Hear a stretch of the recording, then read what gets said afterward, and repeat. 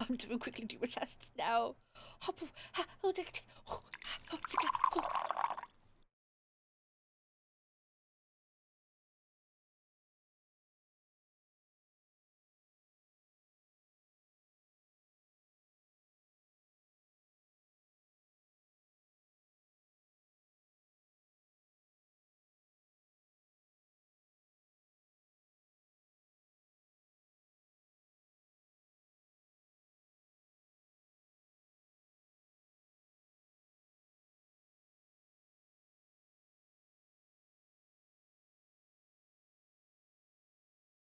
Hello, Jack.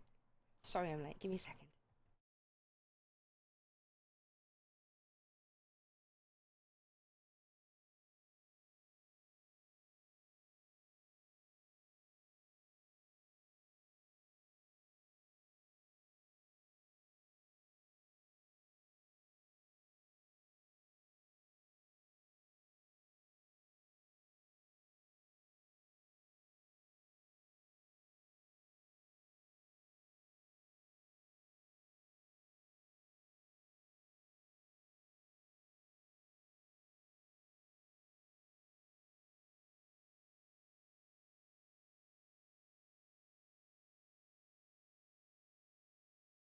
Okay, okay. Wait, I need to plug my hands in. Give me a second. Oh my gosh, I am not ready for today. Hi, Jack. Hey, love. Put the light on. Put that light on. Oh, so many lights. Also, right, okay. Someone disarm me.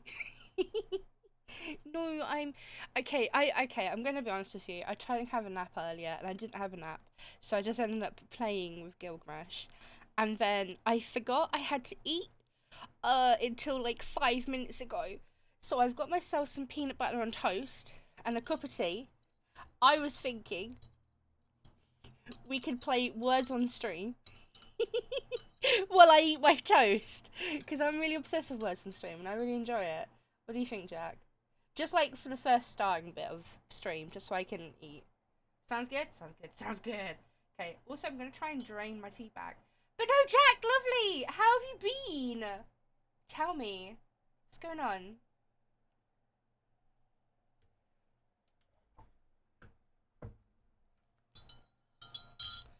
Okay. Was this music too loud? Wait, I'm not even in the right. Let me come over here. My bad. My bad. I forgot I had to be in this screen to actually say hello to you, Jack. So, yeah, let's put something else on. Let's stuff them up here again. Hell yeah. But I'm going to turn the music down a little bit because it's a bit loud in my ears. Husky! Hello! Oh no, okay, so I was just saying, hi, how are you? How have you been, Jack? What have you been up to? It's been a while. And also, hello, Husky. Give me a second, I need to move my mic. Jeeves used my computer last night for D&D, and obviously everything's like at his height, so I'm having to like, you know. Hello, Jack. How the fuck have you just broken your headphones already? Oh, I'm not sure, but hi, Shepherd. Hey, Sarah. I'm not tiny. I'm fucking fool. I meant to say like tool, but I said fucking tool. I went, shut up, okay? Much better than it was Monday. You've been up since 3 a.m. Oh my god, Jack, what is going on? Why are you sleep? Why? Please try and get a good one tonight, okay? Even if you have to leave early, please try and get a good one tonight.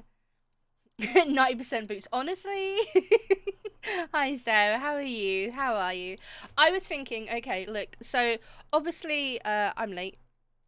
And I'm late because I forgot to eat, so I've just made myself some peanut butter on toast. I was wondering if we could play some words on stream so I can eat my food, so I'm not waiting until 11 o'clock tonight to eat. Is that gonna be okay? Oh, okay, Jack. I'm so happy you followed up with that at the end. I really hope things are okay with your dad, and he gets a very swift recovery. Taking care of a cranky baby today. Oh no. Oh no. Cranky baby. I can't deal with babies. No offense, sir. I'm just not wired. Um, I'm not just not wired for children. However, I say that I did get like a little bit like broody over the weekend. And again on Monday I was watching. Right, okay, so on Monday I watched. Wait, what day are we? Wednesday. Yeah, so on Monday I watched this TV show called I Am a Cranky Baby. I yes. Sorry, I'm doing that thing again where I'm jumping like all over my like conversations and kind of like not staying anywhere. Oh my gosh, Sarah, 5 kids. My cat's enough for me. my Although he's very much like a toddler, very much like a toddler. Godspeed though. You're doing the fucking work. Okay, York was amazing. York was amazing. Also, I love having a day off. It was like my first, like I said last week, like it was my first trip. Where do I want to put my toast? So I'm trying to move things around on my desk so I can put my toast down but still use my keyboard because I want to play words on stream if you're in the mode. York was great. York was brilliant. It was my first trip out in over 2 years. And then again, my first trip out of like out of my city, like probably in 2 years too. And it was awesome. It was fucking great. I loved it. Very typical ye olde English, but also slightly university city. Anyone who has ever been to Cambridge will understand what I mean. And yeah, it was brilliant. So basically, the place that we went to, when I say we, I mean me, Jeeves, his parents, and I think that was it. Which was really funny because his parents loved trying to get me drunk, but I paced myself, unlike them. They're Irish. Okay, so yeah, so we went to Bishambles, which is in York, which is a very tiny, small cobblestone like alleyway where Freckles, hi! I'll get back to all of what you're saying in chat in a moment. I just gotta concentrate on this, otherwise I'll forget. Okay, because we all know what I'm like. I'll forget and I won't get back to it. I'm already forgetting. I need to get back to it. So we went to Shambles, which is like a old British alleyway, kind of like. I'll show you some pictures in a bit.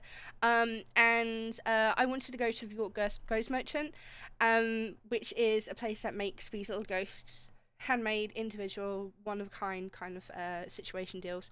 And there was waiting lines, and so I waited for an hour and a half on the Saturday, and then we went again on the Sunday because I showed Jesus' mum the little ghost after I got them, and she was like, "Oh my god, I want to go!"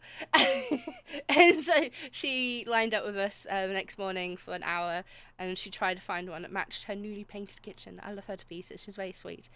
And it was a lot of fun. It was a lot of fun. There's loads of like hidey bits, and like, so you go into a store and you can only have like 5 or 6 people in the store at a time. This is how small this kind of store is. And you can imagine the queue's going to take up to 3 hours. Insane. You know what, fuck it, we're moving over to here. Give me a second. Where is this? Okay, let's go over here. Where is it? Where are you?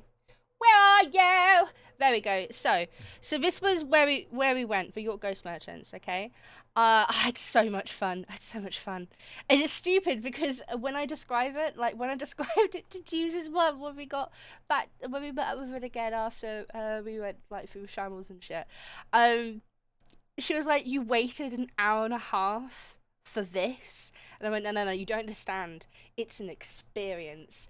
It's fucking beautiful. So you go into like this little shop where you can only have like 5 or 6 people because it's that kind of small, and the walls are covered, and so is the ceiling, and the ceiling still has its original molding too, from like 1918 or something stupid like that. I don't know. I'm really bad at dates. Please don't quote me. We'll have a look on the website. And so yeah. And so you go in, and then like, so the first thing I found was like a little hole in the wall, and you know me, stupidly curious, I would probably be the first one to die in a horror film. Put my eye to it because I have no concern for my safety, and like behind it was like this little wall which had been painted with a ghost wearing a bowler hat, because all the people that work there wear bowler hats. That's how you can indicate who they are. I was hoping I'd find a picture of a man with a bowler hat I could show you. There we go. They all dress like this, rather dapper. Mother Grey is yes. haunted now. Congratulations. Yeah, Check this I chat am. is now to be condemned to heck. Love you. There'll be Amberk 9 Meek y'all. Content, baby. Don't quote me. So the building was made in 1780. This is how old this fucking place is, right? I put made photos. My English is terrible today. I told you this is all fucking Siege's fault now. Why I can't speak good. I need to shut up. Let me show you the hallway. Let me show the alleyway. Alleyway. Let me Discord it. Discord. So, like, it's really thin alleyway. It looks like a set on a film. Do you know what I mean? But it's all real, like, the only thing they've done is obviously they removed some of this part of this building here to put it back a little bit. Fucking awesome. I had some expensive fried on stream too. Ooh, please tell me after I've gone through the York stuff. The ghost stuff anyway. So yeah, so it's an amazing store.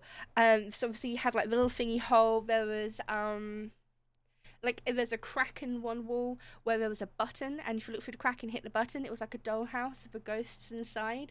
I think they're like sharing ice cream or something. It's really cute. There was hidden ghosts. Apparently there's 9 ghosts in the shop that aren't named, which aren't for sale.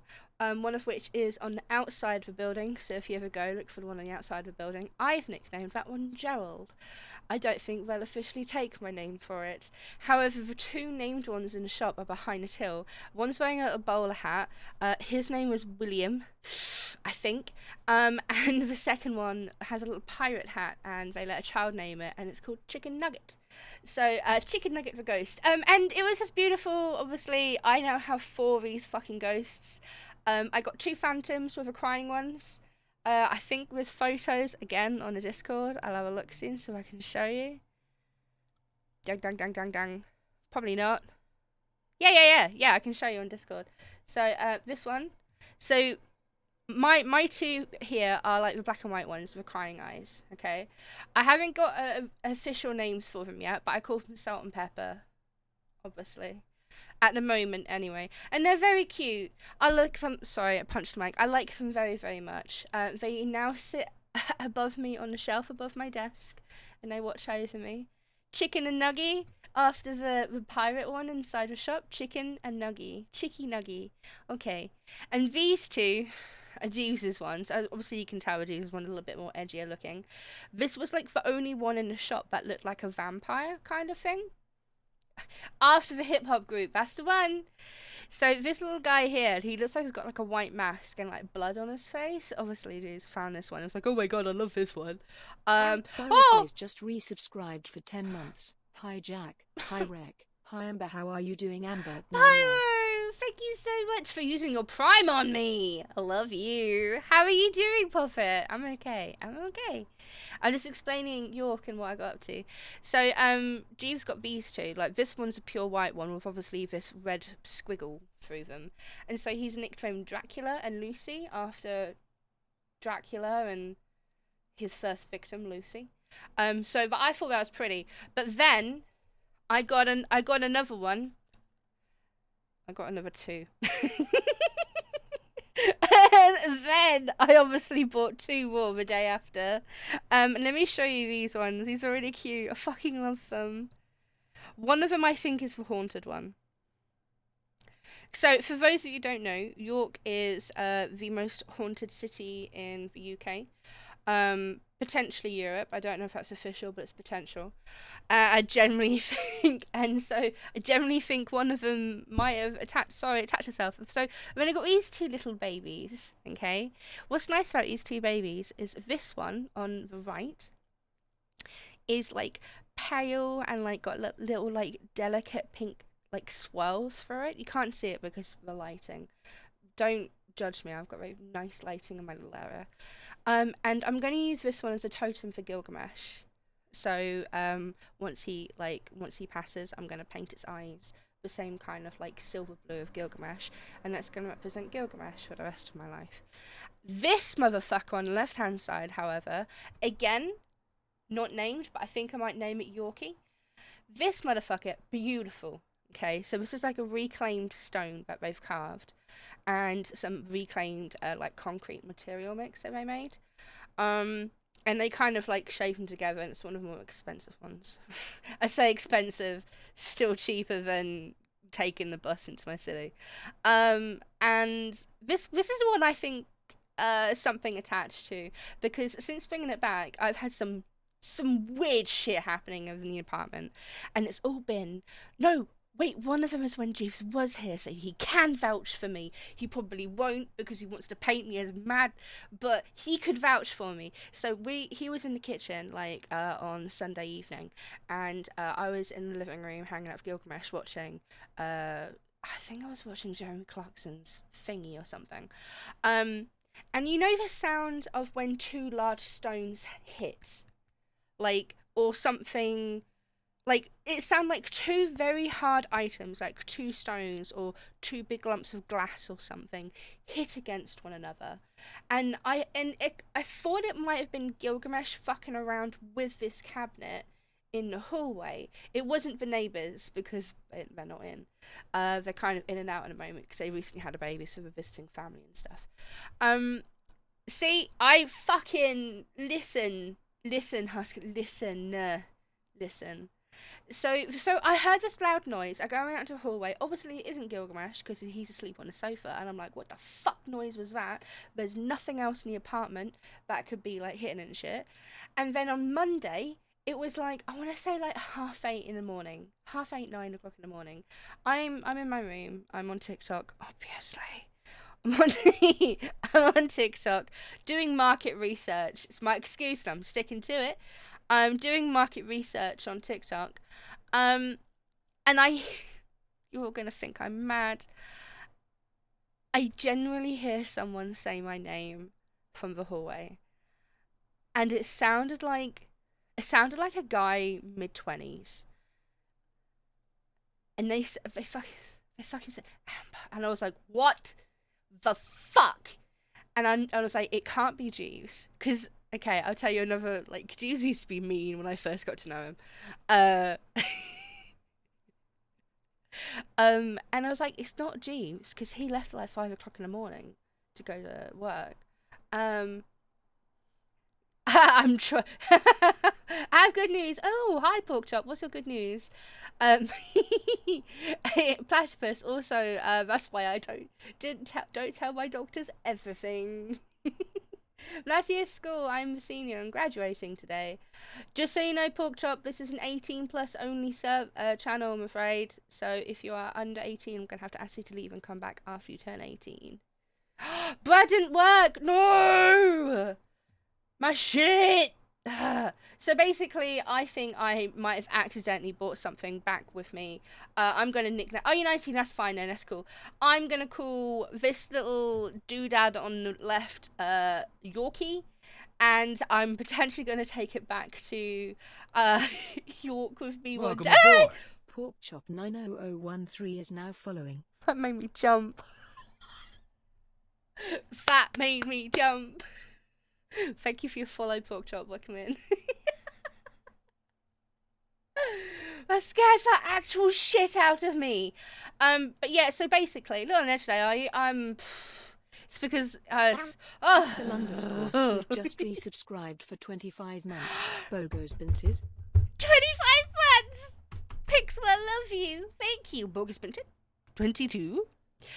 So yeah, I think I have a new friend. He ain't paying rent and he ain't doing chores, so I'm not going to be friends with him for much longer. I got some extra ghosts. I ate some good food. Like, let me show you some of the food I ate. So I went to his place. Too snazzy for me. This is a snazzy place. Gil isn't paying rent. Gil has never paid rent. The goats, I love the ghosts so much, Platypus. The ghosts never pay rent or do chores, so it's annoying. But look at this.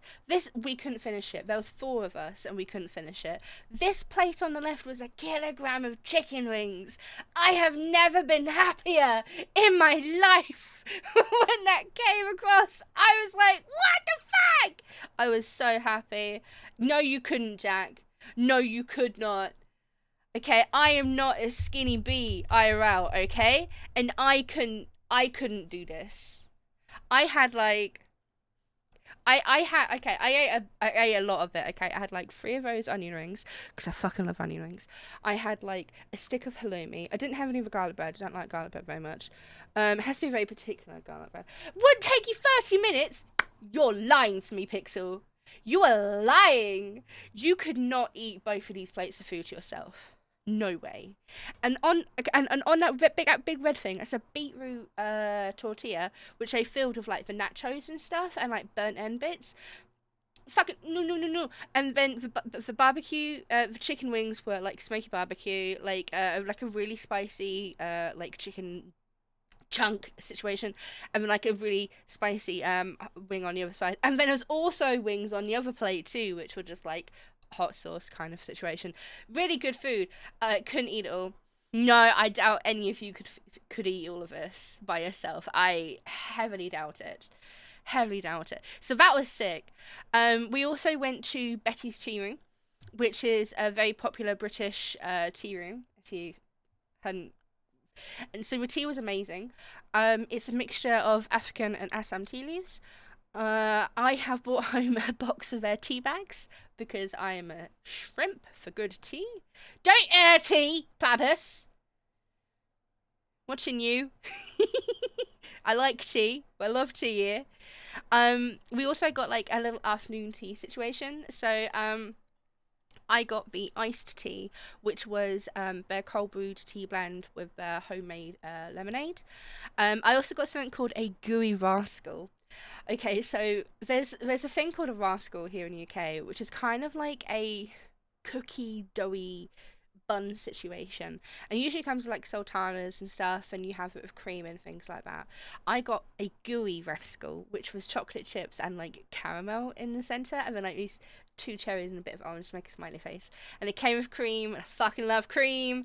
And then we had like scones and more jam and cream, fucking good. Gooey rascals. Timmy, I regret eating what I did since I'm stuffed. No, well, happy belated birthday. I hope you had a fantastic one. What did you eat? Tell me. As you can tell, we're talking about food right now. This is some of the stuff I ate. MC Crew 7th Sup at Jacko Valentine Amberk 9 T Sup at Pixel _ Scoot Empress 14 Love Sup at Pyroflaze Empress 14 Money Hey You Ambi Amberk 9 Hi. Love.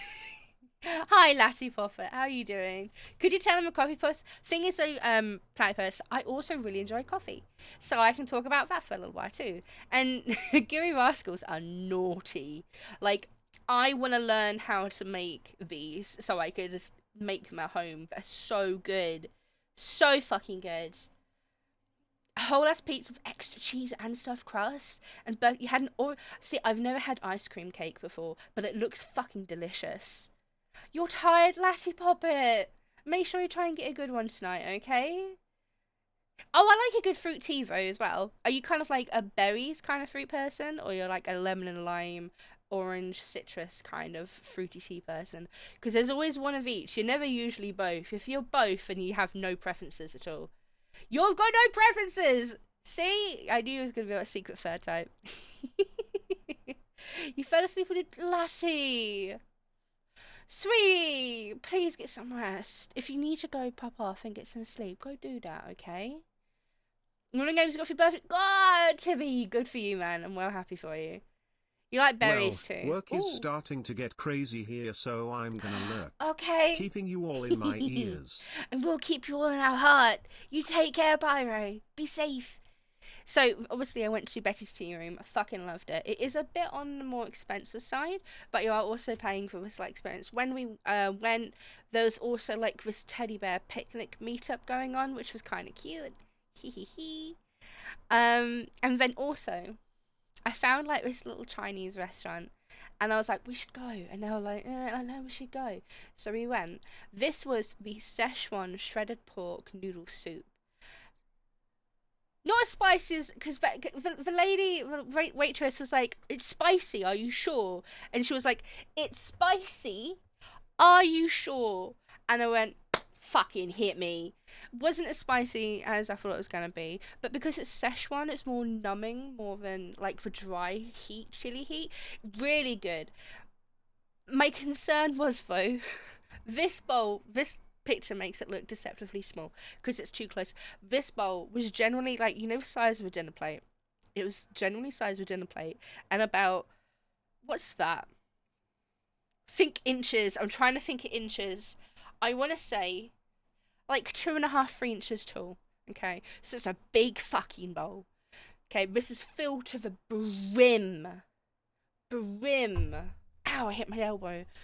Filled to the brim with soup. And the noodles, I thought they were going to be like a small, like a typical, like normal portion of noodles, right?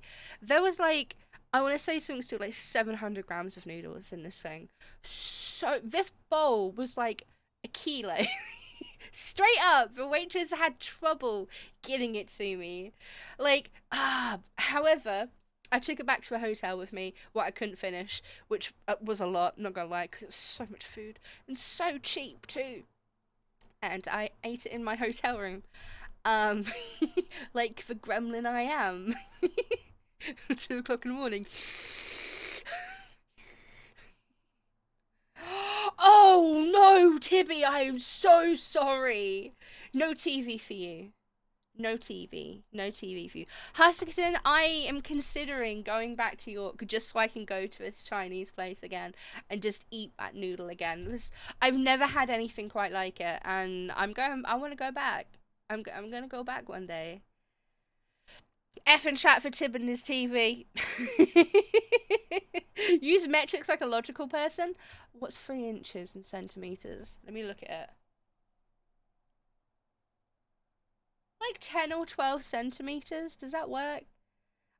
Don't ask me. I'm geographically stupid. Like, I am never gonna remember that. Tell me then, we can make a grand old time that Huskerton would probably eat me under the table. Like a kilometer? Fuck off. It's not a kilometer. But no, but that was my trip. I went shopping a little bit. Oh, let me show you something else.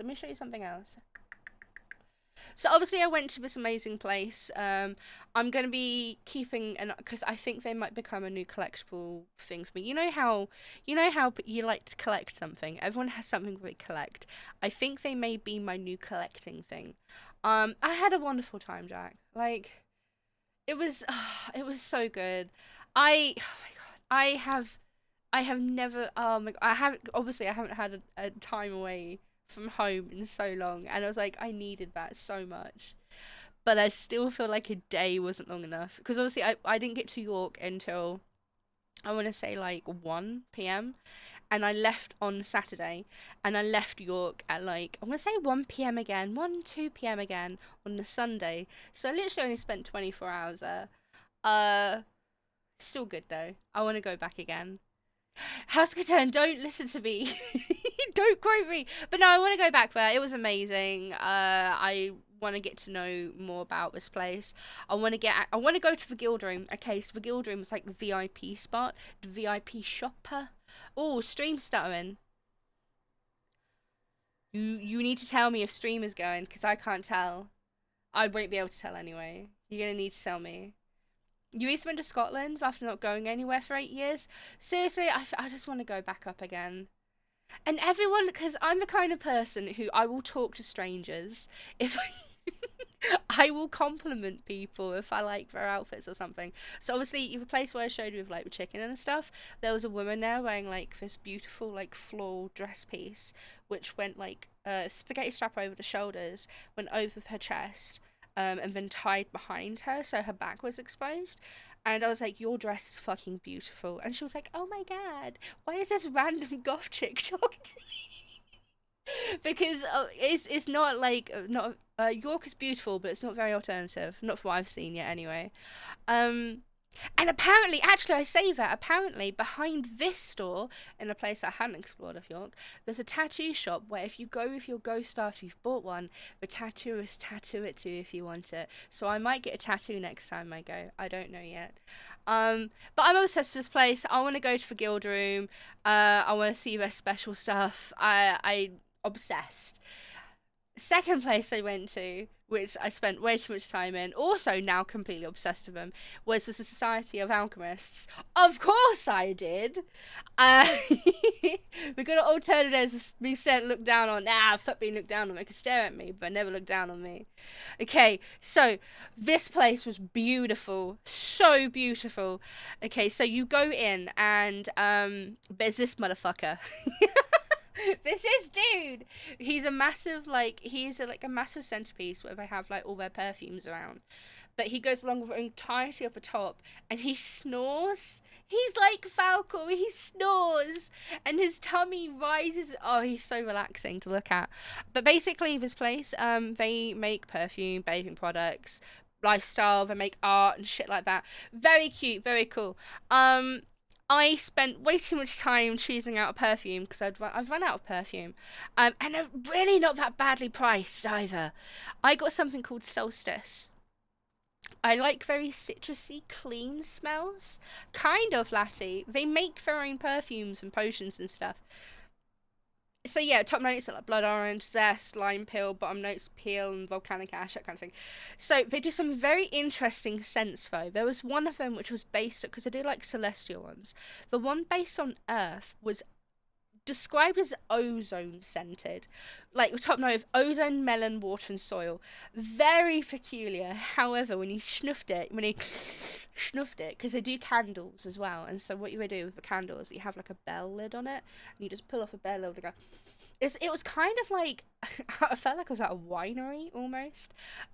Beautiful though, and wasn't over. You know when you go into like perfume stores and you're just like ready to be bombarded with scents. It wasn't at all. Like you could actually breathe in this place. They did like incense and like candles and beauty products and like some amazing looking like scrubs and stuff. Wait, I want to look at the gift sets. I might get like myself something one day. They did some beautiful pieces like Solstice again. Solstice is my favourite smell. What is ozone? Ozone is the layer around Earth which protects us from the sun's evil lasers. And it smells. It's a very peculiar scent to try to describe. It smells like ozone. I honestly can't explain it to you, but it's fucking beautiful. But I wanna.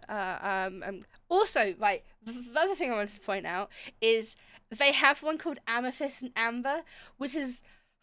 I was like, do I buy this one just because I like it's my second favorite smell in the entire store, and I was like, do I get it just because it's got my name in it? But no, I got Solstice because it was my favourite instead. But this one smelled beautiful. It was gorgeous. It's so good. So you can smell ozone after hard rain.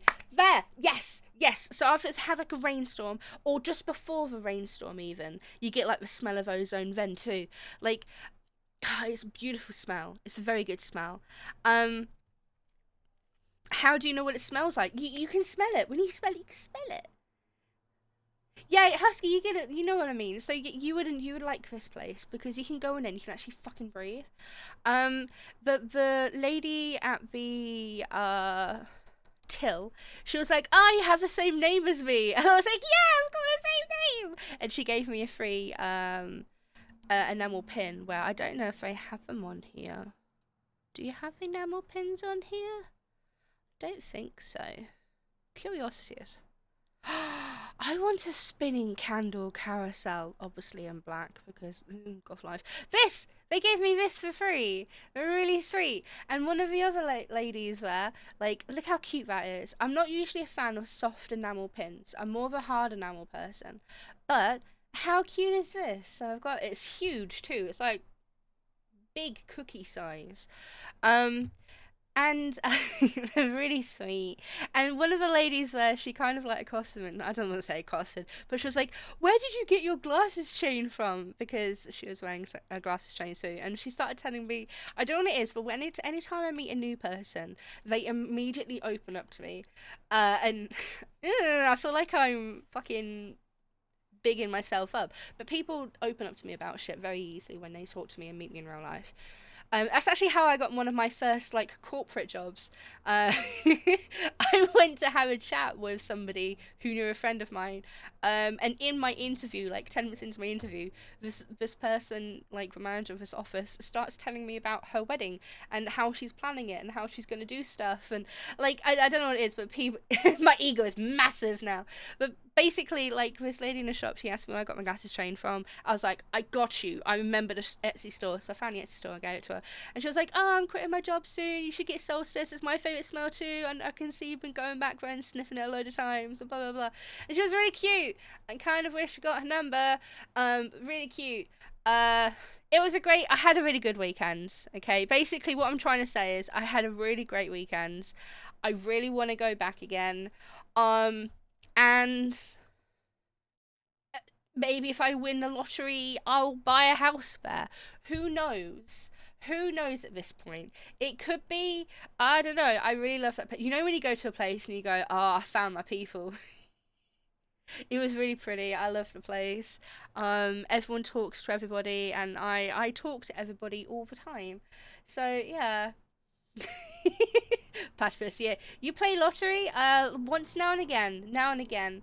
It's only like a quid or two. So what do you call a female beaver who is in danger and wants to be rescued? A damsel in distress. Did I get it? Did I get it, Spring? But as you talk to both when they talk to you, you get an outdone true. Yeah! So yes, I have been talking non-stop at all of you for at least 36 minutes. I've still got my toast and peanut butter here. So I was thinking some words on stream while I eat my toast and peanut butter, and then we can decide what demo we're doing. Trying to eat the emote. I love how I have to explain to you what I'm doing. Because otherwise it's just nonsensical. What is wrong with me today? I'm really sorry, everybody. Let me move words on stream to over here, because I want to play this too. Imagine killing an assassin who's after you for 20 years, and future you ought to go back 20 years and kill past you. That'd be just yourself, wouldn't it, bro?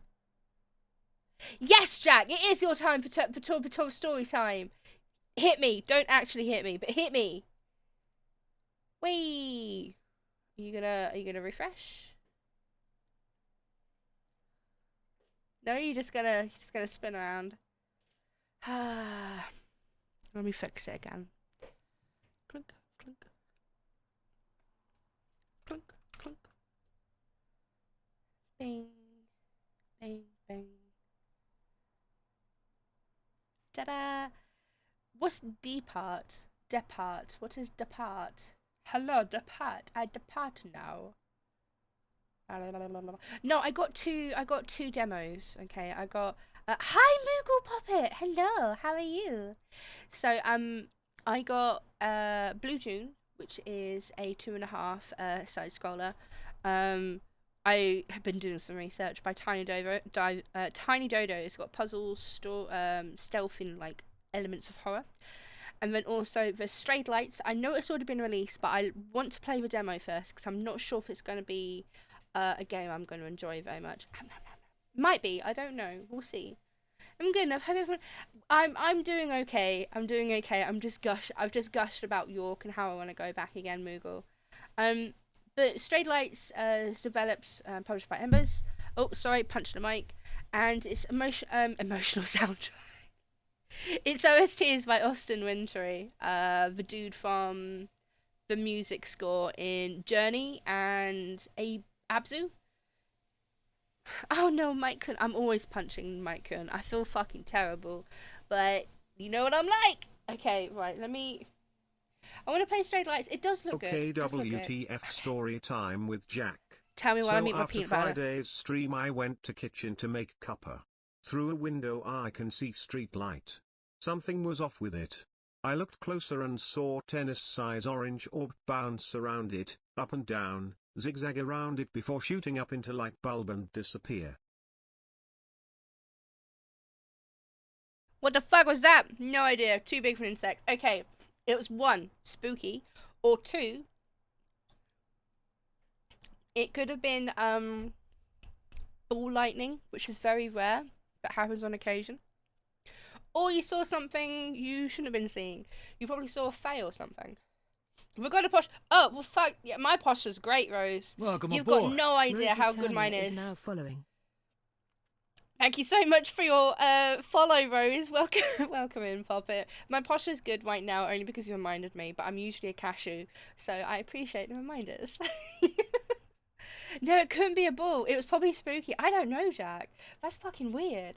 Oh, I love weird, unexplainable things.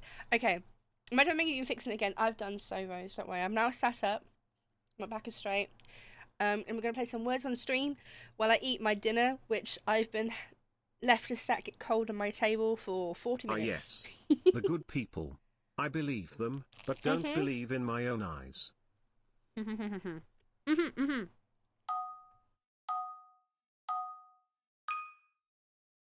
I sure am, Rose. Ren, hey.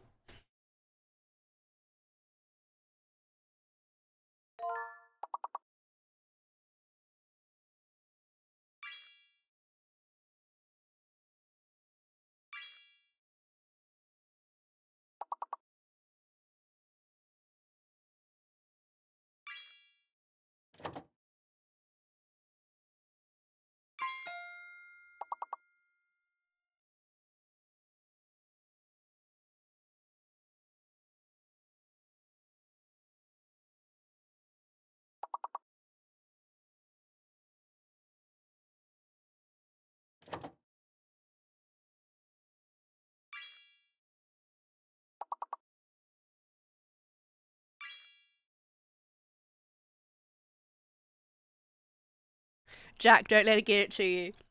Pixel's just mad at us. Platypus, your story didn't get lost. Your story didn't get lost, my lovely. I promise you. But I do love side-scrolling horror stories. I love horror stories of any kind. I like side-scrollers, so I would like a horror side-scroller. You should send me a recommendation. Send it to me on in the suggestion. Wait, are you part of a Discord? Because on the Discord I have a suggestion channel. Drop my name in there because of my terrible fucking memory. I'll forget it. I'm so proud of myself for getting gate, by the way. And digital. I beat all of you. Platypus, you should send it to me.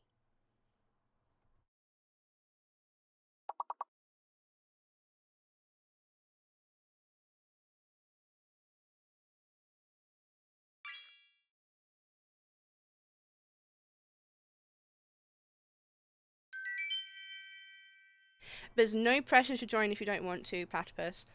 But I was gonna say we're quite an active server, but there's no. Lilia is a word apparently. No, it's not Discord. It's socials. It's up a little bit there for you, Platypus. But there's no pressure to join because I know a lot of people and a lot of them. Okay, we're doing pretty good. We're on level 4 already. We've skipped 3 levels, so we're doing pretty good. Let's go. Beans.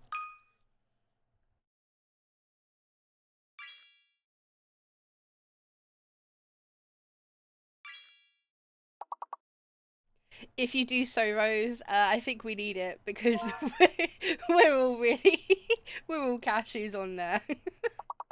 Yeah, and Pixel carries us a lot in this.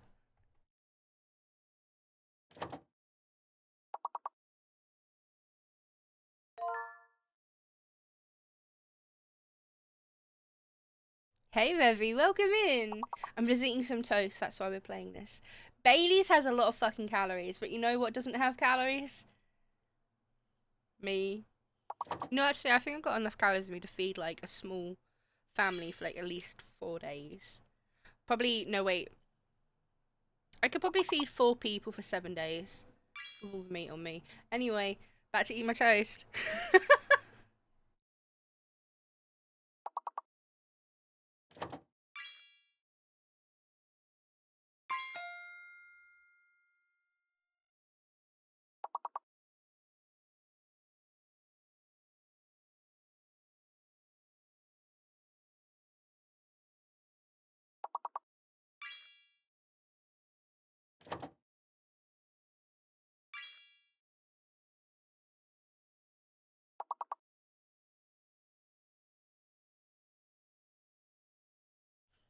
Platypus. Sorry, I'm talking my mouthful. Put it in the suggestion box. Welcome in.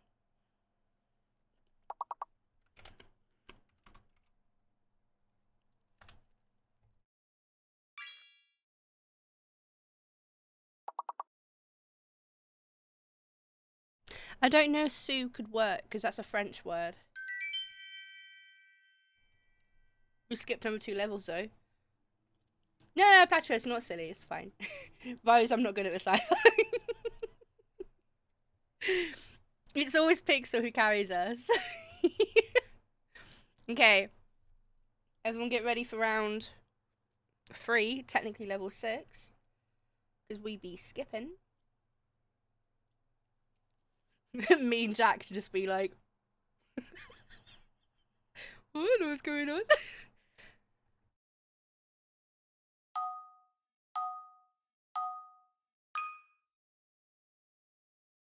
Okay, adore.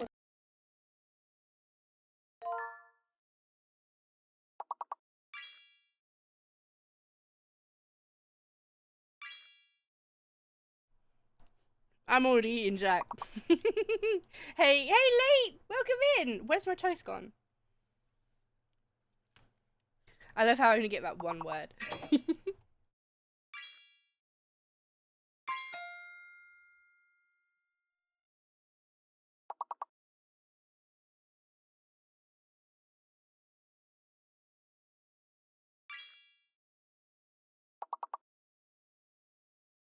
Dr. Seuss is spelled S-E-U-S-S.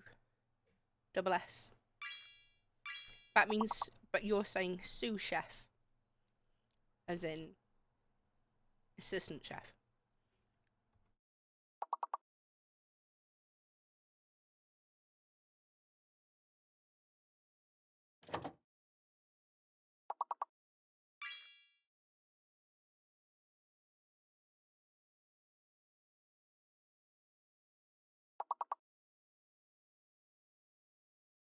I can't think what that last. Oh, it does! I was just sitting there going, what is that last word? Well, thank you, late. Fucking swooping in last minute. We're doing really well. We're doing really, really well. We're doing really, really, really well. I wonder if we can beat level 1 today. 21 today. 21? Rose, I'm exactly the same. Okay,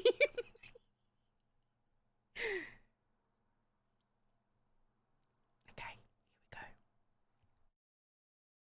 22?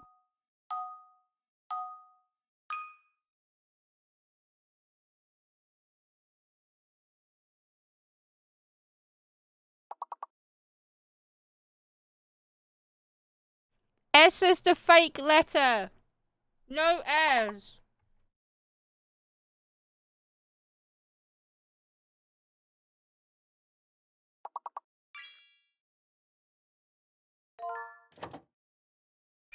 Fucking Rose sobbing. That was beautiful.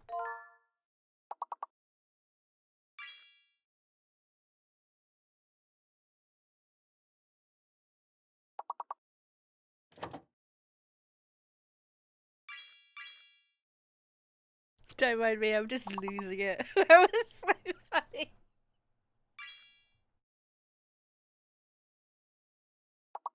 Pratt is 1-2, brilliant.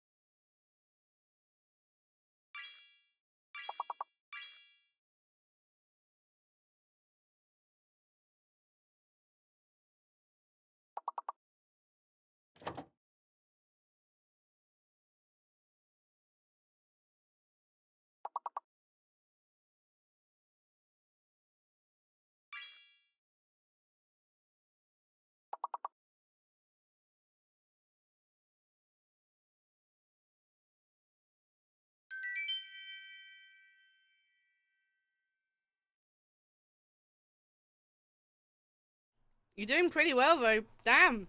Damn. Yeah, don't do that word, Spooky. Don't do that word. This is vibing the music? It's chill. It's my lo-fi game remix Spotify playlist. I've got breadcrumbs all over me. I've not even finished like a slice of toast yet.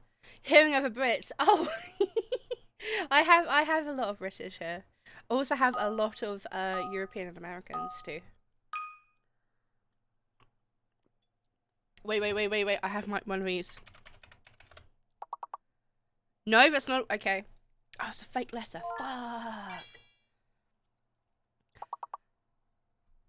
Oh my god! Wait. I don't know why I didn't get a notification, but Vera! Thank you so much. There we go. Just resubscribed for 3 months. Dressed. Thank you so much, Poppet. Welcome through. How are you doing, sweetie? We're just playing some words on stream while I'm eating some peanut butter on toast.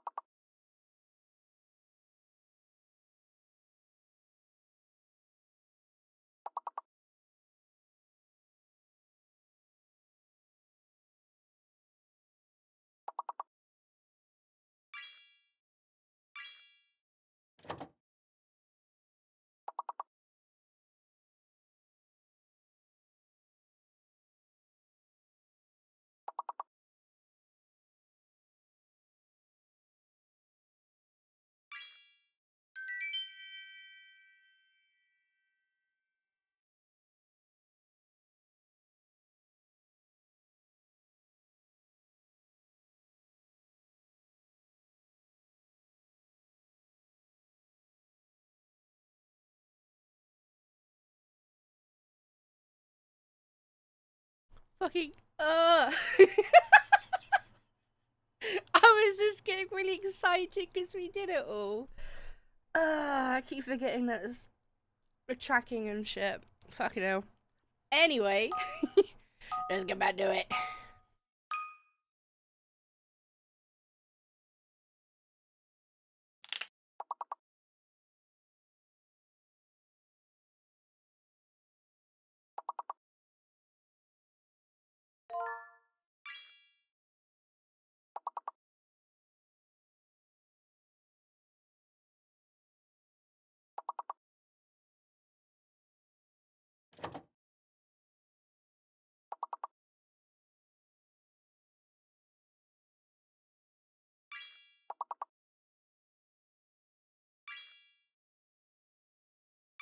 E is the secret letter. Secret E. And I think V is a fake one.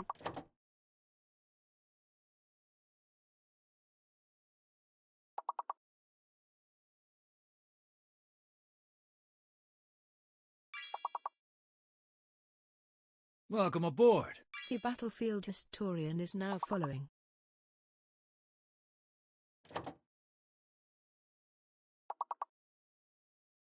Welcome in, historian. Thank you for your follow, Poppet.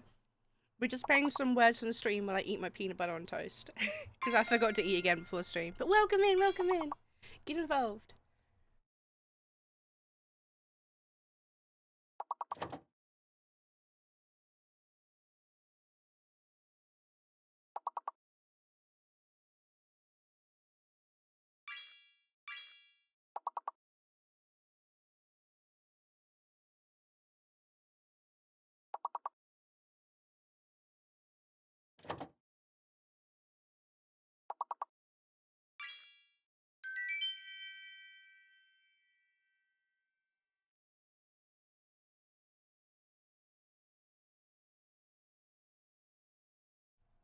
Hey, Kato. What? In the butt? Welcome in. How are you? We are playing some Amber Says 2 Words. First sounds like, oh! We're playing some words on stream. Hey, Panda! So I can eat some toast, because I forgot to eat. But yeah, no, we're doing really, really well. Level 17. I think we can breeze through level 21 today, personally. I've got like half a slice of toast left. I'm trying to eat as quick as I can.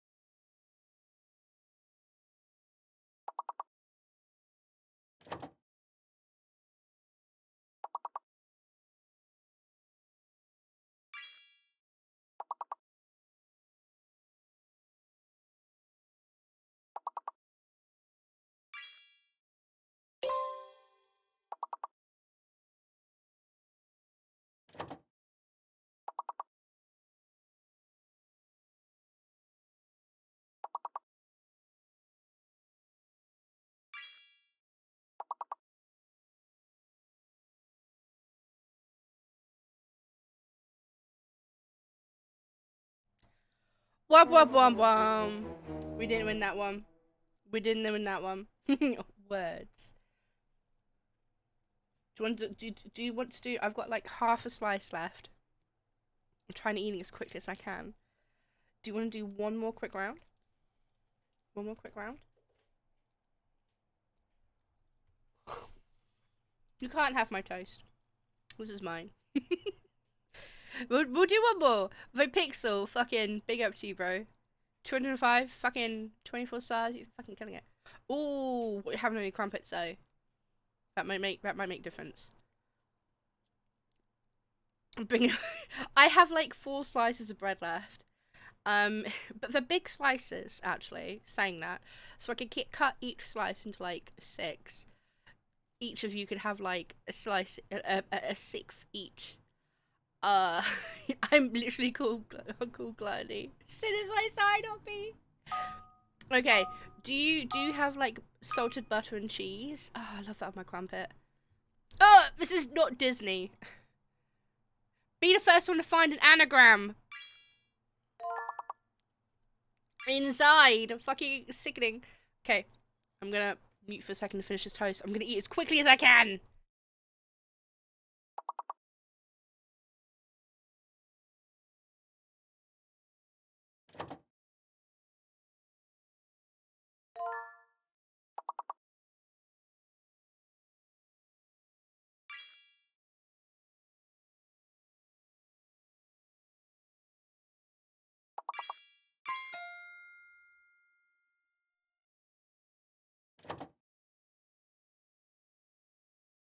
What kind of popsicle? Can I have one?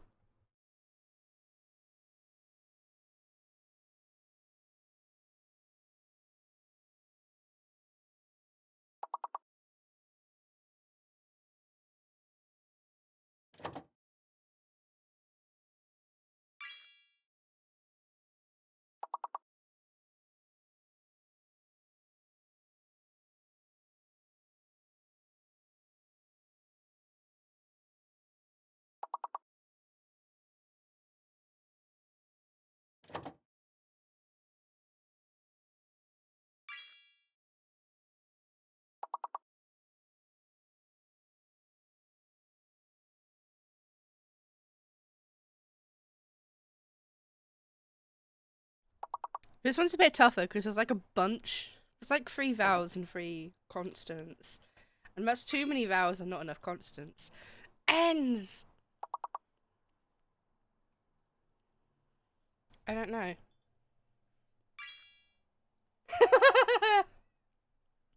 Of course, Jack. Don't worry about it. We're not going too far, Rose. We're not going far. Fucking Neds. I love how Jack got dies. Beginning.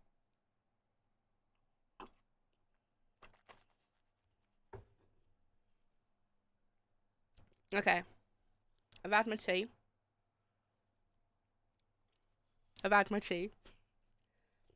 As in, I've had some peanut butter on toast and a cup of tea. My tea and my tea.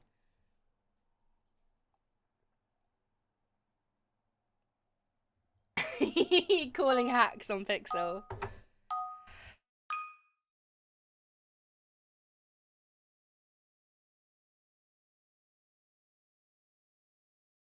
But you didn't say, Jack, what flavour ice cream you got. Can I have one?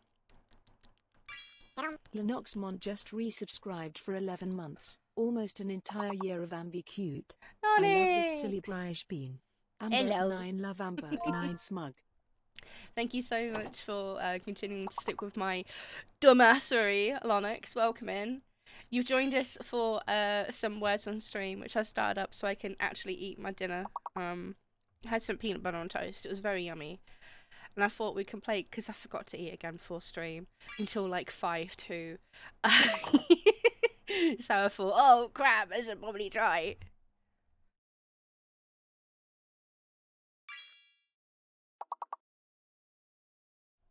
Terriers and terry cloth. I get it. I shall provide a performance buff to everyone. Words, come on everyone, think of those words. Yeah. Thank you, Late, for your buff. If DPS could take control, please, that'd be great. Oh, okay, at least we've passed this level. I mean, we've passed it now. Wait, is Tori on? No. Cert? Sight? Tire? Hey, I got one. Go grab the popsicle. Go. I want an. Oh, I have popsicles. I have some left over from last year. I've got some orange juice ones. Oh, I could probably go get. No, I don't. No, I'm not getting a popsicle on stream. That's fucking sus. Core. Why did I not get core? Wait, you're. I got that one. Yeah. Ooh, we skipped 3 levels. 4. But that's half of the word.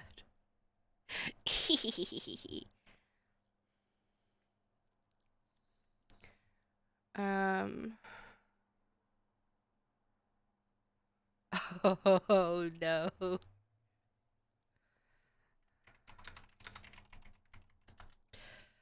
Okay. Right. I wanted to avoid VTuber. What? What? A Vor VTuber?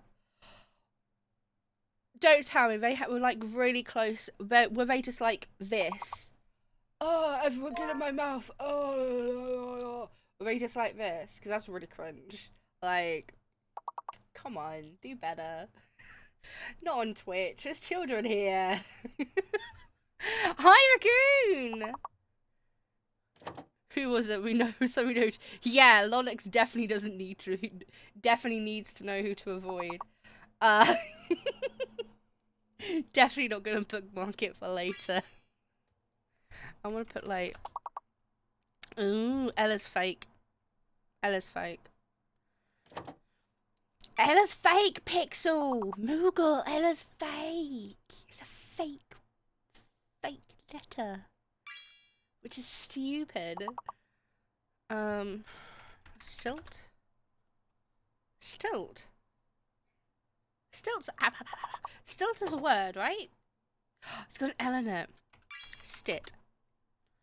Stat. Stut. Seat. Oh, Moogle got seat already.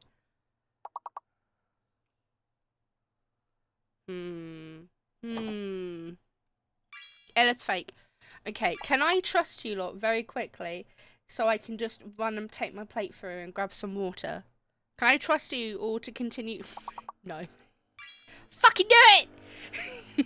Fucking do it! We'll have some Pokemon, look. Just a little bit of Pokemon. Just as a treat. And your tongue is blue now? Or is it... Jack, is it a blue raspberry? Is it a blue raspberry? I want blue raspberry. But no, I'm going to trust you all to play this and not do anything untoward. Be back in 2 minutes, okay? Okay? I don't know. I think you're right. Wait, can I do this and it takes the game over? Let me check. Hey! Okay, right. I'm going to leave you here. Okay, be safe. No. Ambi is not a word streamer. Ambi is putting words on so she could eat her fucking toast. But after this, after I get back, I'm going to be doing some demos. So, yeah, give me a second. Back soon. Be safe. Penis. I don't know what words are. I haven't eaten a dictionary in a very long time. Okay, I need to get some water now. Octo! Hi! Okay,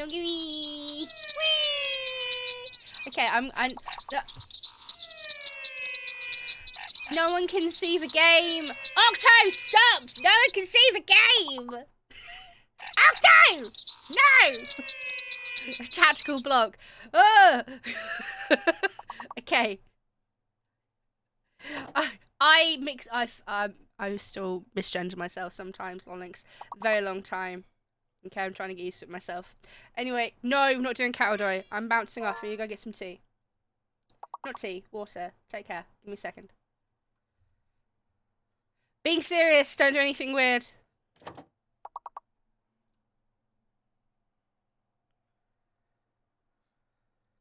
We're doing good. We're doing good. We're doing good, Oxo. We're doing good. Okay, give me a sec. Hey chat, while Ambi's away, let's organize and spam poop pee when she comes back.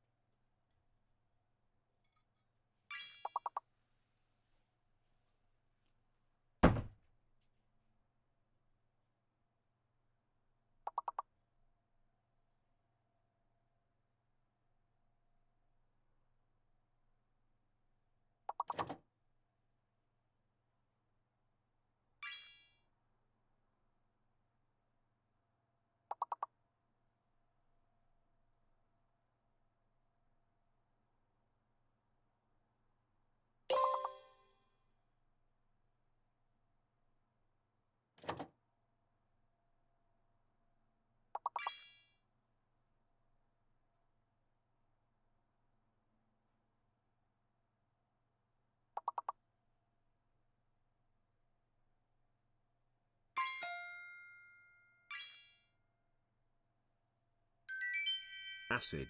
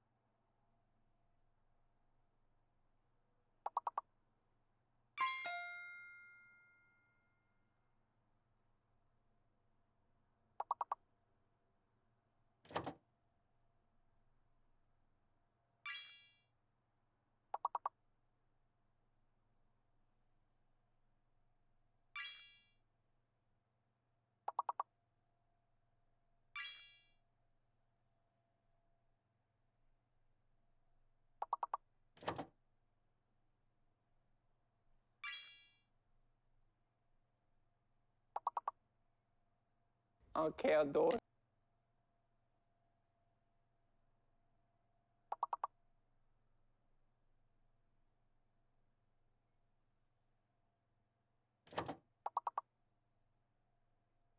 Okay, adore.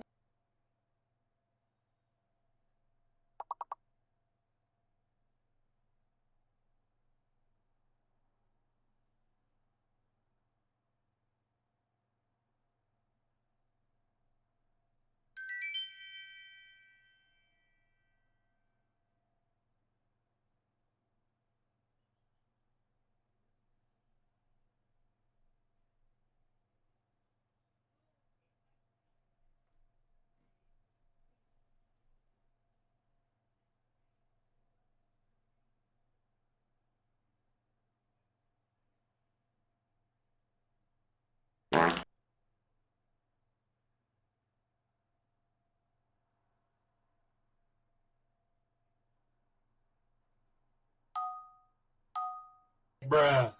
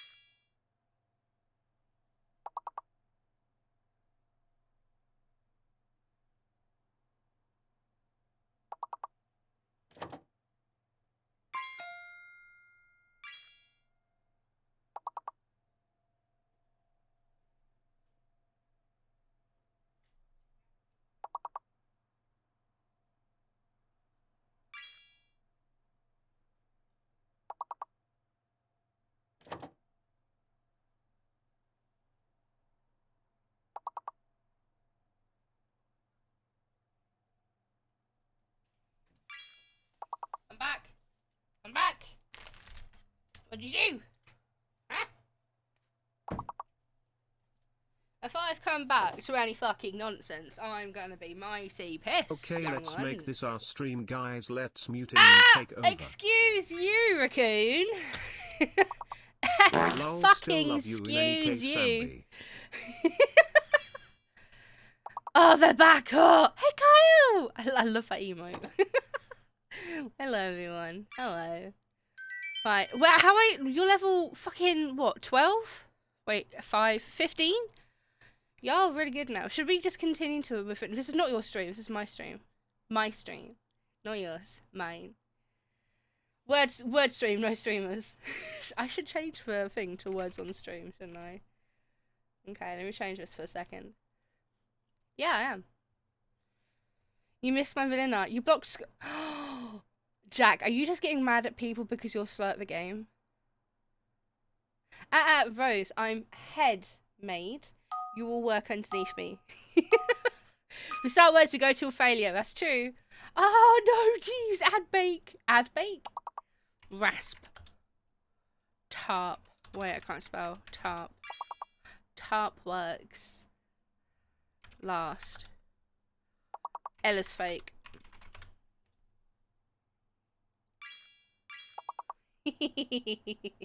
If I can't play, no one can. Thank you.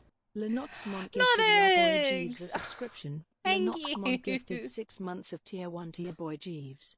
They've gifted 267 months in the channel.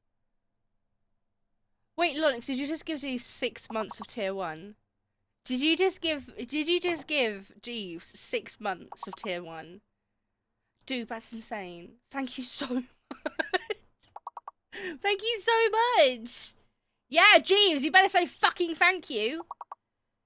I'll come in there and throw a... I don't know, I've got nothing I can throw at you. Oh no, I did get a glass. I was like, oh, I went in to get a glass, and I didn't actually get a glass. No, I got a glass. It's in my hands. I'm gonna pour some water. I'll come in and throw your cat. Please don't do that. Please don't do that. And for 20 minutes, I had my bedroom door closed. Gil caused quite a mess. Sean, hi! Welcome in. How are you, Poppet? Oh, is it me? Is it me? Is it me, Rose? Is it me? Correlation is I. It's 10 from like, yeah, agreed. James White. Oh, hi, Finns. Imagine coming to one of my streams. Imagine being at one of my streams, Finns. How you doing? Wop wop. We didn't win. We didn't win. It's all Finns' fault. And it's not. Don't go blaming Damn, if me. nobody wants Rose. to take over, then I'll do it myself. No. Step aside, Amber. I'm approaching your location No! right now. You cannot steal stream. Get out of here. Distracted by the cute me. Is it me? Am I the one? Okay, so we're now done playing Where's the Stream? Go away. I'm done with you. Done with you. I'm okay. Down. Finishing up my herbal tea and then I'm gonna just annihilate Mom's box of Yorkshire tea. I actually had a cup of Yorkshire tea at the start of stream with my toast. It was very good. Fucking love. However, after going to Betty's Tea Room, I do now have a rival taste for the Betty's Tea Room original mix. Angel, my lovely, how are you? York was fucking brilliant. I want to go back. I spent the first 40 minutes of stream just talking about York. Hi, Finns. How you doing, sweetie? Yorkshire Gold is highly recommended. Yep. If you can get a hold of Yorkshire Gold, that's like the primo Yorkshire tea. So good. So, nothing like it. Oh, Raccoon, I could barely read that. I can't read that. Okay. We're actually going to do the demos now. Okay? Ambi, Yes. whether you be guy or gal, lady or themetal bean, I still love you regardless. Aww. Less than 3. Thank you, ZK. I am an asshole, Silver. Just saying. Okay. So, we're actually going to get into the meat of the stream now. Hi, Faye. Welcome in. Yorkshire Tea Gold is for the win. Yeah. I want to be sponsored by Yorkshire Tea Gold. You know what? Okay, this is what we're doing now. I missed the York talk because math, but I'm here now. I missed your lovely voice. Oh, I missed finally you. back in the comfy confines of chat. I generally missed hanging out with all of you lovely lot. Like, I know it was only like 2 days. It was only like, I know, right, Jack? Where's the Discord? The Discord is, yeah, in there. That's all my socials, my lovely. Welcome on in. No pressure to join any of them. So yeah, the fucking York was great. Loved it. Want to go back again. Low-key, if I win the lottery, I want to buy a place up there. It's beautiful. Food is great. I went to a fancy tea room, and it was just really good fun. And the market there too. Okay, so there on the market there was like a little gin store. Wait, they gave me a business card. I could go grab the business card, and we can have a look at some locally made gin, because they had a watermelon gin and some Mother other, and Grey, they I also don't did give whiskey. out many compliments or anything, but I just wanted to say I really loved your company, that you are always really nice to everyone, and it means a lot. You're a good British string bean, at least in opinion. You can argue but not change my mind. Thank you, Shepherd. Being nice costs nothing. And if it's one thing I could do to people is let me see some titties. If the one thing I could do to people is create a space where people can be themselves and like boost one another and be kind to one another, that's what I'm gonna fucking well do, isn't it? In it. I know you already said, so to ask, but what's the playlist called?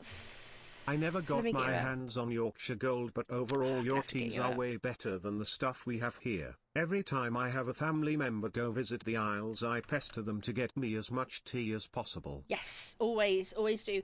Always ask for Yorkshire tea or Yorkshire Gold tea. The best ones, hands down. Unless they go to York, then get a box of Betty's Tea Room original blend, which is a mix of African and Assam tea leaves, and it's very good. Very good. So, wait, I was going to do something and I forgot. Gin! Oh, I want to be sponsored by Yorkshire Gold. Finn's supposed to be sponsored by Horlicks. I'm doing that thing again where I'm bouncing around, like, conversations, you know? Let me go get the business card, because I left all the business cards in the front room. Give me a second. I had tea. I had afternoon tea. I had a gooey rascal. It was very delicious. Give me a second and let me go grab the gin thing. You're gonna have a dead model for like a minute, if less than a minute. Just give me just 2 sec.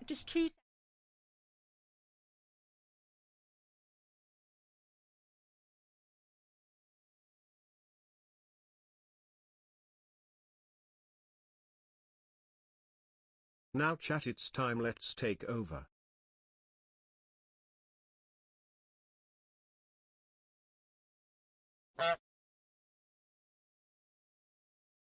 Okay, adore. Okay, adore. Okay, adore. Okay, adore. Okay, adore. Okay, adore. Okay, adore. Okay, adore. Okay, adore.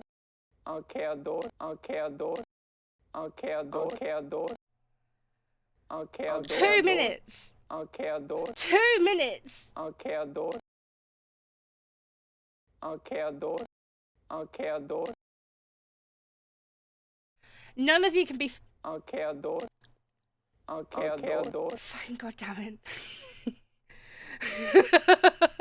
Yeah, Gil just ran into my room If and I ran ever go to around my York, I'm room. coming back with at least 20 little ghosties that I will then custom paint for all my friends to have for real. So they do something called blanks, which are just plain pure white ones, but you can paint. They also have like at the back of behind their till, they had a shelf full of ones that fans had made and taken in, and so people make them their own versions of the ghosts. And I really want to make one out of like air clay. You can paint the ghosts, but yeah, they have blank ones that you can paint.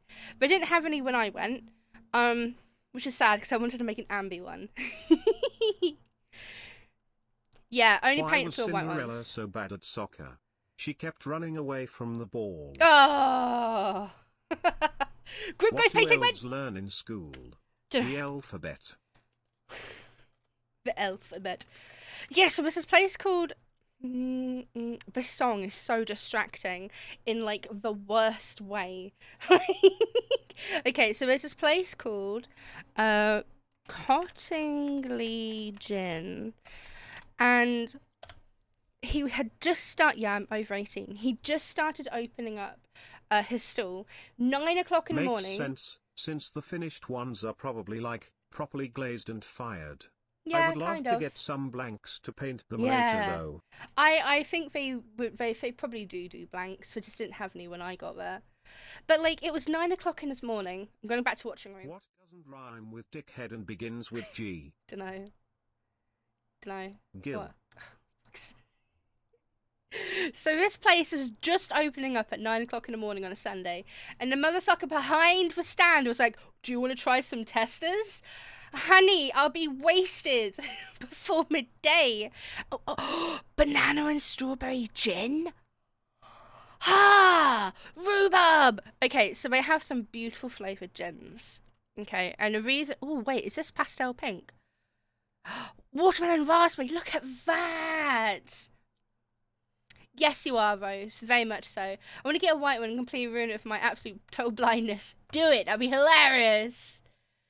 So these guys and the guy behind the stall was really sweet. Really, really sweet. Look, it's beautiful. So basically the market where outside of the shambles has loads of other sorts of stuff. Like, so there's a woodworker dude, there's people selling candles and socks and babies' clothing and like clothing, normal clothing. And there was one little store where it was selling like they called it vintage clothing, and it was just stuff from the 90s, which was mad.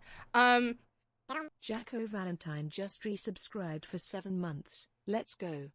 Jack, thank you. I appreciate you so much, Poppet. Thank you so much.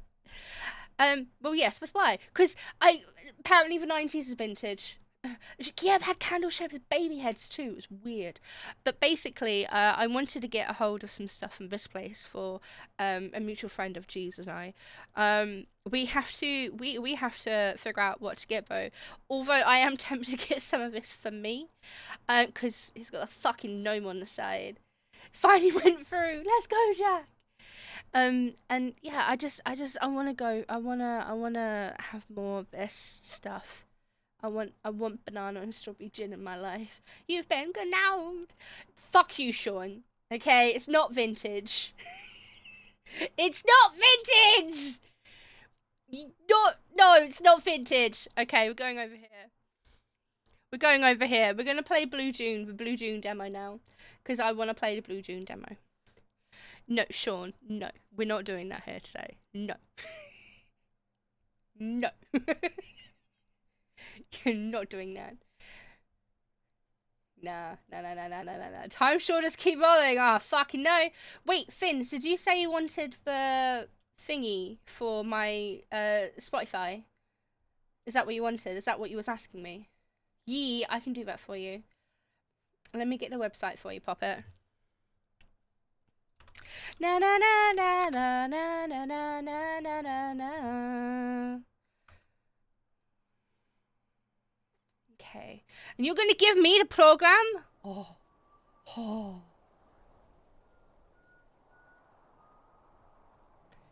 I haven't played Katamari. I should play it, shouldn't I? I should play Katamari. And look, it goes down once you pause the song as well, Finns. It's fucking sick. Let me grab it for you now, though, just so I don't forget.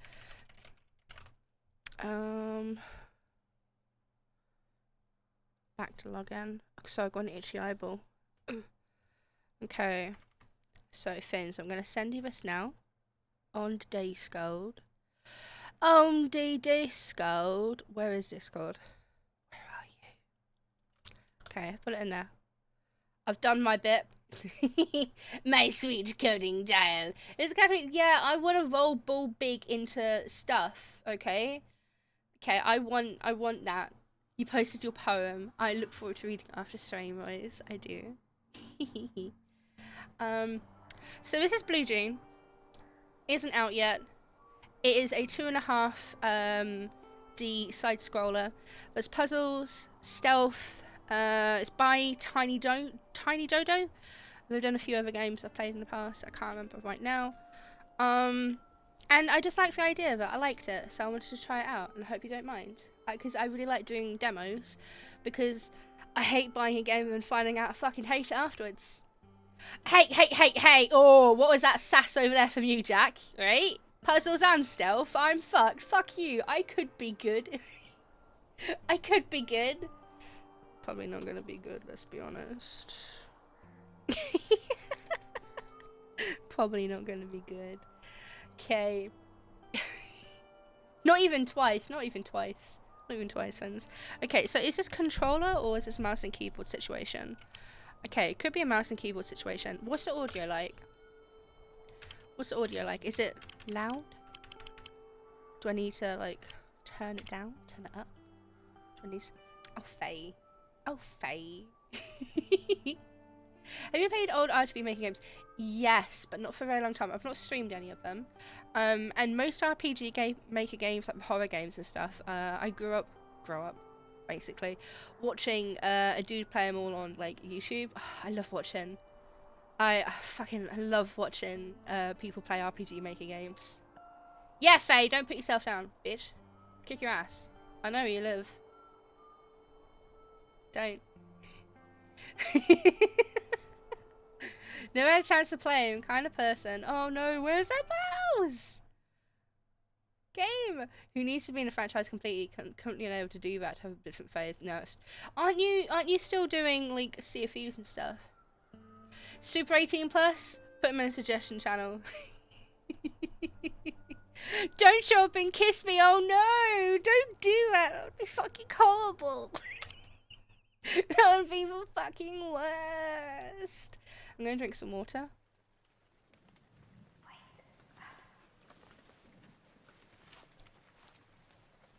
Ooh.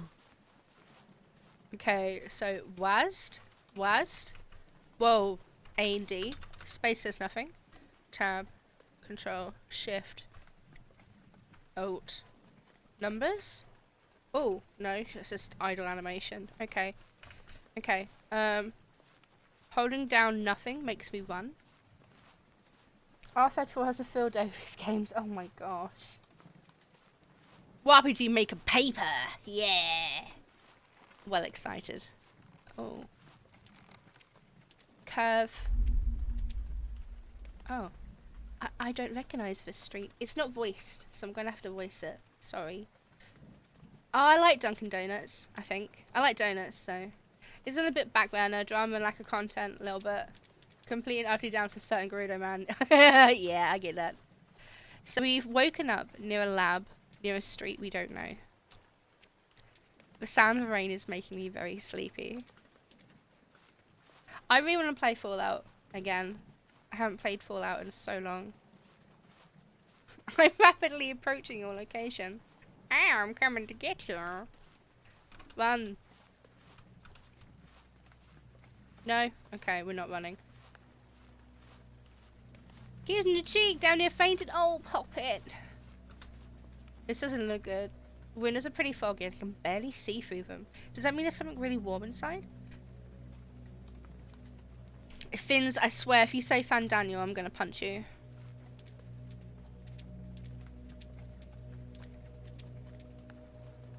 Sean, say no even if you do. Fan Daniel is yours. You and your femboys. Oh, wait, there was little people running into the house. Do I not need to go run into that little house as well? Ooh, spooky trees. Search it for guns. Whoop whoop, that's the sound of the police. I wish I was guns. It's freezing and I think I'm lost. I need to find somebody. Can I call your mommy? Because I know how to make you disappoint me real quick. Go. That was beautiful, Rose. That's a hit. That hits. Fan Daniel teased. Films I do as my own boyfriend. Thank you very much. Perfect. That's good for you then. You got your own fanboy. Well, listen. Maybe there are people in this cabin. Let's hope it can help me find my way back. Okay, so it's very basic graphics, but I'm not mad about that, you know. Can I? Oh, I don't like the red staining on the floor. It's our boyfriend now. Oh, is this a little kitchen space? This place reeks of blood. I'm not opening that door yet. Clock seems familiar. Oh, the screen kind of moves a little bit. I can fix Fan Daniel. No, you cannot. The fact you think you can is so... Oh, you sweet son. Oh, I do not like mannequins. Oh. Shut up. Date, 11 April. Where am I? What's going on here? I just woke up in this place and I can't seem to find a way back. I'm scared. There's some people outside. They're all very strange and weird, and these creatures at night. Where am I? Help!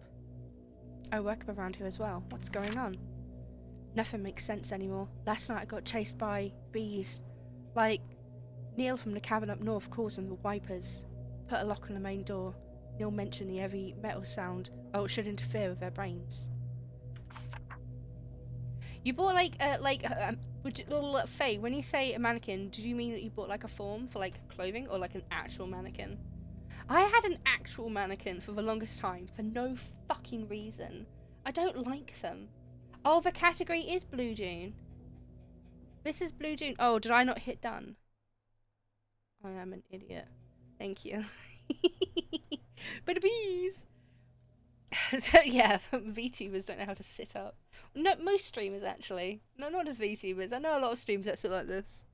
Fins. You stuck heads on the forms before. Do you use them to make like hats? I made wigs before. That's fun. I'm not sure what a day is anymore. I was very badly hurt last night by this thing. I don't even know how to describe it. I'm leaving the cabin for good. Neil, if you find this, please don't come look for me. I need to find a way out. I don't belong here. Don't belong here. We're not taking away Sean's boyfriend, okay? We're not taking away Sean's boyfriend. Okay, I don't wanna go in that door, because that door's got V for blood. Do you know what I mean? Oh, toilet. So there's gonna be some. Oh, I've just noticed. They've got like a little water bottle on their bag. Oh, that's me for real, for real. Because I'd like to take a Pikachu. What's my best pickup line? Hey, can I have your number? That's it. You think I hit on people? Fuck off. You built the king in yellow for Halloween. Oh, that sounds amazing.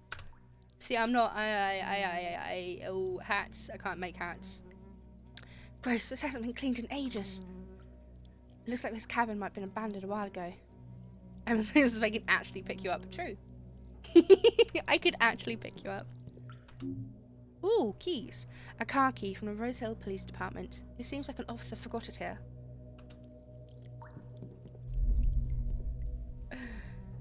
Are you for gallows? Because I can see myself hanging with you. Fuck now. Just pick you up, put me over the shoulder like a bag of taters. Mine now. Why is Q for inventory and not I? Best way to pick up Amber is to bend your knees. Bend with your knees, not your back. You're gonna need to really bend with your knees to pick me up. I refuse to be picked up. You know that thing that people can do where they like center their gravity and they become immobile? That's me. Like, no. No touch. Ah. Oh. Here's the puzzle. Okay. So, it's a big door thing. Oh, Q. Use. Can't use it here. Okay, so... Can I not, like, destroy the key? Okay, so I might already be stuck. Along with my tea bag crumpets and other stereotypical British items. Shut up! I'm not that bad at puzzles! I am bad at puzzles. I am pretty bad at puzzles. Okay, I was gonna see if there's anything up here. Ooh, thank you, Rose.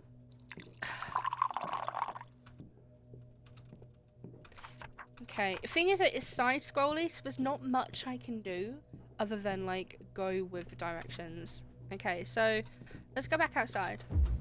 Oh, because I found keys now, didn't I? And we did come by that police car. How can I? Shut up! I haven't solved the puzzle yet. It's been 2 minutes, but I've already figured out what I need to do. I need to go to the house, no, back to the police car and use. I don't like this booming noises. Has that tree fallen? That tree wasn't fallen earlier. Where is everybody? I don't have a good feeling about this place. Can you hear that? That's someone's chasing me through the tree sound effects. Because there was a police car here. And we've now got keys. Oh, it was falling before? Okay. I thought I was being right smart too. Blip blip. 20 boo. 20 boo. Astra! Hi! Heyo! The car is empty. There might be something useful in the trunk. Okay.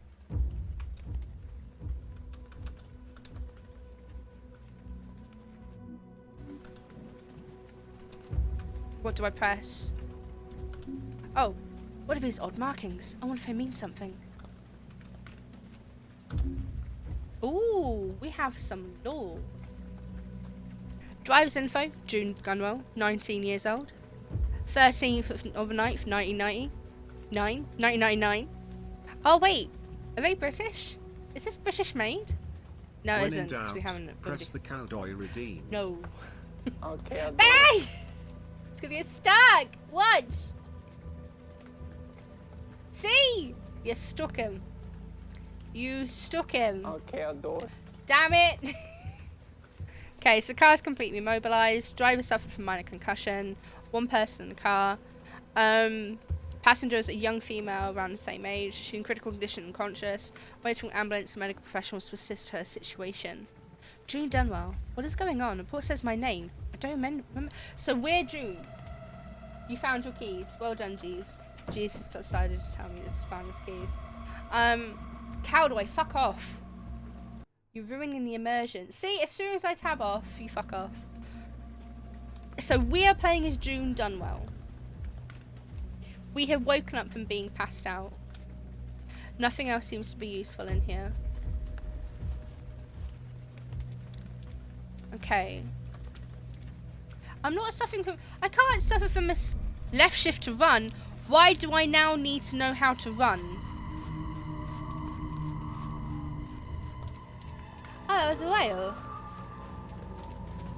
Oh no, there's someone chasing me!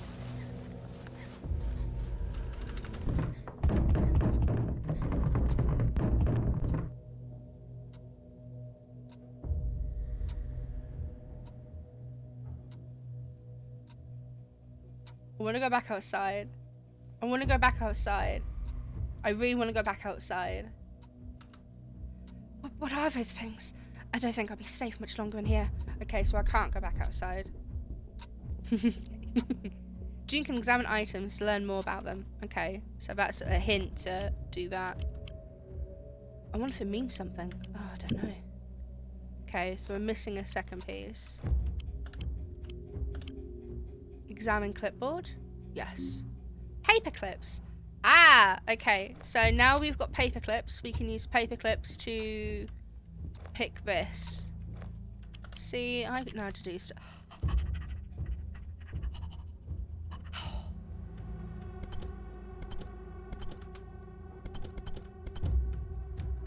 What do I do?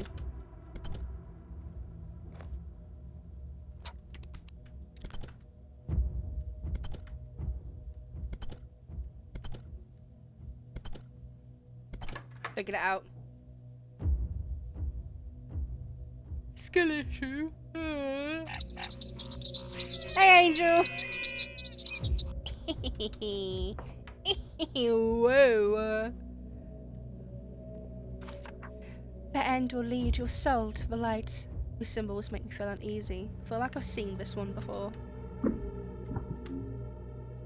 It's heavier than the others. Let me examine it. Pure gold. Okay.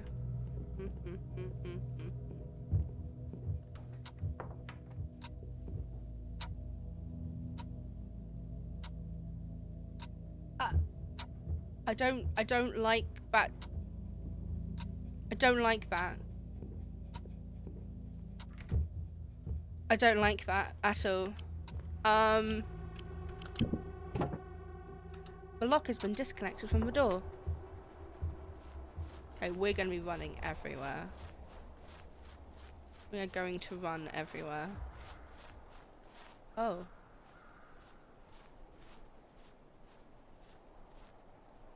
There was a little dude down behind me. You missed it. There's a little dude. Just ran away. Should I take the leap of faith? Yes. Yeet. Yeet me.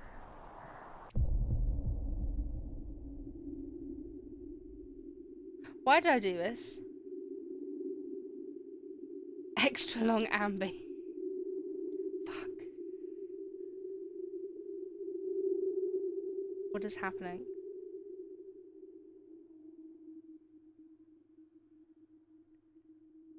Oh no. Okay, I know I've done like 0.2 seconds of the game so far. Thoroughly enjoying it, not gonna lie. I like the puzzle, and I like the fact that I've got chased by that creepy ass fucking dude. If everyone else jumped off a cliff would. Yep. Oh, never mind. Yep.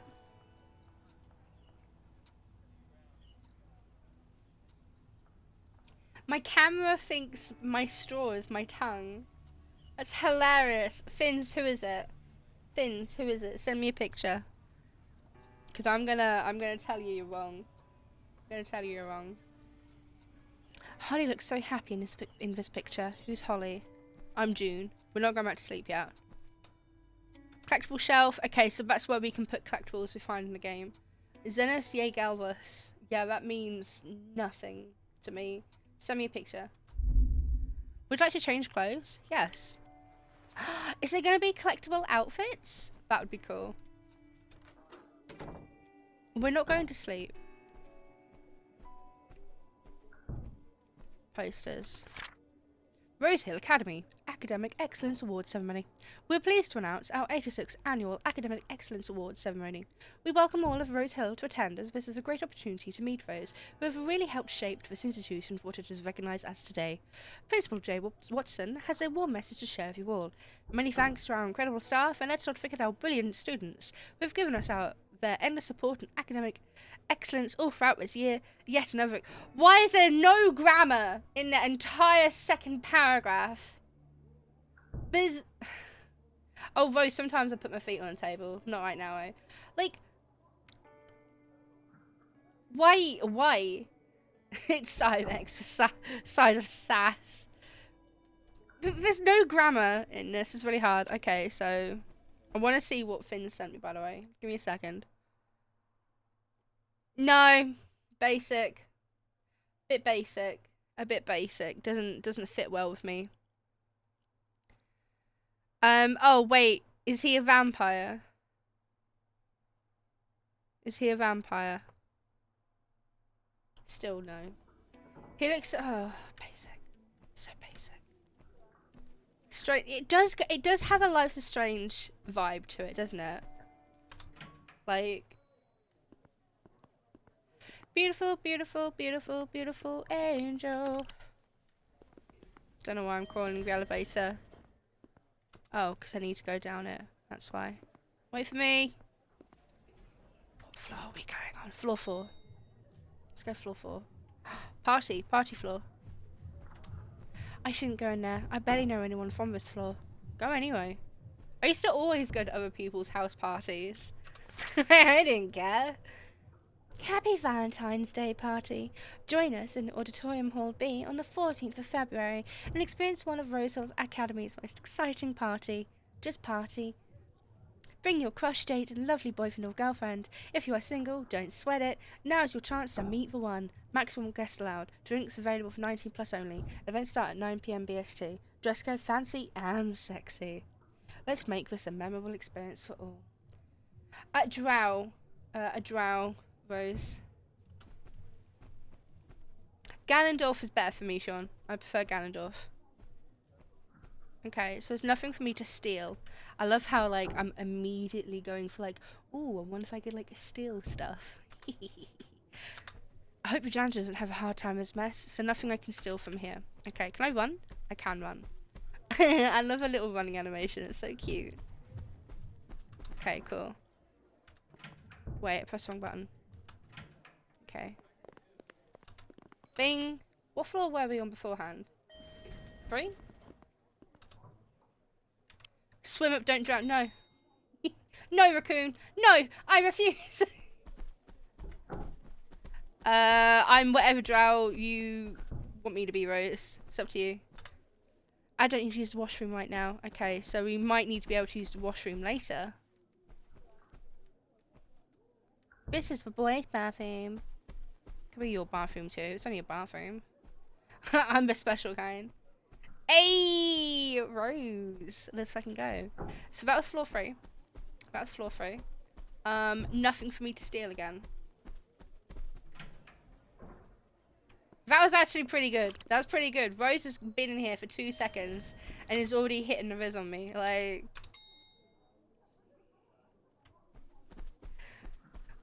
anything else? What's on this one? It's academic. Wait, where were we on floor 2 before? Is this my room here? Yeah, okay, so then we need to go the other way then. Oh, look at me walking back on myself, not paying attention to where I am going. Go. We should go to the basement. Let's go to the basement. All the spooky stuff happens in the basement, doesn't it? Let's go. Oh, I haven't got clearance. It won't let me. Okay, never mind then. Map. Receptionist. Okay. Ooh, there's art. Oh, I need to be out of the way. Gosh, dang it. Let me move me.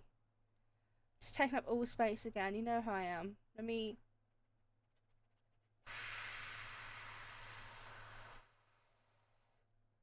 Here. Okay. Good morning, June. Is there anything I can help you with? Hey, Miss Turner. Thanks, but I'm fine. I'll see you late again for Mr. Williams' class, June. If there's anything bothering you, you can always talk to me. Sus. Can't see her eyes. Already feel... BBG. Might be the bad guy. Go on, Onyx. Go on. Receptionist teacher girlfriend win. Thanks. I just overslept. I just think... I just when my alarm didn't go off again. Well, I'm sure shouldn't be an easy fix then. If Mrs. Turner is single, I don't know. I don't know. Okay, Hey Potter, welcome in. Go away, cowboy.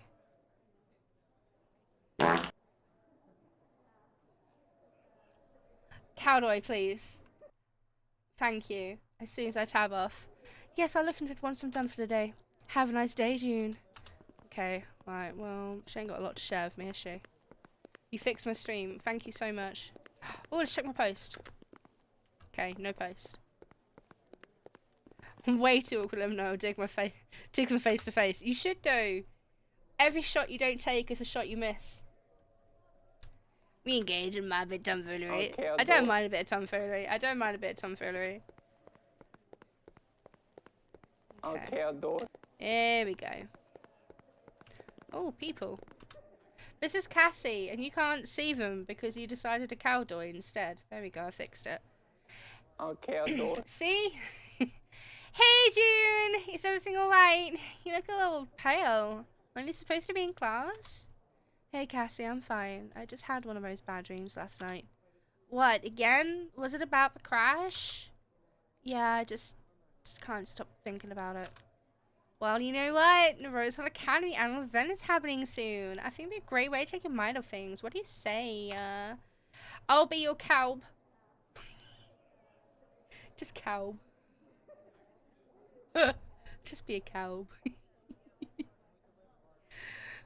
Sure missed, and I shot, and I fired, and I shot again, and I missed, and I fired, and I missed, and I fired again, and I missed. No, Rose! Wrong, no, twitched, TOS, I saw the posters everywhere. It seems like a pretty big deal. We should totally go together. I heard it's supposed to be super fun. Yeah, sure. I hope it is.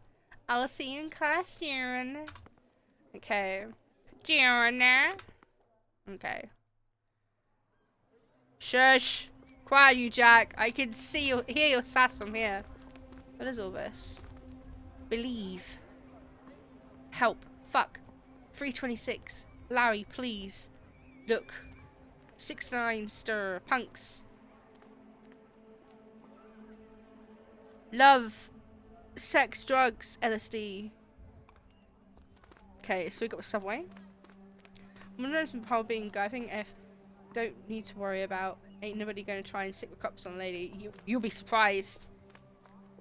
You'll be surprised, Onyx. People do call the cops on ladies too. Oh wow, look at this! How the fuck is that moving? Ooh, lines up. We're in Canada! Da, da, da, da, da. I don't know Canadian. Wait, the guy with the red cap. He has an actual animation.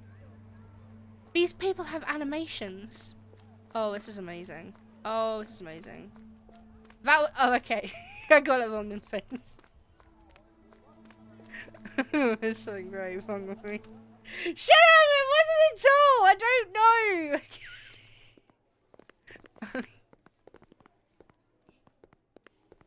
I love Canada. I want to go one day. Witchcraft, you're so funny, Pixar. Oh, I want to go to Canada one day. Canada seems lovely. This isn't my class. How am I meant to know what class you're in? This one? 105? Apparently.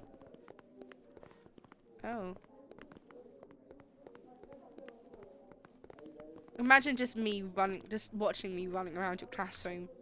I should talk to a professor before I write the quiz. Why? I was about to say fuck the professor, but don't do that. Don't ever do that. Okay. Italy first. Yeah, Italy first. I'll go Italy first.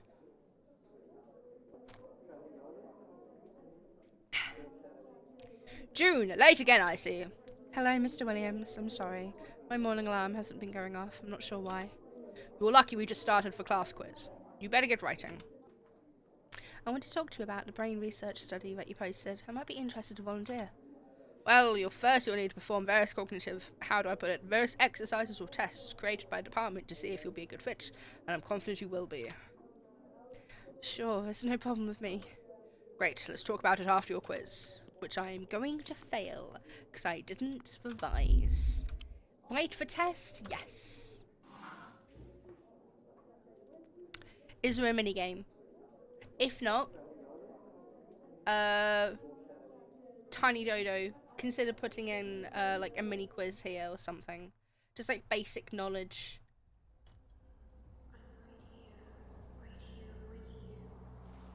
No, we can't, Rose. Ooh, where's voice? So we landed. We're running everywhere because I don't trust this game. What's the sign say? The end will lead your soul to the light. June is 19. Yeah, let's not seduce teacher. Go through. Let's not. Left control to toggle crouch. Why do I have to crouch? Why do I have to crouch? Give me a second. I need to move my fat head. Look. Mother Grey is cowdoism contagious like vampirism and clownism like where if you get bit it spreads, or is it airborne? I don't want cow-based cooties. There's no such thing as cow-based cooties. However, cow-based herpes do exist. Oh, there's stuff in the background. Okay, great. Okay, adore. See? Right, can I... No, okay, we're gonna Okay, crouch. adore.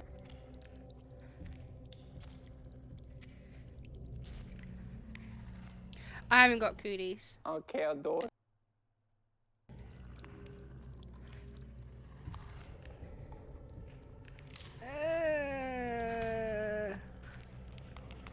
Wait, do I need to go in here?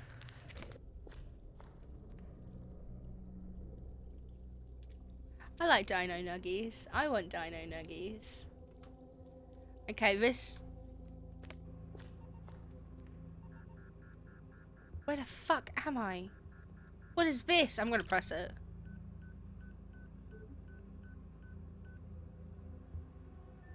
It's, cooties were like a fake virus you would get from playing TIG or playing with girls as a child.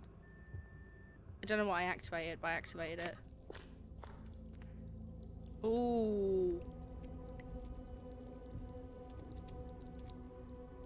Has that just spun me around?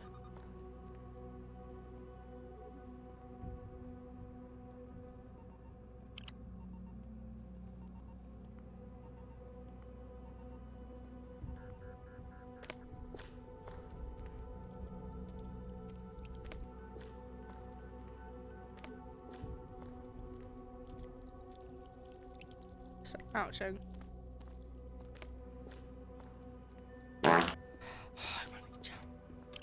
Hey Octo, sweetie. Okay, so I'm just running around at the moment, pressing these buttons.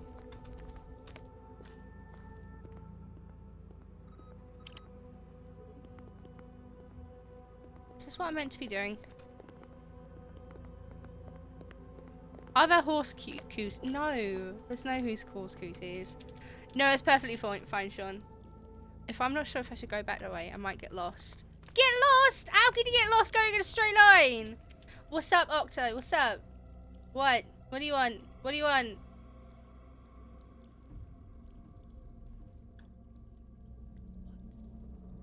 Octo. What? What do you want? Octo. What do you want? Octo. Yes. Yes. Oh, Octo, that's really sweet. Yes, yes, you can. Oh my god, I don't get to me. It made me shy. Okay, let's try this.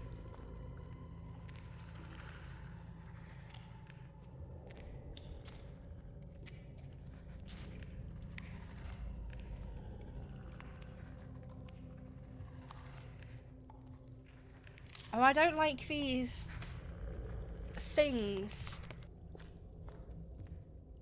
Wait, am I doing it again where I have to go and press all the buttons? Let's have a gander. Okay.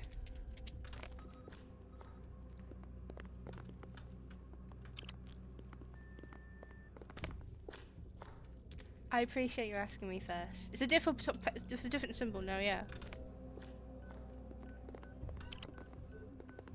Sorry if you can hear the police going by my apartment. They're fucking full force today. Am I meant to press it in a certain order, do you think? Am I meant to do like 1, 2, then 3 because of the dots? Yeah, Jack never asks. Jack just does. Jack's just like, I'll do what I want. Okay, so I think I need to, because there's pips above the doors, I think I have to do 1, 2, 3, 1, 2, 3. Do you know what I mean? So that was 1. This is 2. And this is 3.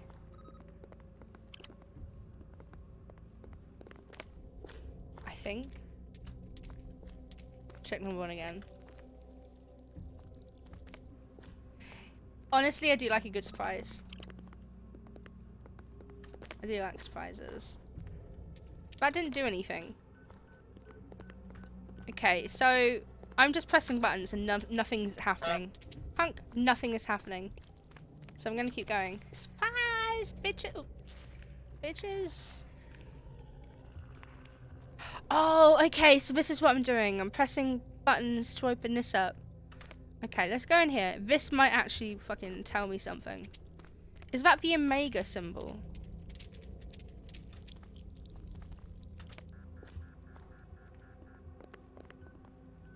One.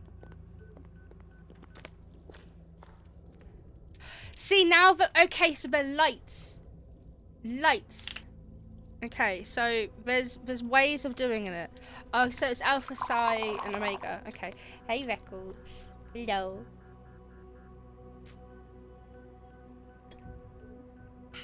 Thank you very much.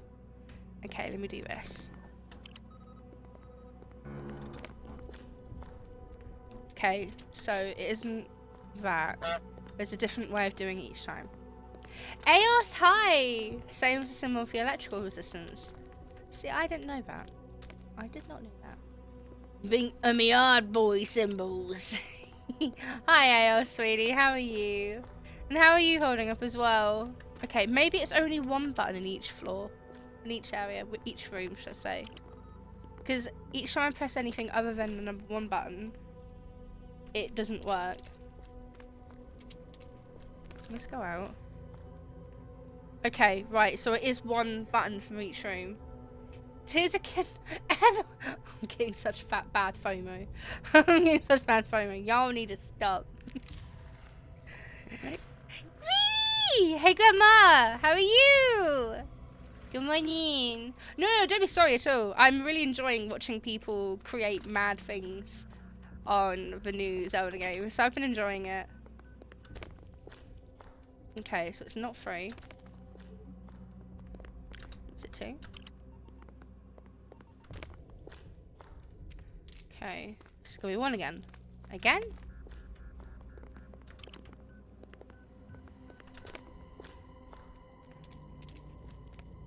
None of the lights are turning on this time.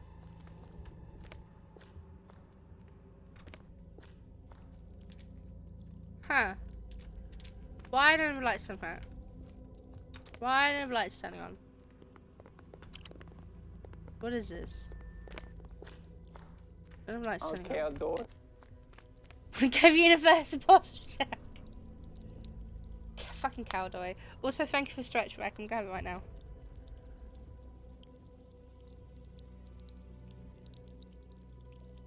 Good night, Jack. Everyone say good night to Jack. Good night, Jack. Thank you for being here. See you tomorrow. Be safe. Sleep well, Puppet. I'm playing through. I'm trying not to step in a landmine with spoiler. See, I've not found any spoilers yet for Tears of the Kingdom. I've only seen people making mad shit. Also, hi Kai. Wait. Where are you? Where are you? I've lost your message. Go away, AVG. No. Is it called Blue June because they're blue? No, not yet. I don't know actually. I don't actually know why it's called Blue June. I know it's called June because of the main character's name. Good night, Jack. Also, hi, Devil. Okay. So that's not... None of those are working. Also, hi, Kyle. How you doing, Puppet? How you holding up? Okay, none of this is working.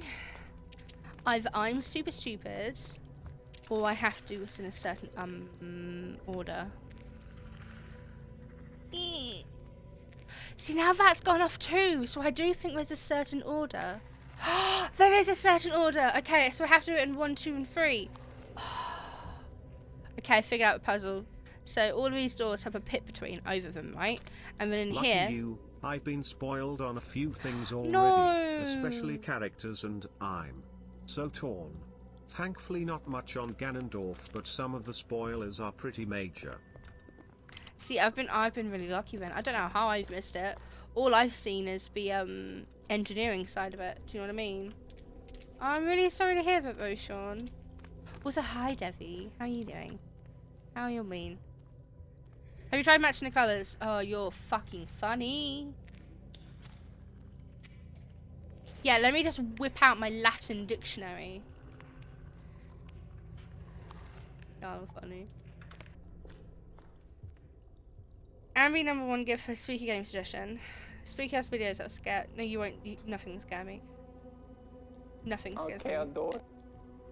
Have you tried something called I'm gonna punch you?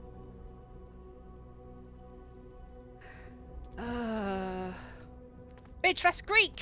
I don't speak Greek. Okay, so because I've done 2, do I have to do 2 again? The engineering stuff is my favourite part too. I think that's the main reason why I want to play it. Yes! The light's working this time. I need to, look, tab off. As soon as I tab away, Cowdoy's like, ha ha ha, psych. Scrouch. Creep. Okay, adore. Yeah, Rose, I think you and Dev are going to get along. Okay. We'll do this one. I didn't swear, I just bought the first season of Westworld. Westworld's good. Westworld is really good. I love Westworld. Okay, so that's opened the door now. Still have to creep. Cowdoy, please. Cowdoy, please. No claiming people as property unless they give permission to do so first. Oh! Okay, adore.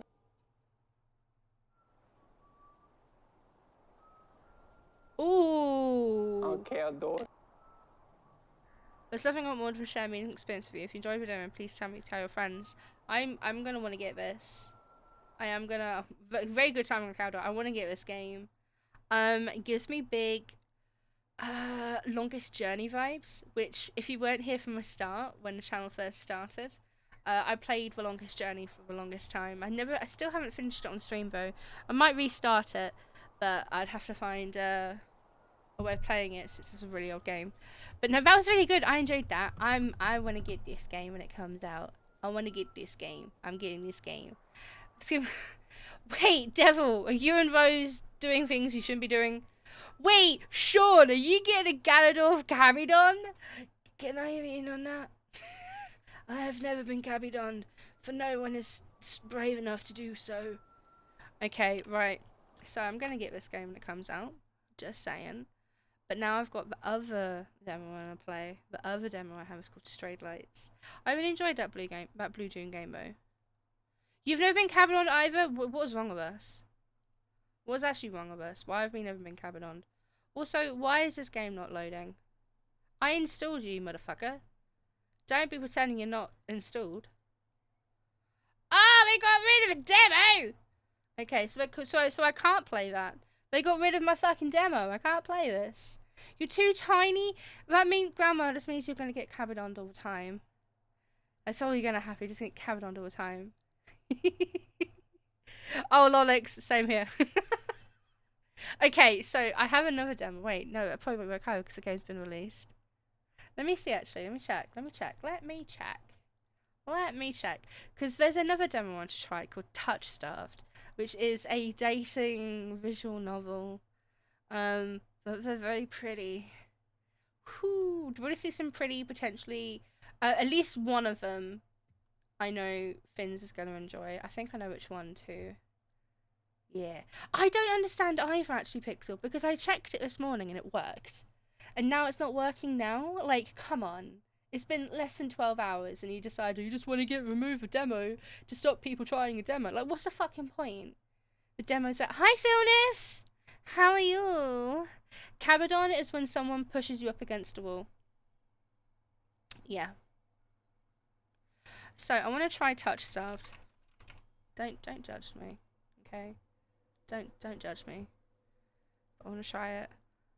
Today is a demos day. Oh, we've done the Thief Sim demo. We've done that one. Let me move this over here. Oh, is it voiced? That's my next question. Is it voiced? Working? Did you just call me a meatball? Hi, Richard. Yes, Philneth, you may have one slice of toast. Oh my god, this is pretty. Oh, you're loud, bitch.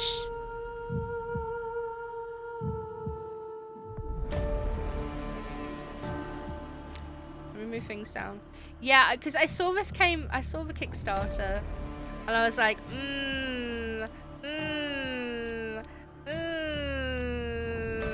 shut up, Rose. I am fucking hydrating, Richards. Okay? No, I meant that people were saying the demos are too short or something. Oh yeah, Thief Sim 2 demo was like half the game. It's fucking sick. Okay, so this... Richards! Bro! I'm pouring the water right now into my glass, okay? Yo! Have some fucking patience. Patience! Go make yourself a cup of tea, Sean, okay? Just make sure you're okay. I'm doing good. We like to drink with Amber because Amber is our friend.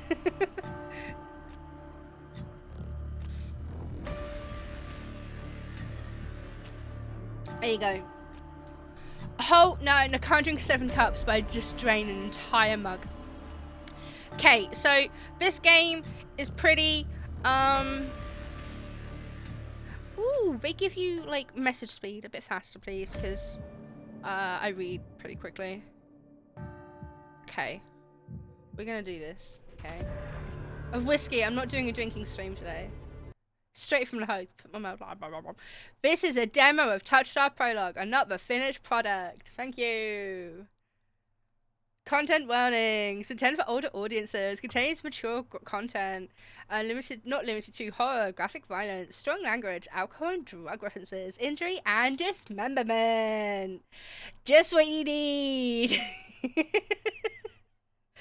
It made you feel uncomfortable? Richard, you fucking loved that shit. Rose, I tried playing that game last week actually, but I couldn't mod it to get rid of the dick censoring.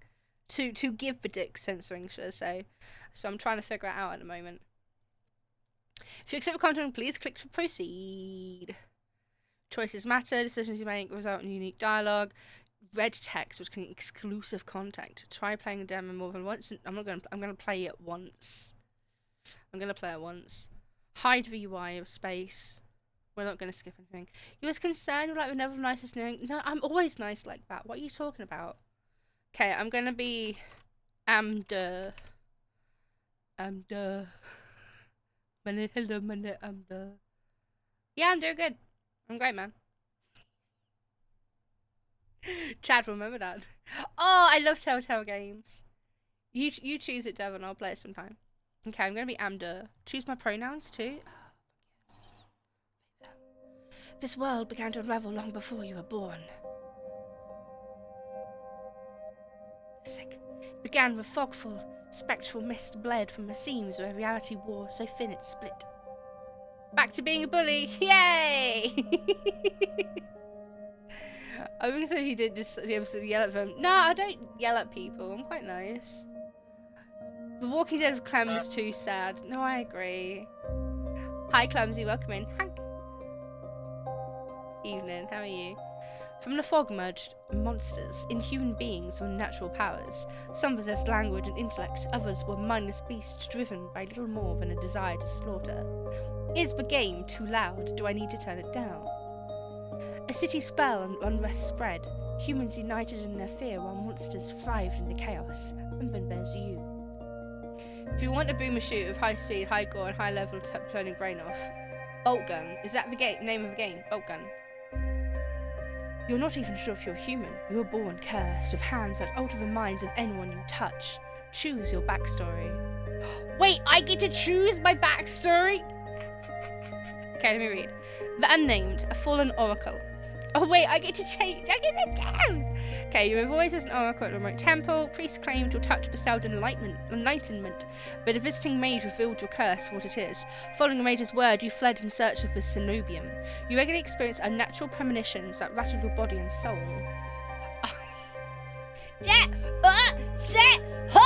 They're my RPG noises. Which are you most likely today? Clumsy, stop breaking shit on your bike, dude! Fuck! An innate sixth sense gives you a heightened awareness of sudden supernatural presence around you. You're raised for society's outcast as a hound, a thief, a criminal who accepted you when nobody else would. Your partner in crime, a friend since childhood, helped you steal enough money for a cure and betrayed you, but left you with only enough coin to travel to Cenobium, your last hope. Highly boned. You have sharply honed social intuition, can survive and even thrive in the violent underbelly of any city using your experience of the underworld to get ahead. The Alchemist, an abandoned mage. An exiled Cenobian mage took you in as a child, raising you as her apprentice. She seemed to take pity on your curse, but you discovered that she was cultivating you as a test subject. You fled to Cenobium seeking a cure. You're an experienced spellcaster with an encyclopedic knowledge of alchemy, spellcraft, and history. With little observation, you can identify the subtle effects of magic. Okay, you can tell I'm not wearing my glasses because I'm doing this. But Alchemist. Actually, I like, because in most RPG games I play, I usually play like a thief kind of archer-esque situation. However, the Alchemist does feel nice. I do like that. I'm gonna go with the Alchemist. It's a demo. It's fine. Your name is Amdur. You selected they them pronouns. Your backstory is Alchemist. Is this correct? Yes. Ooh, I like for choosing. You know? Like, The wasteland stretches as far as I can see. There's nothing out here but death, the ever-present stench of decay, and countless sun-beached blowns cast like seeds across the barren land. I knew you'd like that, Potter.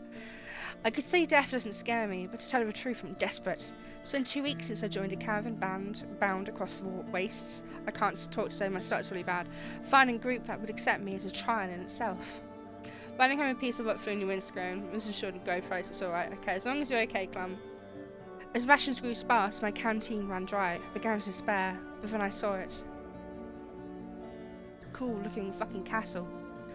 Iridia, the city of knowledge, one of the last bastions of humanity left in the world, and home to famous academy,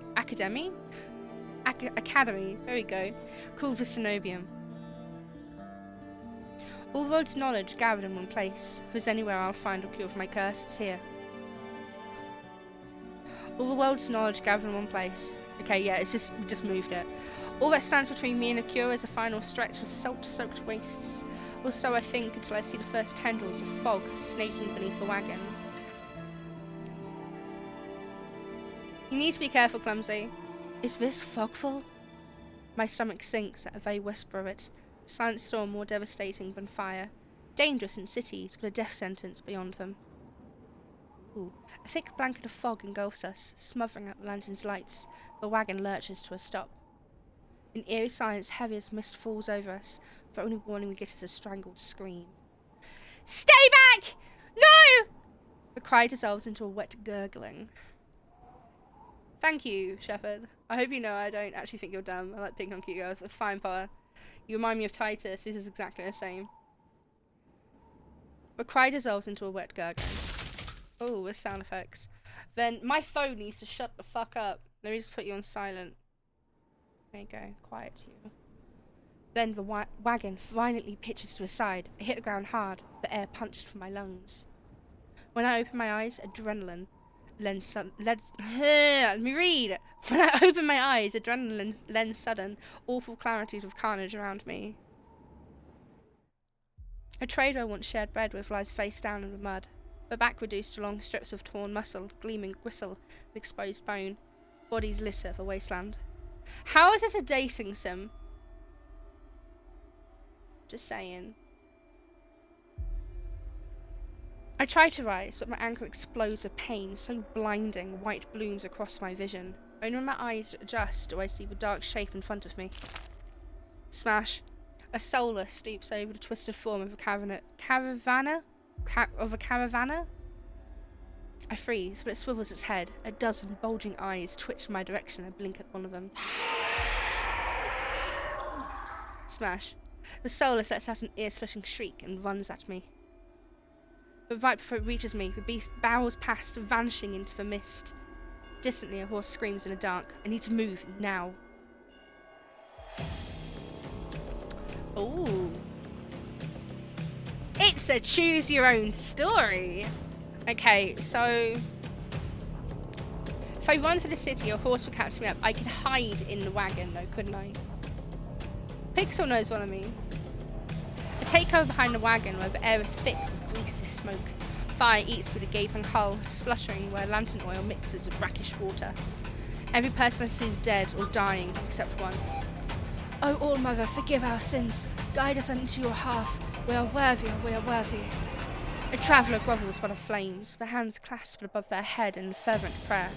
They glance upwards towards the gauzy lights of Iridio, just visible where the fog runs thinnest. I don't pray. The sight of the city is all I remember I need. Peace out, fam. Bye, Potter. Wait. Wait. Devil, what happens? Can we unban? Wait, what happened, Devil? Wait, unban. Devil, what happened? What did you do? Did you get banned for sharing a clip? Rack, what did you do? Rack, what did you do? Ambi, wait, don't just say Ambi. What happened? Tell me. Did Automod give Stream Elements? Stream Elements did it, but why? What did you do? What did you do, Devil? Did you seppuku or something? Stream Elements is fucked. I linked a clip. Alright, you know what I'm gonna do? I'm gonna get rid of Stream Elements. How do I... Let me do this. Watch. Persona. There you go.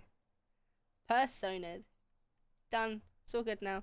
Anyway, no links at the moment. I'll test it after stream.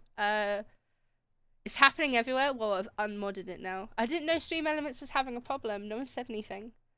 Yeah, just Devil, just link it on the server. I'll see it then. Anyway, I came too far to die now. Rapid footsteps echo all around me. I turn in circles, frantically searching the opaque mist for the source, but the fogfall twists and stretches around. Be excluded from the filtering, my friend. I don't think the VIP is including the filtering. It's not that long. It seems that Stream Elements is having problems everywhere.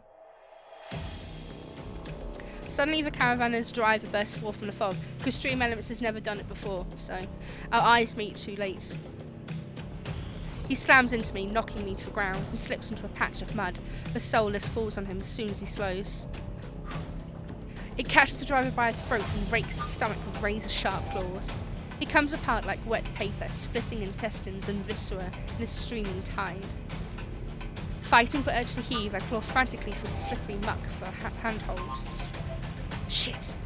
My hand catches on the jagged edge of a rib jutting out of the water. Oh, that made me feel sick. Bandages unfurl around the gorge, torn but deep into my palm. Oh. The pain's quickly forgotten when a hand closes around my wrist. Hello? Hello? Who is this? Can you stand? No, carry me. The praying traveller leans over me. We need to run. Okay. They reach for my hand and I realise too late that my bandages has come undone. No, don't touch me! The sensation of her thumb brushing the back of my hand sends a shiver down my spine. All it takes is one touch, and in the space of a breath, my curse takes hold. Their lips peel back into a deranged grin. I'm not doing a fake Joker laugh. Now, no, I've seen this face countless times before. This is my curse. Madness of my own making. Oh, so we have like a rogue situation from X-Men. So instead of killing people, we make them mad if we touch them. Their grip on my hand. I was expecting you to sing when you said no, don't touch me. No, don't touch me there. This is my no square. No, don't touch me there. Their grip on my hand tightens until pain radiates from my knuckles. Let me go.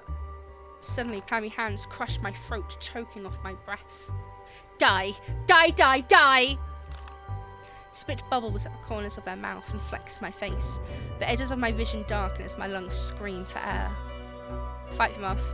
My nails gouge deep into a traveller's wrist, but no matter how much blood I draw, they don't flinch. The more I struggle, the tighter their grip grows. My pulse hammers in my ears, slowing with each thudding beat. Can I die? Am I dying right now? Am I getting a game over at the start of a game? How cringe. This can't be happening. I'm going to die, and not because of a fogfall or a soulless, but because of my own curse. Tears sting my eyes. No, not here, not like this. Mortis. The hands drops my neck, leaving me wheezing for air. My lungs burn with each ragged cough. My vision clears and the traveller's face takes shape, hovering inches from mine. Lips still split into that macabre smile, even as blood seeps between their teeth. They give one last shuddering breath, then slump over the claws hooked through their stomach. Claws? Oh, it's this bad boy. The soul smash. The soul shoves his body aside, and the glowing eyes study its leathery skin thin as though grinning. Can't through grinning. It's very grinning. This is pretty cool so far. There's a flash of claws. Red spills across my vision. Grab his head. I thought there'd be pain, but as I sink into the murky water, all I can feel is the grit of silt, filling my mouth an icy embrace of shallow water. Excuse me. Distantly, I notice an arm resting among an outcrop of reeds. Mine, neatly severed at the elbow. Ooh, my hand has come off. It should have taken both arms. Without them, maybe I could have survived. Maybe I could have had a home. Instead, I'll die cold, alone, and face down in a desolate wasteland. A fitting end for a monstrosity like me. Have I just died? Motherfuckers, I swear. How the fuck if I died at the start of a fucking dating sim? If this is death, it's not as bad as I feared. The cold is gone, as is the choking stench of bog water. I could drift forever, cocooned in oblivion, until all thought and sensation vanishes. No curse, nobody howling at me in madness and terror. Nothing at all. The thought has a terrible appeal to it. But the next moment I take a reflexive breath. Air pours into my lungs, then out again in a ragged gasp. Ugh. Feeling comes flooding back. Warm cloth on my bare skin, firm surface beneath me. A strange tang of sulphur in the air. Do not be afraid. I'm fucking terrified. Who the fuck is here? Oh.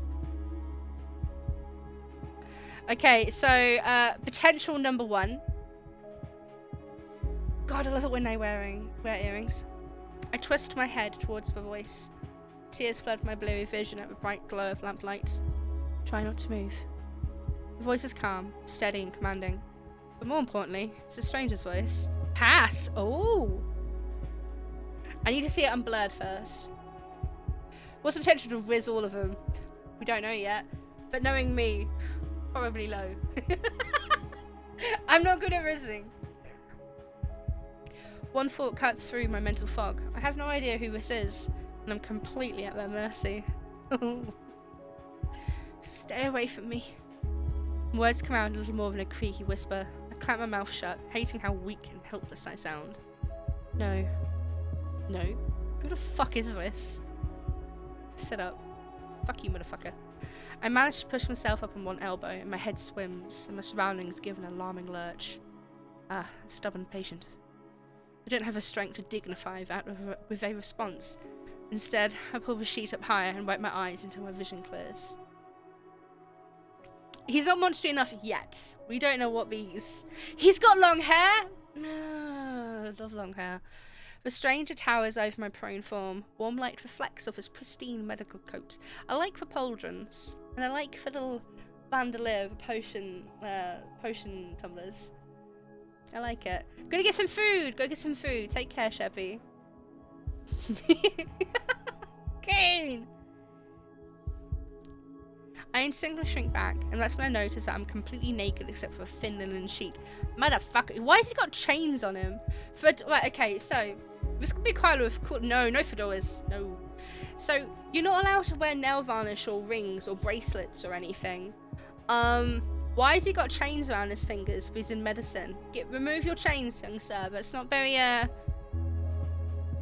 hygienic. Naked, lying on a low cot with a pair of sharp golden eyes watching my every move. The man's gaze flickers to my exposed, unbandaged hands. I plunge my hands under the sheet to hide them from sight, though it's too late. I must have noticed what they look like. Strange, cursed, inhuman. I brace myself for his inevitable suspicion and disgust, but his expression doesn't even flicker from that of a courteous smile. Hands, plural? Yeah, like she's got two hands, haven't we? We generally got two hands. Most of us, anyway. Kyle, if he had a fedora, would it be a white fedora or a gold one? Did he reattach my other arm? You're right, Angel. You're right, Lonix. One of them just went... So why is it back on our body again? Did he sewed my arm back on? He just watches in placid silence as I struggle to make sense of my surroundings. To match gold, to match chains. You're right, actually. It would be gold with a white offset band or something. One of the hands is no longer mine, it's one of his. he's got two hands. Dang it. Where am I? Who are you? Be calm. You're safe here. Whoever this is, he clearly has no idea who or what I am. I've never been safe anywhere with anyone. Even my own mentor, my teacher. So I've got hiccups. Thought I was nothing more but a convenient specimen to be used and discarded. I scowl, pulling the sheet protectively around me. Where are my clothes? Man's golden eyes narrow slightly. A sharp sigh rustles a paper in his hands. I see you are not to be dissuaded. Your clothes were torn to shreds when I found you. I procured replacements. Do we get to see what outfits we have? Ooh, I like the room. Oh, I really like the room. He wears glasses. Confirmed. Taking it all in. Kind of beautiful. With a soft creak, he stands from his chair, giving me a better view of my surroundings. I seem to be in some sort of medical clinic. Bottles of silvery alchemical concoctions line the counters in neat rows. Raboo in Midnight House of Grey, he end up here. Pretty much. The air makes my nose twitch, a faint whiff of smoke and something distinctively metallic that I can't quite place. He has very neat hands. I like tidy hands. I like nice hands. Good night, Pyro! Get some rest! Everyone say good night, Pyro. Good night, my lovely. Thank you for coming by and I hope to see you again soon, sweetie. The doctor produces a large, dense bundle of cloth, which he sets at the foot of my cot. He's easily a head taller than most, and I have to crane my neck to look at him. I'm going to say thank you. I should be polite if I can, especially since I don't know who this is, what he can do, and what he wants with me. Thank you. He has really long hair. He's got longer hair than me now, because I cut my hair recently. You are welcome. I will leave you to get dressed. Oh, I like his nose! Look at it. Okay, so I've got a thing for noses, but like different shaped noses, you know? He has a very nice Roman nose. That's a strong nose. With a curt nod, he leaves through a narrow door. You hear a soft click as the lock turns behind him. I count to 3 in a sudden silence. When I don't hear any footsteps, I reach for a bundle of clothing. An itch on my elbow stops me short. I reach down absently to rub at it, then freeze as my fingers meet a neat line of stitches. I know what I saw. The boost. The beast took my arm clean off. Nice, 2 nostrils, 1 bridge, check. And yet my arm shows no sign of injury apart from the black stitches poking through my skin. I gingerly flex my fingers, feeling my heart race at the sensation.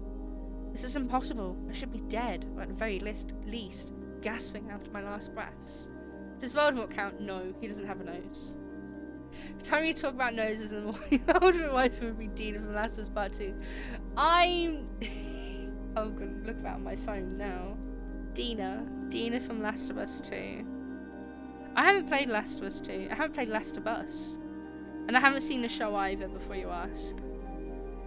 Was I looking at Miku figurines earlier? Why? I don't have any Miku figurines. Why do I want to start one game now? Anyway, Dina, Last of Us 2. Oh yeah, probably. She's very pretty. Except...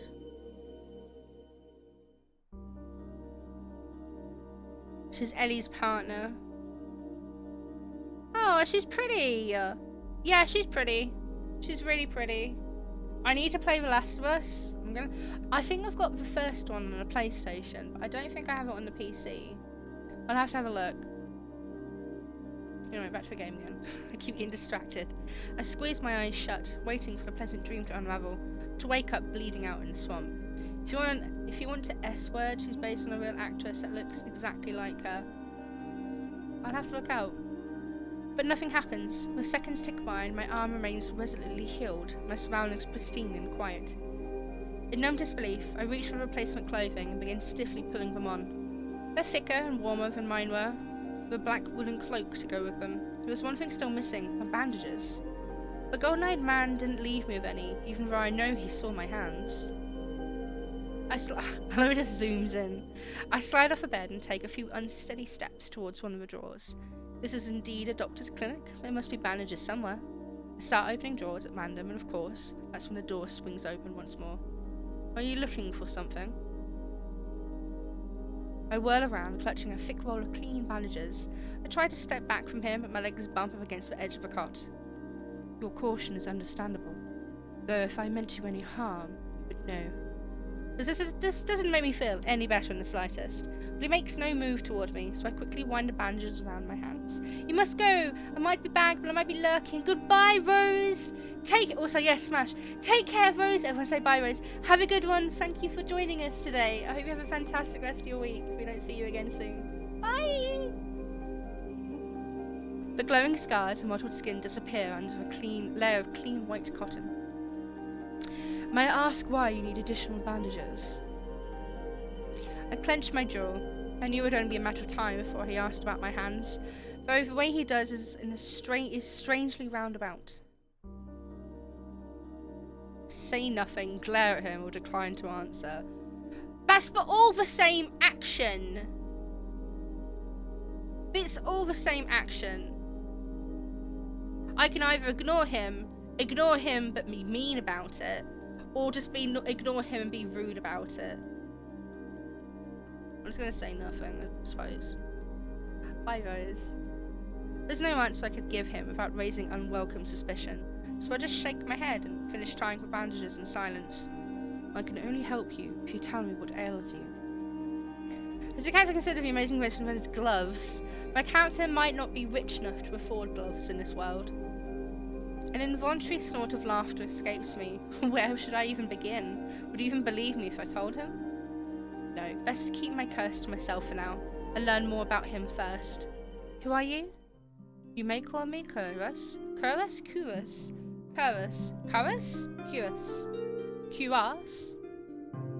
Curus? And where exactly am I? Eridia, which I assume was your caravan's destination. I can think of nowhere else for a group of travellers to go. Eridia, so I made it to the City of Knowledge after all. I should feel relieved, but all I can manage is a vague sense of increasing unease. How did I end up here? I brought you to the clinic, of course. I can't talk today. I've got an incredibly bad stutter. You are the only survivor from the caravan barely clinging to life. You needed immediate treatment. Which you provided? Yes. He says it so simply, as if I was a small child and he's explaining basic addition to me. I frown and flex the fingers on my recently healed arm. Aside from being a bit stiff, it feels fine, thoroughly attached to me. You're saying that you stitched my arm back on. Pardon?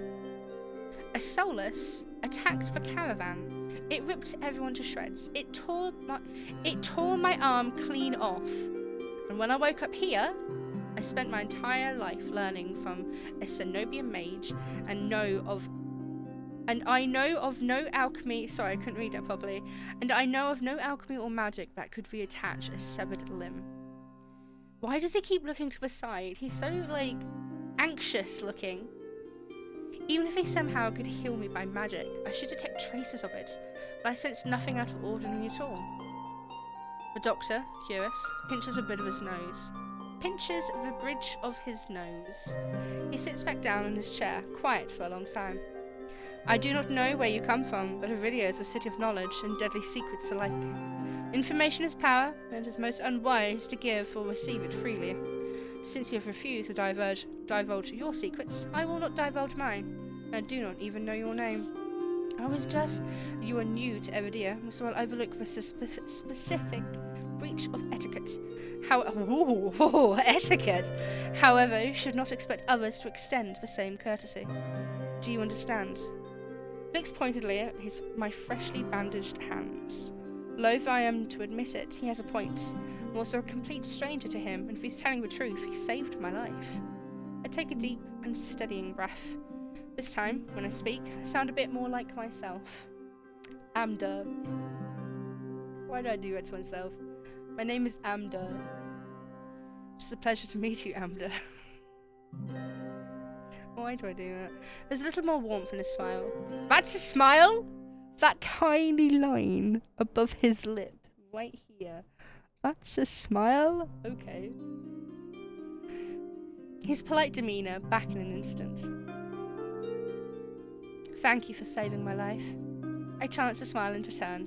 Even if he won't explain how he did the impossible, there's no doubt in my mind that I'd be dead if it was not for Curus. Think nothing of it. Nothing of it.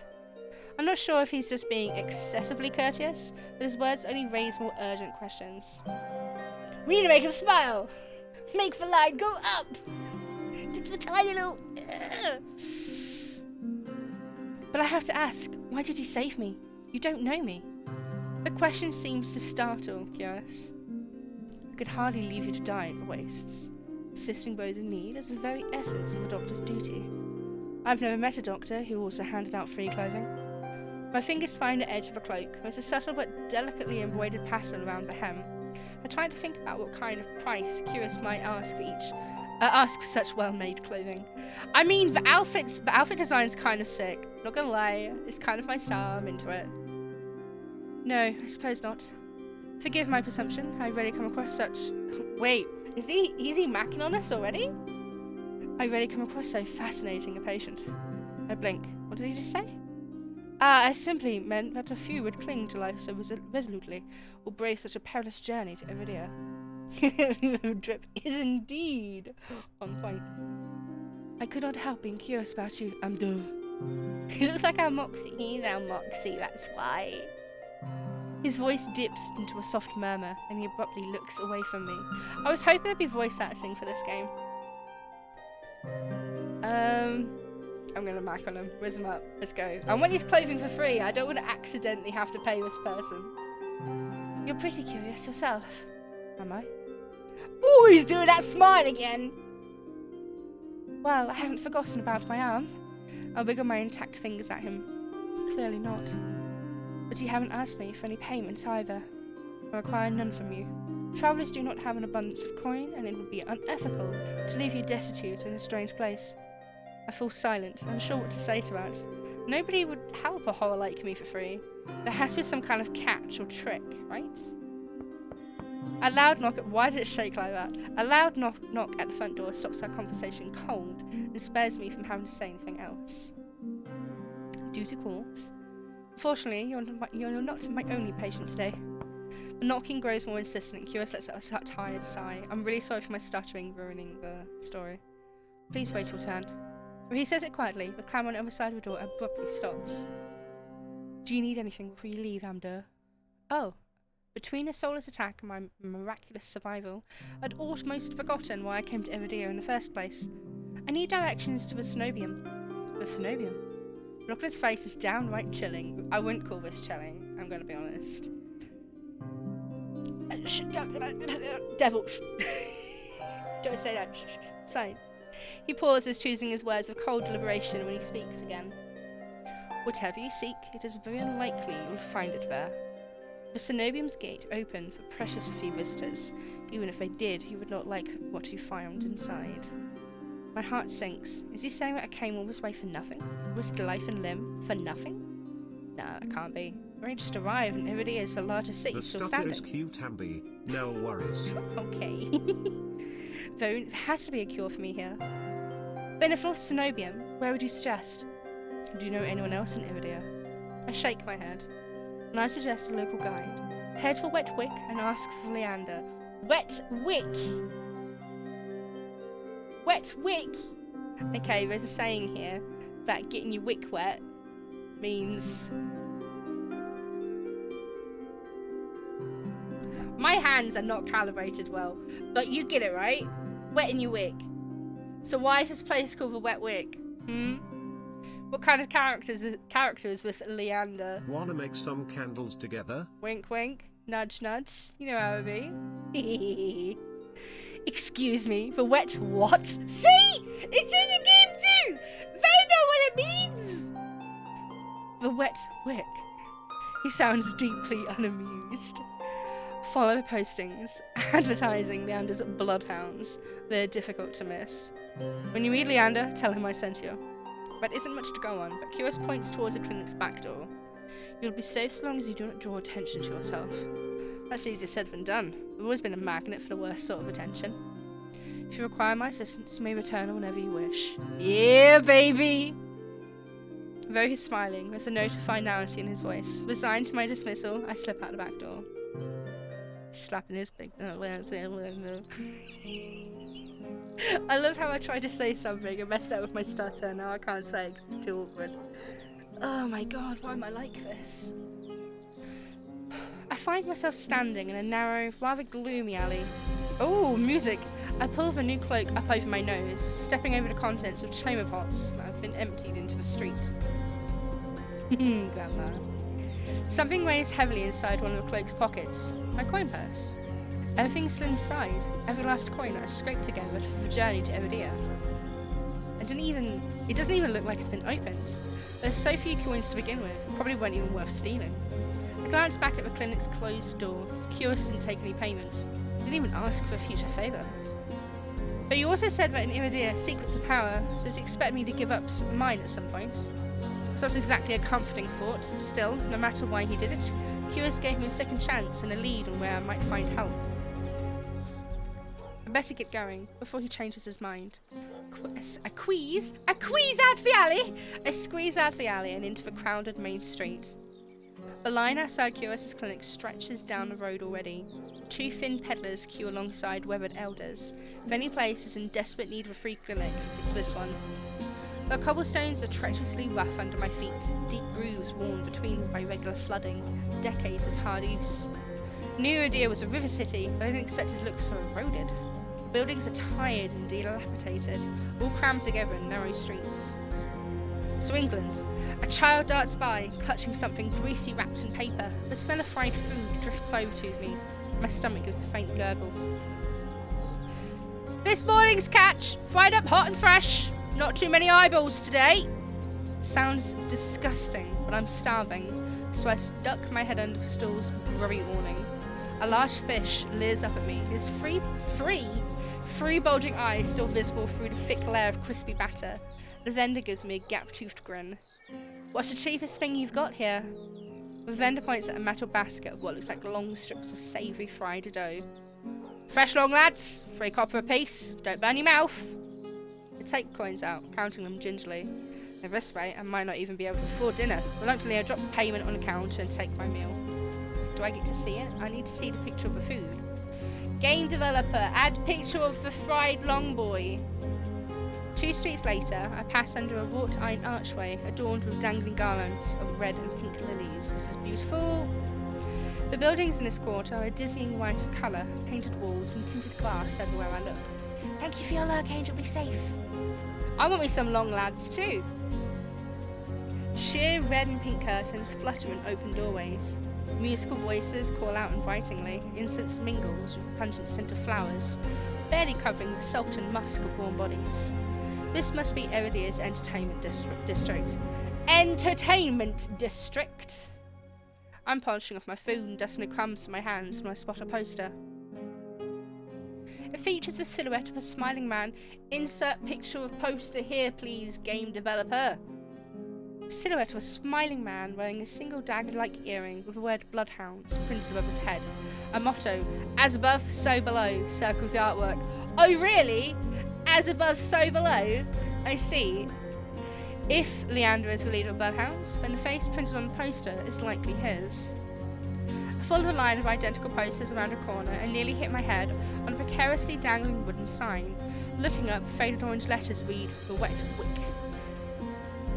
Hooked on you, Amber. Did you ever do a spirit route? It's really good. I didn't do a spirit route, actually. I'll do one off stream sometime. I might have some time this week. I might do one. The facade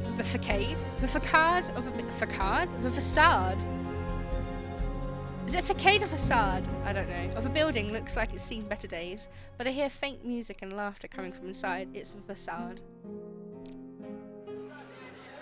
Captain Facade. The inside of a bar is a far cry from an abandoned exterior. It's not even midday, yet most of the tables and booths are occupied by a loose assembly of people in matching green cloaks. Facade. Facade? Facade. Yeah, facade. Okay. I'm no stranger to bars. Sometimes I would take my books to a local tavern for a change of scenery, but I much prefer quieter places. A cursory glance doesn't turn up anyone with a dagger-shaped earring. I'm about to head downstairs toward... Well, I'm just adding my own words in now. I'm about to head towards the counter when a chant rises from the centre of the room. Shoo! Shoo! Shoo! The remaining green cloaks abandon the bar and their booths, rush towards the centre of the room in a sudden torrent. The world has ended, so what do people do? Get drunk. Must be England. It feels like it might be England, you know? Like, up north. There's no time to move out of the way. I'm caught, swept along in the ale-stenched current. Hey! Rhythmic chanting drowns out my voice. I thrash, throwing out my elbows as the press of bodies grows heavier. My hip knocks into a table. I grip it, holding on tight to steady myself. But the crowd has stilled and the chanting stops. A pair of gilded boots stride across the tabletop. This is the one I think Finns might like. I think Finns might like this one. Seriously, you dogs? Again? Yeah, this is one the Finns will definitely like. Scattered laughter and cheers rise from the audience. I drag my eyes upwards. Yeah, where's Finns? Someone tell Finns to get here. This looks like his fucking Fan Daniel motherfucker from Final Fantasy XIV. Raccoon, tell him. Wait, where's my footstool gone? A well-dressed man stands on the table in front of me, his broad shoulders framed by the thick lapels of a trench coat. This really is the last time, alright? This time, when he speaks, the audience falls silent, as though bewitched by his magnetic presence or rich, low voice.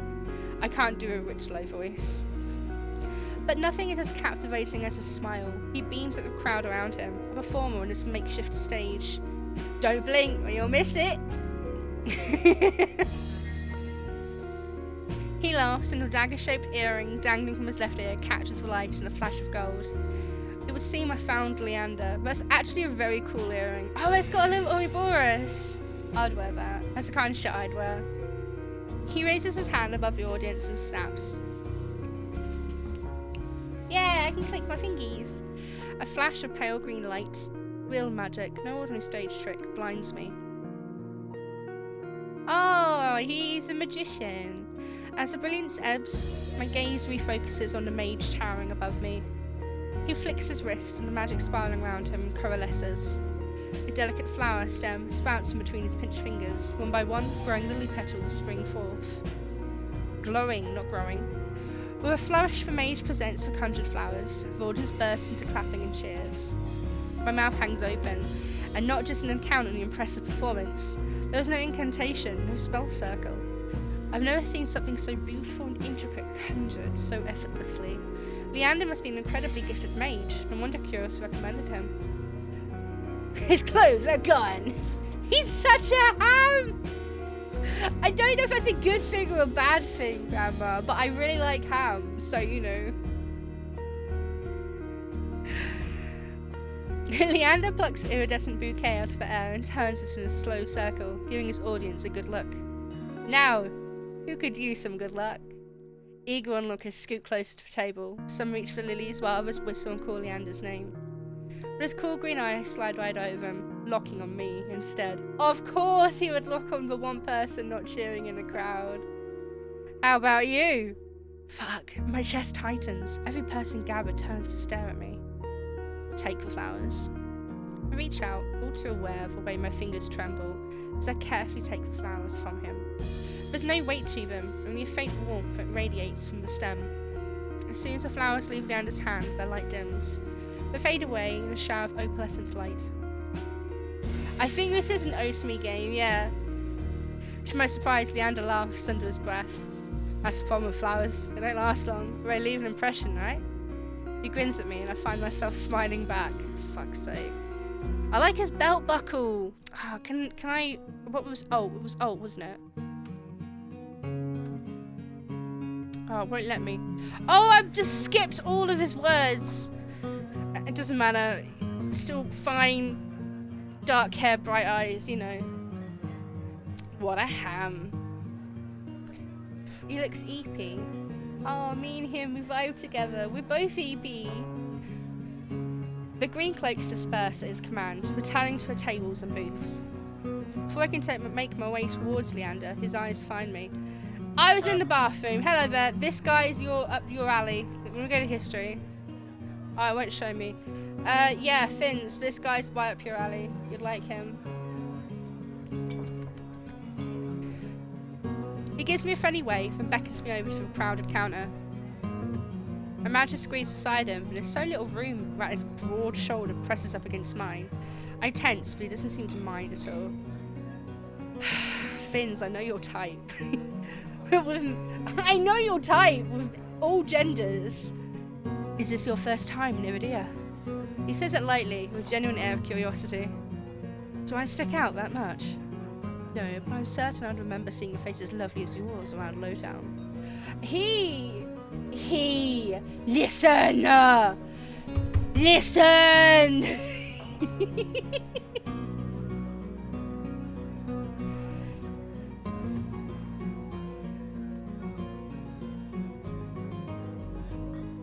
Jesus is getting some water for me, for I am a dying child. My eyes flicker to a polished countertop. I'm not so used to flattery, and being this close makes eye contact difficult. As the Safroncu bartender approaches us, what can I get you? Surprise me, and add anything my friend wants to my tab. I wasn't expecting the generosity, but I have to admit, I do feel a tiny bit thirsty after all that fried dough. I'll have what he's having. Thank you very much, Jeeves. Ciao. Oh, no, Jeeves wants to come and hang out in here for a second. Yeah, it's fine. Okay, well, Jeeves decided he wanted to close my window. Finns is already losing it. This is just for demo, Finns. I'm gonna get you the actual game. I'm gonna watch Finns play this game. You know what I mean? I'd love to watch Finns play a dating game like this. Because he would just get flustered. He would fluster himself. Finns, you would just fluster yourself.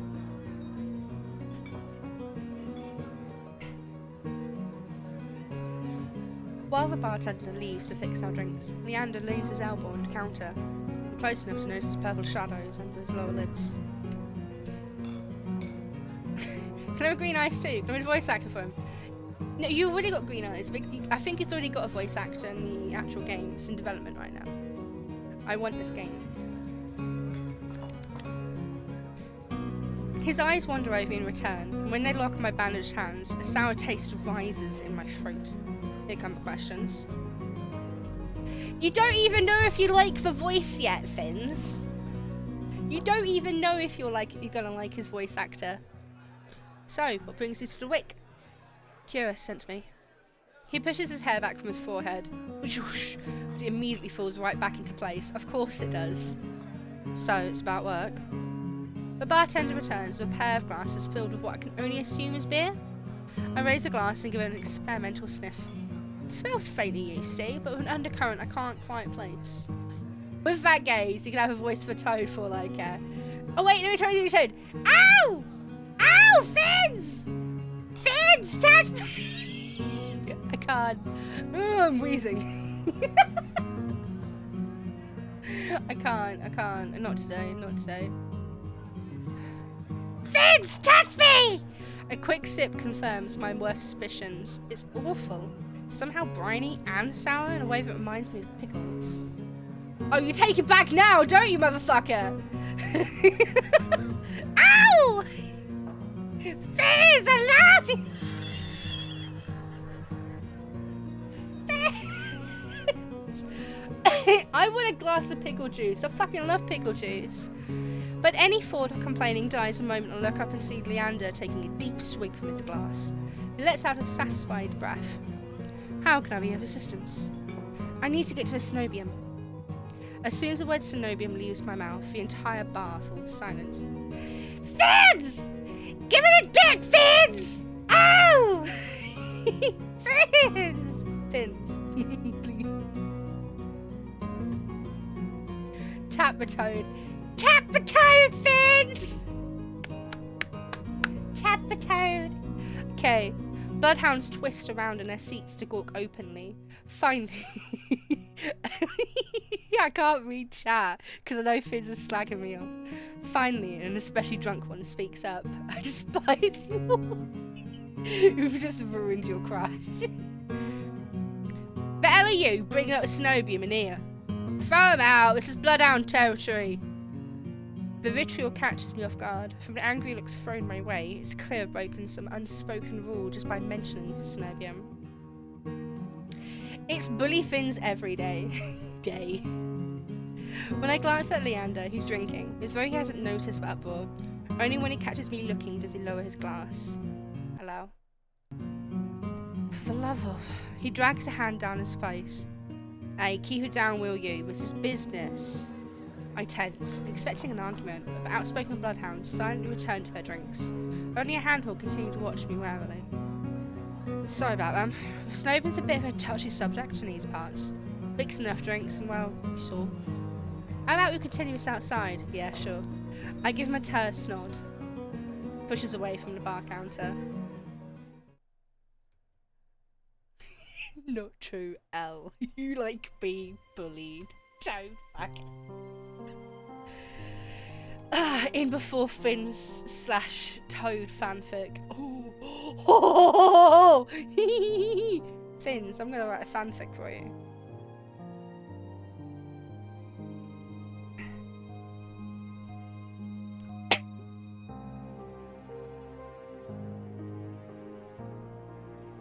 Oh, but Finns, I love fictional writing. Ow, Finns! Give me the dick, Finns! I follow Leander to an alleyway,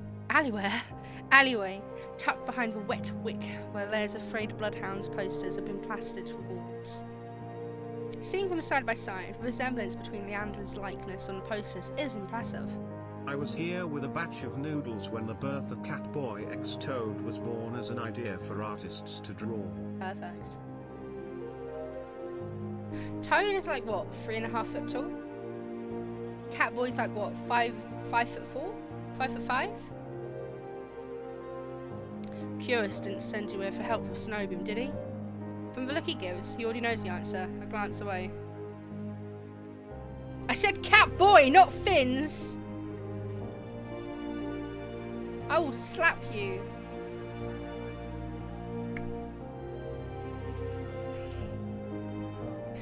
No, he didn't. He suggested I find an alternative. Yeah, here you are, asking about them anyway. What do you need the Snowbeam for? I don't want to tell him about my curse. The less people know about my capabilities, the better. Thankfully, Leander takes my reluctant silence as an answer. Well, I see you're already aware of the city's currency. Information's worth its weight in gold and here. Curious total truth, the Snowbeam's dangerous. Get on their bad side and I'll prison you if you're lucky, or torture you if you're not. Torture? My teacher never described anything like that.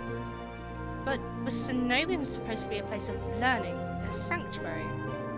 The Snowbeam has always been heralded as the last bastion of human knowledge, a shining beacon of hope in a world steeped in nightmares. If any place held answers, it would be the Snowbeam. That's why I came here. That's what they want you to think, but things that seem too good to be true are often just that.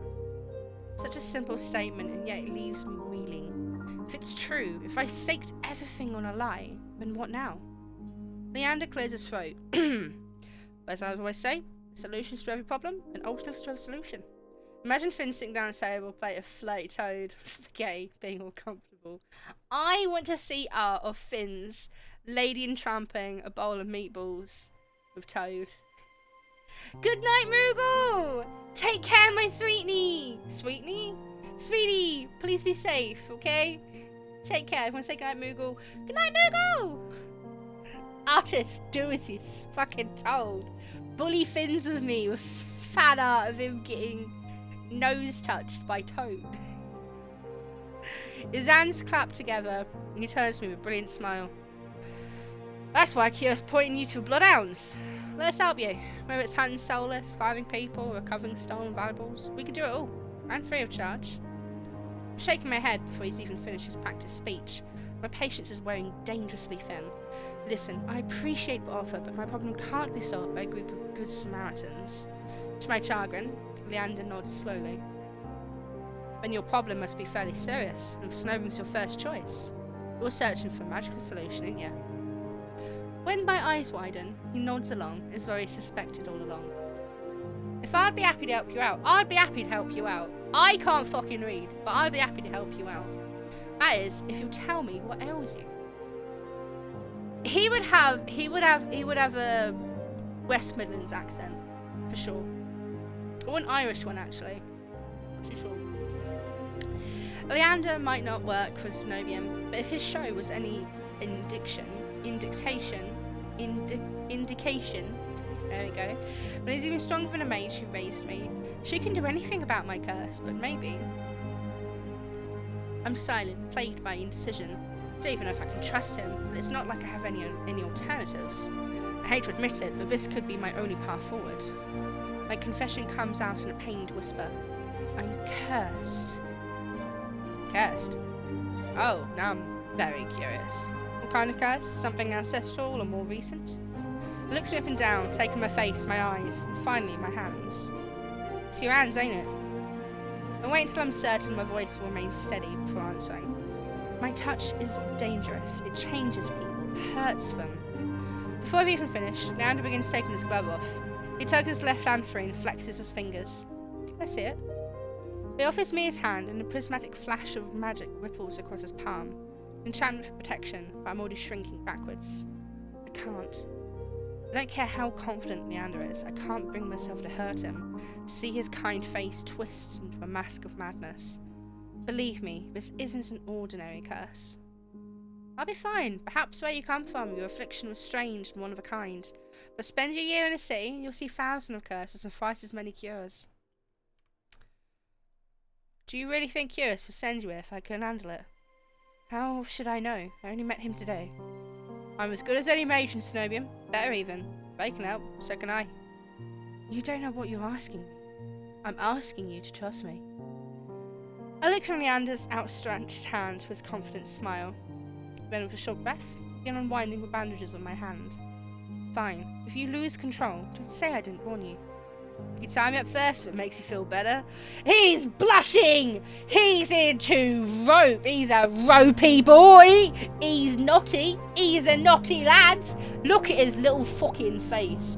His face when he's talking about rope, he's like, you could tie me up, it makes you feel better. Look at him! You can't because I'm on the screen, so look at me first. Now we can look at him. Look at that little fucking... Look at his fucking face. Look at that. Ugh, I want an earring. I'm gonna steal his jewelry and run away. I just want your earring, bro. With each joint I expose, I grow more and more certain that this is a terrible idea. Ready when you are. If he's bothered by the way my hand looks, he doesn't show it. My fingers hover shakily over his palm. 3, 2, 1. Touch him. He asked for it.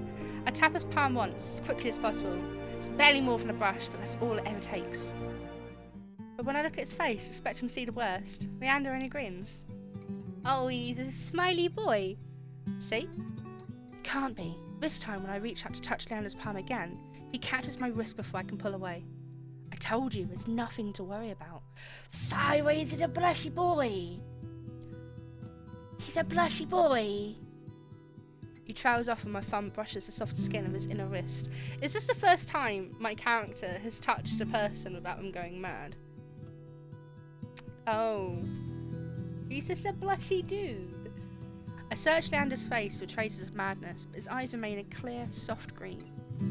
Colour rises in his cheeks, but he remains still, except for the except for the subtle bobbing of his throat. Neither speaks. I trace the contours of Leander's palm, lost in an awareness I wasn't prepared for. Shut your... Fins, take your hand out. I've never seen Fins fucking type of response so fast. All touch of love interest and red flags, and boy do I love red. Hey, cry! I watched you play this, and so I decided I'm gonna try the demo out for myself. And they're all red flags. I don't trust... I've only met 2 people so far, okay? I've met this dude, who Fins is obsessed with already, but I've canonically made out that he sounds like Toad. And the Doctor, who does feel like a red flag to me too. Like, I don't know, man. I don't know. How you doing, there, crybaby? Well, giving. I've been with other people, kissed them, been embraced by them and more, but not like this. The Doctor was, The Doctor is fire.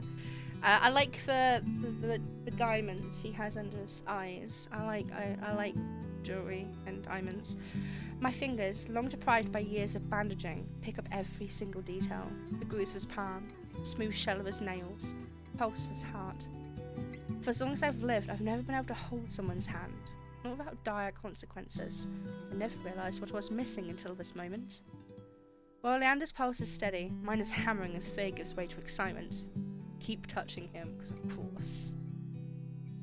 Yeah, it's for hands, Grandma. It's for hands.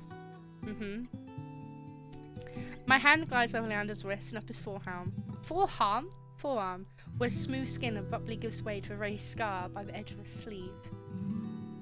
It matches from one that runs from his collarbone to his cheek. Oh, collar to his cheekbone. It could be the same wound. I glance at Leander's face and his lips part as he considers his words before speaking. Am I the first person you've been able to put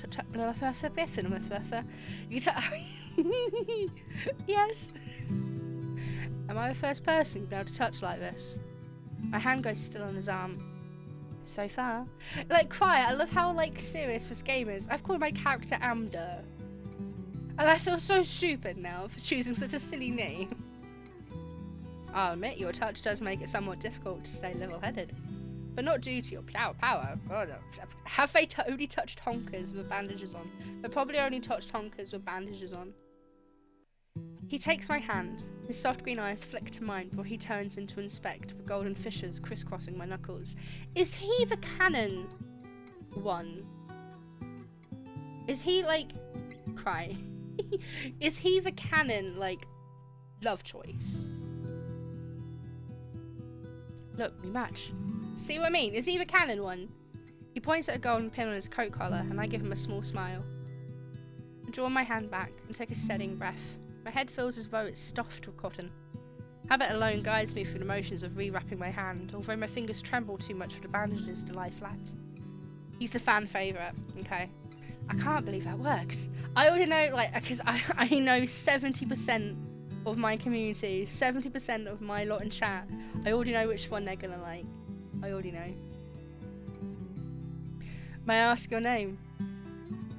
I'm Amanda. Finns, you gotta hold on, because there's like 4 other guys. You're alright to hide this from me, Amanda. That curse of yours. It's unlike anything I've ever dealt with. I could tell you're discreet, but you'd best not go showing off to anyone else. Didn't plan on it. Are you staying in Lowtown? I pause. Room and board was something I hadn't yet considered. Good night, Angel. Please take care and stay safe. Everyone say goodbye to Angel. Be good, and I'll see you again soon. I don't know. Let's get you properly settled then. Is he gonna find me a place to stay? Why, sweetie? The wet wick is noticeably quieter. Without their leader, most of the bloodouts are dispersed, or in a few cases, fallen asleep beside their drinks. Got any rooms left, or did my lot grab them all to sleep it off? A bartender, who I now realise doubles as an innkeeper, slides a key onto the counter. You know, I always keep a corner room open for your escapades. Oh, he is a playboy.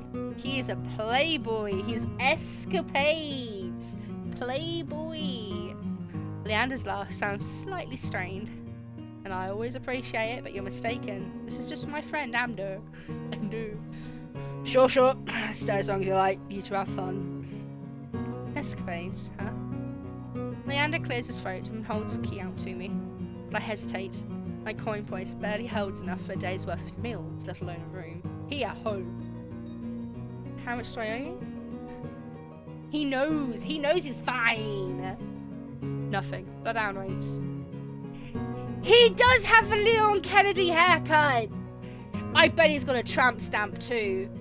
I bet he fucking does. I bet it's just like the diamond on his lapel, but with like little fucking incubus wings on the side or some shit. Fucking bet he has one. Fucking dolphin on some shit. My treat, since you shared your secret. Food, drink, and a warm bed, anything you need. Declared by the haircut, destined to be a slut. Carefully, I take the key from him. Small, but weighs heavy in my palm. Fizz is like, I am now gonna...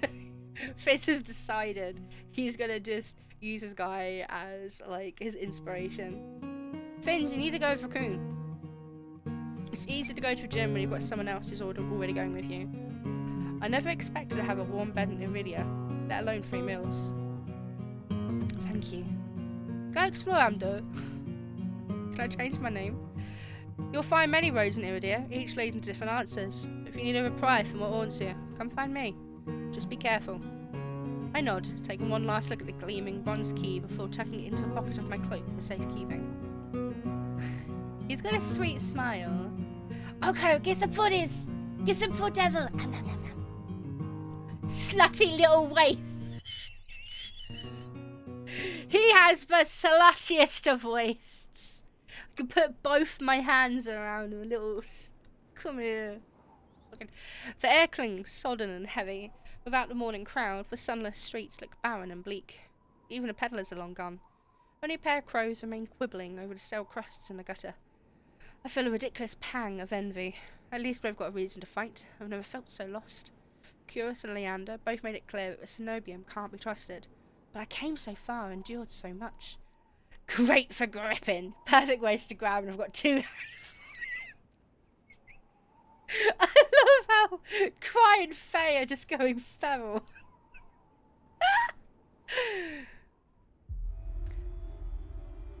I'm about to turn back when a shadow passes over me. I think I missed a line. Oh well. A cloud, I think, until a puff of hot breath tickles the back of my neck. The shadow... Ooh. Smash! Whatever it is. Smash. The shadow... So wheezing. The shadow runs down the street in rivulets. Formless dark spreads like ink into blotted shapes. Claws stretch, a muzzle splits open to reveal long, jagged teeth. The growl rumbles so low and deep, I feel it. Smash. Don't ambi me. Don't ambi me, okay? I want to run and just scream, but I feel trapped as though the slightest movement or a single breath will snap the jaws around me shut. No, I won't let it end like this. If I'm going to die, I want to see what got me first. I still myself and turn. And it's me. It's just me coming out the door like, what's up, B? The shadow vanishes as quickly as it came. I'm left standing in the middle of the street, alone except for a figure reclining in the shade of a nearby stoop. Hello?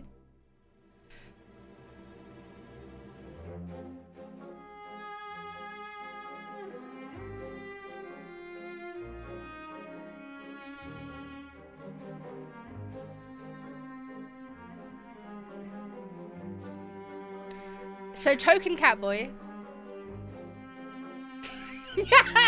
Pixel. Smash. All I'm gonna say is, okay. All I'm gonna say is.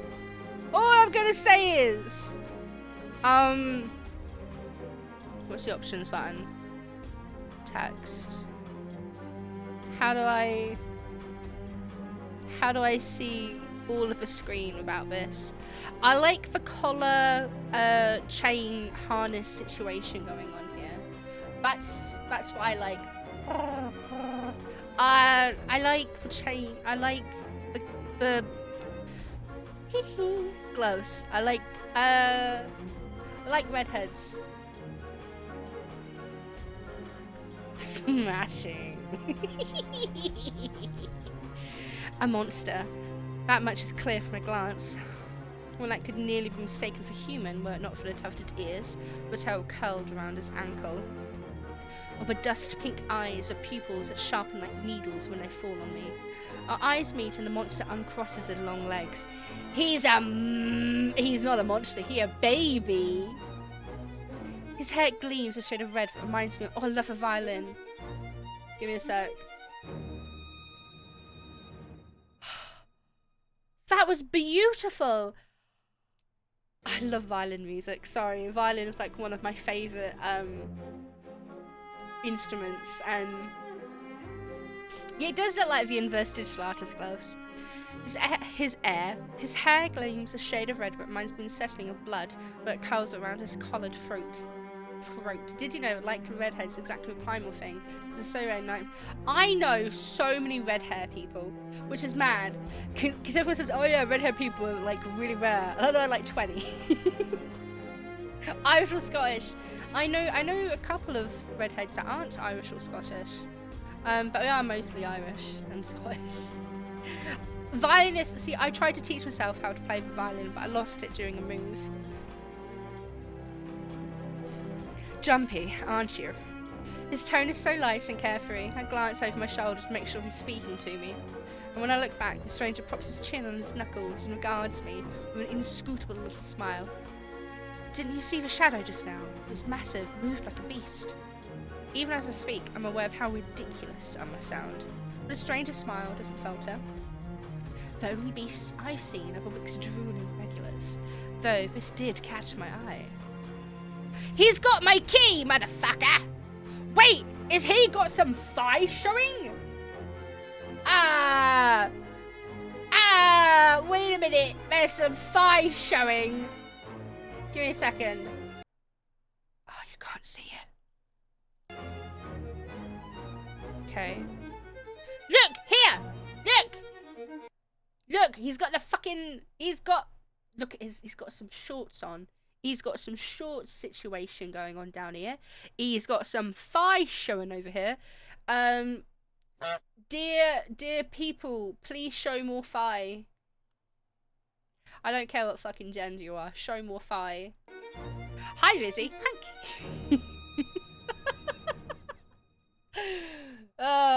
Show a little bit of thigh. Ain't got no fucking pants on. With a flash of his hand, my in-room key suddenly appears dangling from his finger. It turns on its chain, glittering when it catches the light. He's got his whole waist cut here! Ah, Winky Tickle Boy! Look at his little, look at the cutouts on his shirt. He knows what he's doing, doesn't he? He fucking knows. He knows what he's doing. Little tickle window.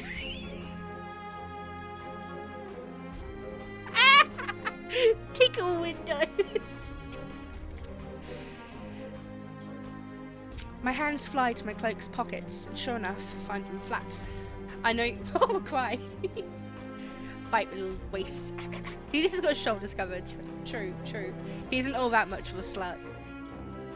He crooks his fingers, beckoning. I've already taken 2 steps forward before some stifled instinct stops me. Something feels wrong. This harness, and it goes. You can see here the lines here. You can see the mouse, yeah. So the little lines here, you can see where it's meant to show where the harness goes underneath the outfit and around. Ooh.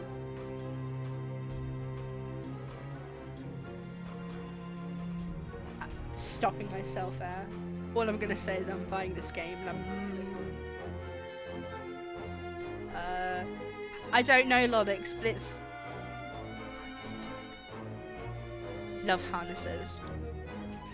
Something feels wrong. Harness is good, handlebar. I'm a walker. Riz, no, come back, stay. Sold, smash. We'll take him home, put him in a cage. I stood on the edge, frowning with so much adrenaline that a strange shadow flickers at the edge of my vision. I always attract the worst kind of attention, but I can't get rattled now. How do we even find it? The key, I mean. What can I say? I'm a sucker for shiny things. He smiles wide enough to reveal pointed canines. I saw you drop it. You really should be more careful. A city like this, somebody might take advantage. A bold-faced lie said without a hint of irony. There's no way I dropped that key, but I can't think of an explanation for how it went from my pocket to his hand. Oh no! I keep attracting these hot, attractive men who are basically flirting with me. Oh, what a terrible curse I have. Monster boys mean monster girls exist in this setting, so holding out for Yuri. Yeah! See, I'd be fine with monster girls too, to be honest, because I swing both ways. Also, I've decided, like, I'm getting fangies at some point. Once I've fixed my teeth up and gotten them completely straight, I'm getting fangies put in. And then as soon as the fangies are put in, we'll do a meet then. I approach the man carefully to keep an arm's length away. He doesn't look dangerous, but most deadly ones never do.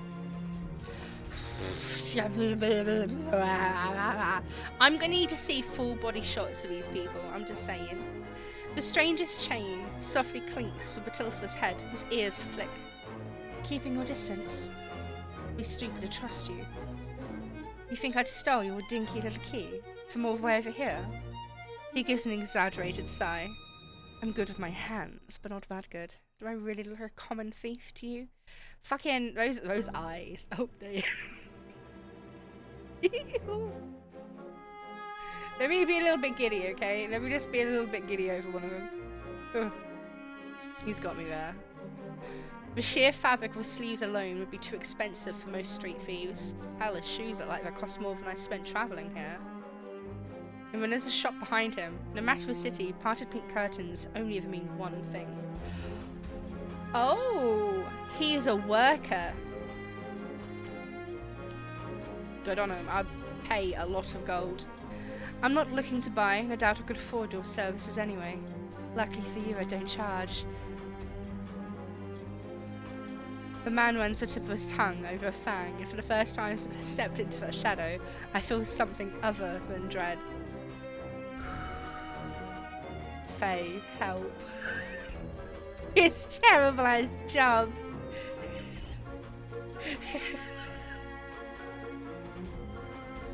Cry, help! How did you do this? I'm so shy. My face grows hot. For free! But that's not what I meant. I'm flattered, really. Where sex my trade, I might make an exception for you. Fuck! But how about half off for a handy? Or you could just hand over my fucking key! Ask nicely, and I might even let you tug my tail. I'll tug your tail. Just throw it here! So some spindled street urchin can snatch it and run. He raises my key and tilts his head as if he can watch it dangle back and forth. I suppose I could just claim your room for myself. Not if I'd be caught dead slumming in the wick with the rest of those slack-jawed imbeciles. You're obviously not from around here, so tell me, traveller, what kind of misfortune brought you to this wretched place? I love this too, Cry. We need to bond further through hot ultimate evil. His voice practically drips with derision. I'm not telling you anything. What could have possibly drawn you to this dreary little pig pen, I wonder? He listlessly watches the arc of my key swinging around his finger. Spooky, someone who really loves their job. The wealthiest shit. The food's dreck, and there's entirely too many monsters for a human to feel safe. Useless. Dagger-sharp eyes flick towards me, they gleam with amusement. Unless you're just dying to consort with monsters. But now my embarrassment has worn away, leaving simmering impatience in its place. If this is a shakedown, it's the most frustrating one I've ever heard of. There's a whole red flag factory. Turn him down, flirt back, we're gonna flirt back. Oh, because I would never able to fucking know this for life. But we're gonna. Okay, I'm fine. How do you know that I spent all of my money starved and he died in a swamp just so I could crawl into bed with the first thirsty monster I saw? That earns me a burst of breathy laughter. He gazes at me under his dark lashes. Why is it? No, never question. Never time. Why is it? Why? Okay, why is it? Okay, we're talking now. Why is it straight cis men always have the best eyelashes? Why? How? Fucking Jeeves has lashes thicker than my skull. I'm gonna wisp. I'm gonna wisp of lash, and he has skull thick lashes. Where's my skull thick lashes? Why can't I have? Why do the cis men have the best lashes? This is some bullshit. See? Lashes. Give me your lashes. Angry biting. More red flags in the May Day parade. Aren't you funny? Could you be any more obvious? Because we have to keep audacity out of her eyes.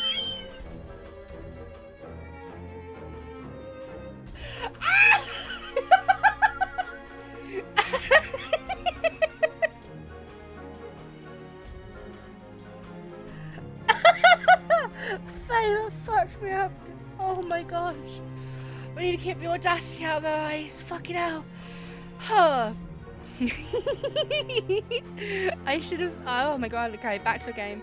I have been told subtlety is not my strength. So, your place or mine? If only I had my key, then I might be able to invite you up. His languid gaze glides from me to the key in his hand and back.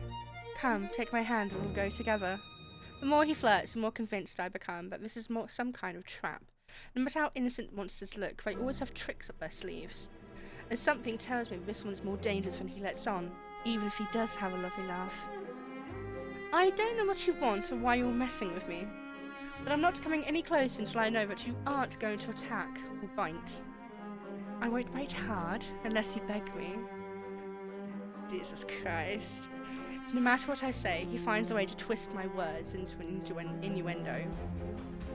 Even when I'm silent, he goes on as though we're having a conversation for standoff. I love Waluigi.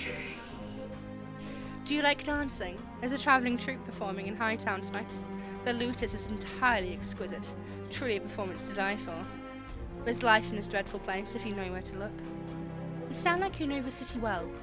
The man's gaze flickers from me to the key dangling from his fingers. Naturally, the stump has a little more than a miserable little smear when I first arrived. Hightown, Lowtown, I know Iridia like the back of my hand. What about the Cenobium? Do you know where that is? His smile vanishes. Surely you've seen it, an absurdly large tower looming over the rest. It's a little hard to miss. It must mean the spire I noticed when I first caught sight of Iridia. The Cenobium's overrated. Forget about it.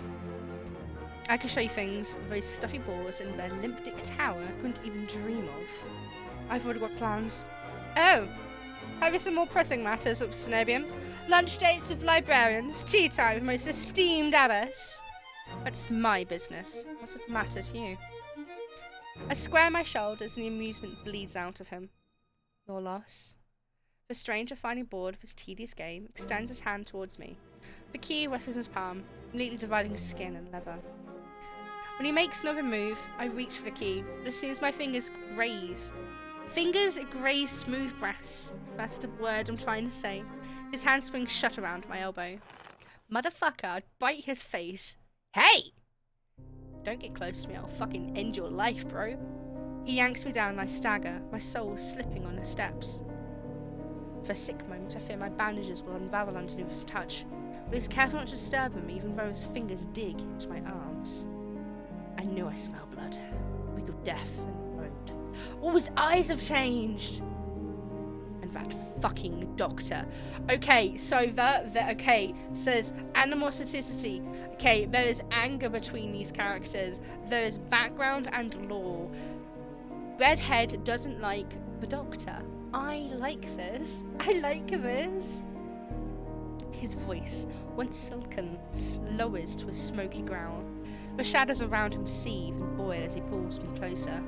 And something else. He murmurs against my throat, nose grazing my jaw. Too close, dude. Let go. I try to twist away, but he doesn't budge. His breath trails down my neck, sending a thrill of dread through me. And just when I fear he'll bite, he takes a deep sniff instead. His wide, flat eyes gleam with naked hunger as he gazes up at me. Not quite human, not quite monster. Seems we're both. There! Wait, his name's Ver? Ver? Cute. Don't sniff me, I'm fine with being sniffed. My ear, I always smell good though. Especially since I went and got some fancy perfume from the Society of Alchemists. The stranger's ears flatten and he releases me with a short breath. I yank my arm back, massaging it where his grip left grooves and bandages. The stranger twists around to watch a woman duck out from the curtains behind him. Her Cenobium uniform is nearly identical to the one my mentor kept tucked away in her closet. I leave you for what, 10 minutes? And you're making trouble again? Will you quit harassing the tourists? The stranger, Veer, I take it, rolls his eyes and flashes the cleric a withering smile. So suspicious. Can't you see this is a friend of mine? A natural liar. He grins at me and his tail swishes minutely. He's a liar? Oh no. I'm easily gaslit. Oh no. The woman purses her lips at me. Clearly unconvinced. Oh, and he's got a smoky eyeliner too. Fucking. I open my mouth to correct him, but Ver cuts in. I was graciously offering my dear friend some free advice. But his voice remains light and cheerful. His expression darkens. He's very toxic, and I'm into that, unfortunately. Danger's drawn to you like a moth to a flame. I will always find you given time. The woman clucks her tongue as well as she's heard this recital 100 times, 2 times before. Word of advice: don't take free advice from lazy foxes lounging in streets. Mr. Crook would sell water to a drowning man for sheer enjoyment of it. She shrugs off a wilting look from there. Cry. Same. Oh dear. I am gonna be in trouble. Oh please. Any friend of yours knows it's true. No old still. Veer rises gracefully at her approach. He pushes his hair aside so it drapes over one shoulder, exposing the long line of his neck. And suddenly it dawns on me that the jingling I heard earlier wasn't coming from the harness attached to his collar, but a leash.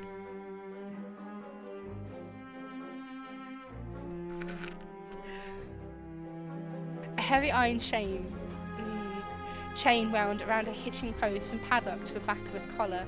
Veer posed deliberately to hide his leash from me. The woman produces a keyring from her pocket. She rifles through a dozen identical keys before selecting one and slotting it into the lock. Wait. Am I about to start feeling sorry for him? Is he very against his will? Hence the leash. and lock situation, which is kind of nice still. Gatekeep me, I don't care. She rifles through a dozen identical keys before selecting one and slotting it into the lock. Come on, unless your friends tag along onto your merry little soulless hunt. But hunting for soulless inside the city? Words momentarily fail me. Free advice is seldom cheap. True. Ugh. The woman regards me with a polite, if tight, smile before marching down the stairs. Veer lingers. He stretches his arms over his head with a yawn, and I try not to stare at the way his stomach flattens when he arches his back. Your little secret's safe with me. Try not to get yourself killed, Veer hops off at a stoop and bounds after a woman. His tail sways merrily. His very hand just lied and threatened me. Did you try that thing I mentioned? The Levotian knot? That the one where you take 3 fingers and actually don't tell me, knowing you, it's disgusting. Veer's airy laughter echoes down the street. It's only after he and the cleric have vanished from sight that I realise I'm still missing something. Wait! Reflexively, I shove my hands in my pockets and find it. A room key. I pull it out of my pocket and raise it to the light just to be sure. A nagging feeling distracts me from my relief. I don't know what Veer's game was, or what he wanted from me. All I know for certain is that Cenobium saw fit to leash him. A fate I could share, if that's what his vague warning meant. I let my eyes drift skyward, past the lanterns gently swaying in the breeze, of the Cenobium faintly visible through the haze. Just one glimpse is all I need, then I can put this all behind me. This time, the coin goes into my queen purse for safekeeping. Okay, so that's 3. Thank you, Ricky. It's easy enough to follow a sluggish river that splits. Try again. It's easy enough to follow a sluggish river that splits Iridia in two. A colossal bridge arches over the dark water below. I cross as quickly as I can, climbing ever uphill toward the distant tower. Am I not going to my room? I've just fought tooth and nail against this little fox boy to get my key back. Hours later, legs aching, sweat beading on my forehead, I finally find what I was searching for. The Cenobium of the luminous void. It stands at the highest point of Iridia, surrounded by cold white walls. Well-dressed people stroll down the walkways, paying no attention to the massive tower in their midst. I'm the only one standing before the gates. I crane my neck up and up until the top of the Cenobium tower disappears into the clouds overhead. The gates are so heavily enchanted that even standing near them sets my teeth on edge. Alchemically reinforced locks, invisible sigils of alarm, and who knows what else. They're going to open magically for my character, aren't they? Just saying it. Knocking seems like a terrible idea, but I don't know any other way of making my presence known. I'm halfway up the stairs when something moves in my peripheral vision. Oi, number 4! A shadowy figure crouches beneath one of the white walls. They reach out and tug on a vine, as if testing its strength. Oi, you there! He's a thief boy. The shadow vanishes as quickly as I spotted it, and a gaunt-faced man in a crisp charcoal uniform marches up the steps towards me. Ugh, I know tourist. Get out of here once you're done gawking. A dismissive wave accompanies his equally dismissive words, and he turns on his heel without even waiting for an answer from me. I look back at where I saw the intruder, and there's nothing. Just the leaves blowing gently in a cool breeze.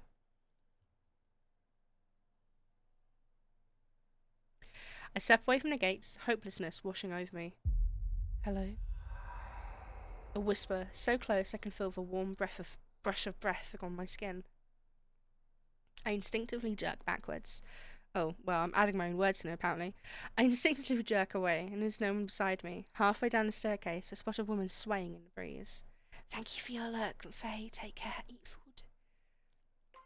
She's gaunt as a rail, her blouse moth-eaten. I'm unable to take my eyes off her. Not because of the way she smiles, a little too widely, or in the way her tousled braids look unbrushed for days, but because her eyes shine a vibrant, unnatural crimson. I'm both entranced and unsettled by their subtle glow. These days, you need a miracle to get in there. I'm unsure how to respond, if I even should.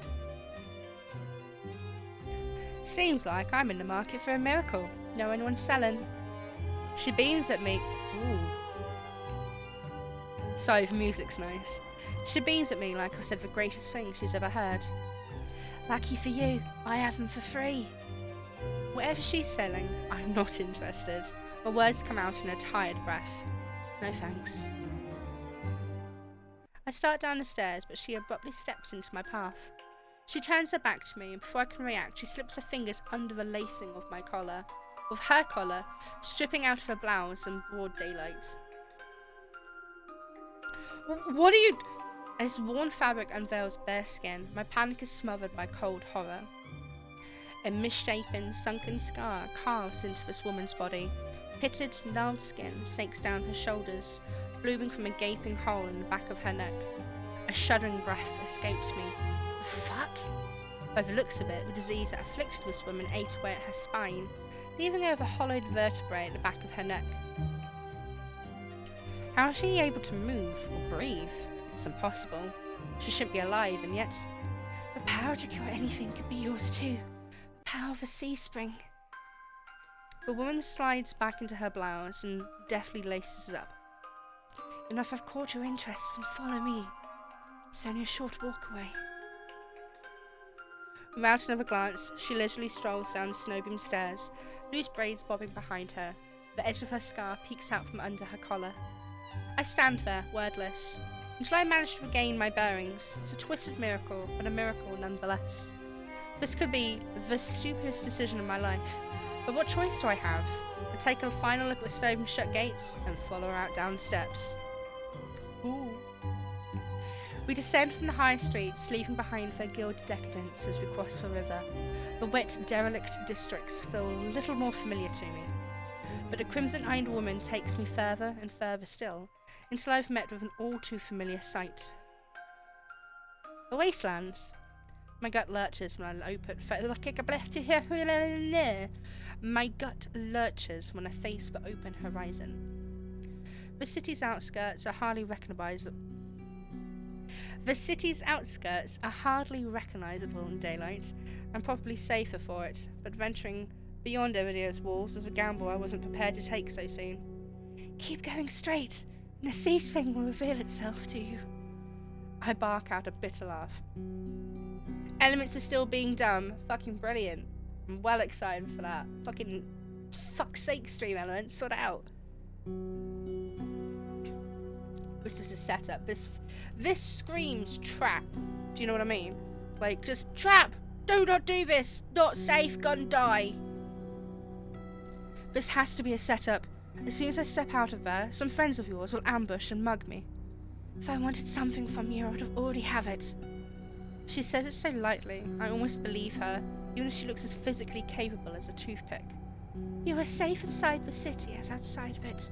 Truthfully, the territory before you is the safest of all. What do you mean, territory? This region belongs to Ice. Most people know him as a gang leader, but he's much more than that. Is Ice gonna be another, love interest?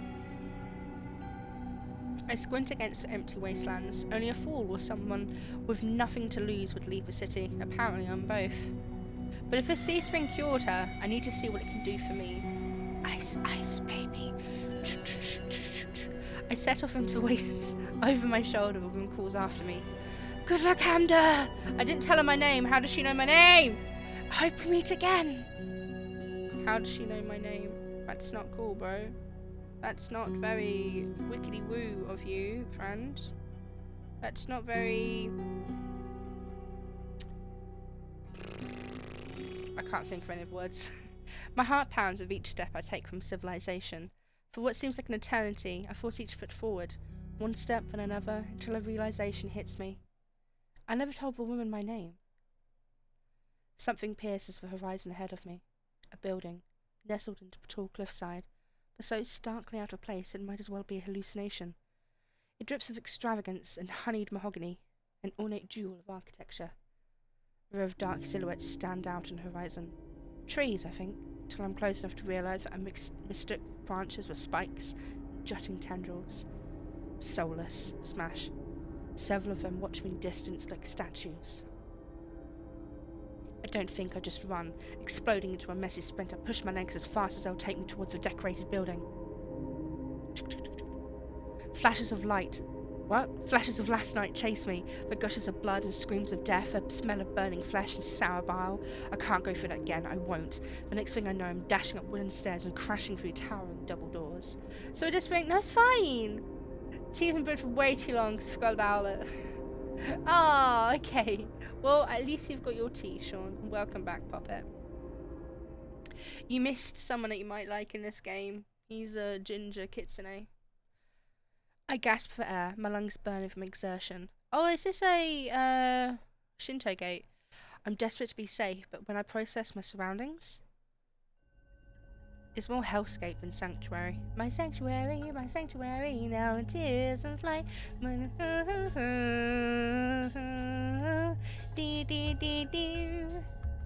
Blood flows all around me, overwhelming my vision with a lurid, unholy red. Instinctively, my hand leaps to my mouth.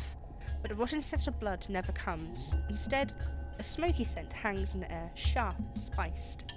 I swallow thickly, convincing myself that it's not as gruesome as it appears. This has to be the sea spring, the place that grants miracles. Pulling my eyes away from the pool, taking the rest of my environment. Tall pillars flank me, blanketed in written notes.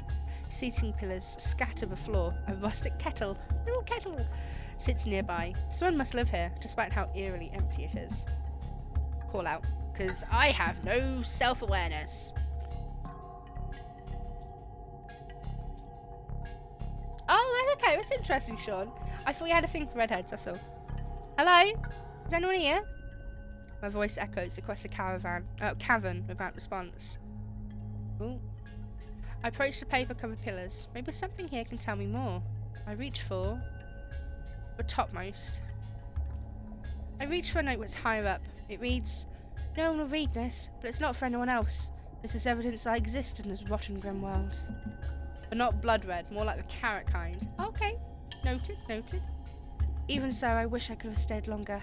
The bog girl would be lonely without me. I should have let her know how I... The rest is scratched out. I wonder who wrote this. Before I can ponder it further, a sharp chill runs down my spine. Something's watching me. Ganondorf is an exception. He's a dilf. I quickly set the note back, my eyes darting around the wooden deck, but it's still empty, vacant. Finally, I look towards the sea spring. That stillness hides something deeper. Something wrong. Hey. I spin around and come face to face with a pack of soulless. They chitter and growl, tendrils and spikes flaring threateningly, all different sizes and species, but showing one identical trait, glowing crimson eyes. I try to back away, but my heel teeters over the sea spring. I'm cornered. Watch your step, it's deeper than it looks. A voice again, and that sound of it soulless freeze, the snarls quietening. Boy number 5? Oh dear. He's got rings on. I search for the... Why is it such... I'm not... what? Well... I search for the voice's source and find it above me, lounging in the rafters.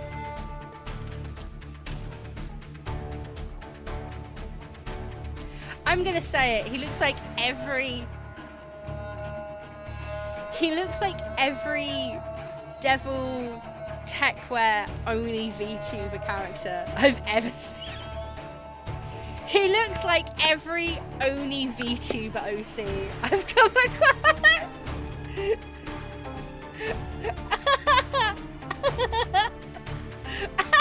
There he is, there's the boy. You look lost, little sparrow. Oh, cry, is it because he calls you a little sparrow? His gaze is a violent crimson, one that sears through me, leaves me feeling raw and exposed. With the same eyes I've seen over and over, first from the scarred woman, now with the soulless directly circling me, all bound by the sea spring's blood red. In the shroud of darkness behind him, shapes like massive tentacles twist and coil around them. Does he have tentacles? Because that might boost him up my list. That might... You know? If, who's up here? I can't focus. The soulless growls ring in my ears. They're not advancing, but they could charge at any second. Panic rises in my throat as I struggle to track them. Hey! Don't fucking hate me, cunt. Eyes on me. Yes, okay. My stomach rolls as I tear my eyes away from the soulless. Don't ignore someone who's talking to you. It's not polite.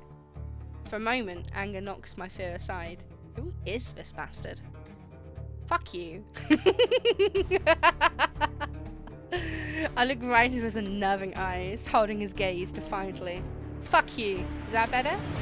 A crooked grin cracks across his face. Really? I see no indication of any kind of emotion there.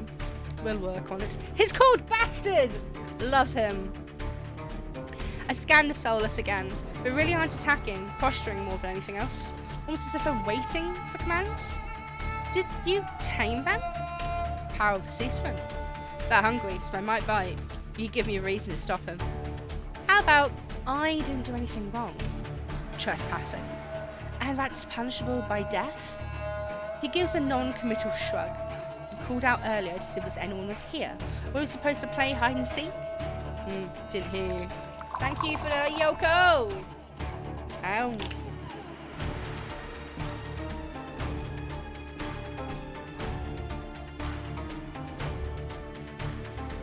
Music's fun. The man's terse coolness is both infuriating and terrifying. Cry! Oh. Really? Because...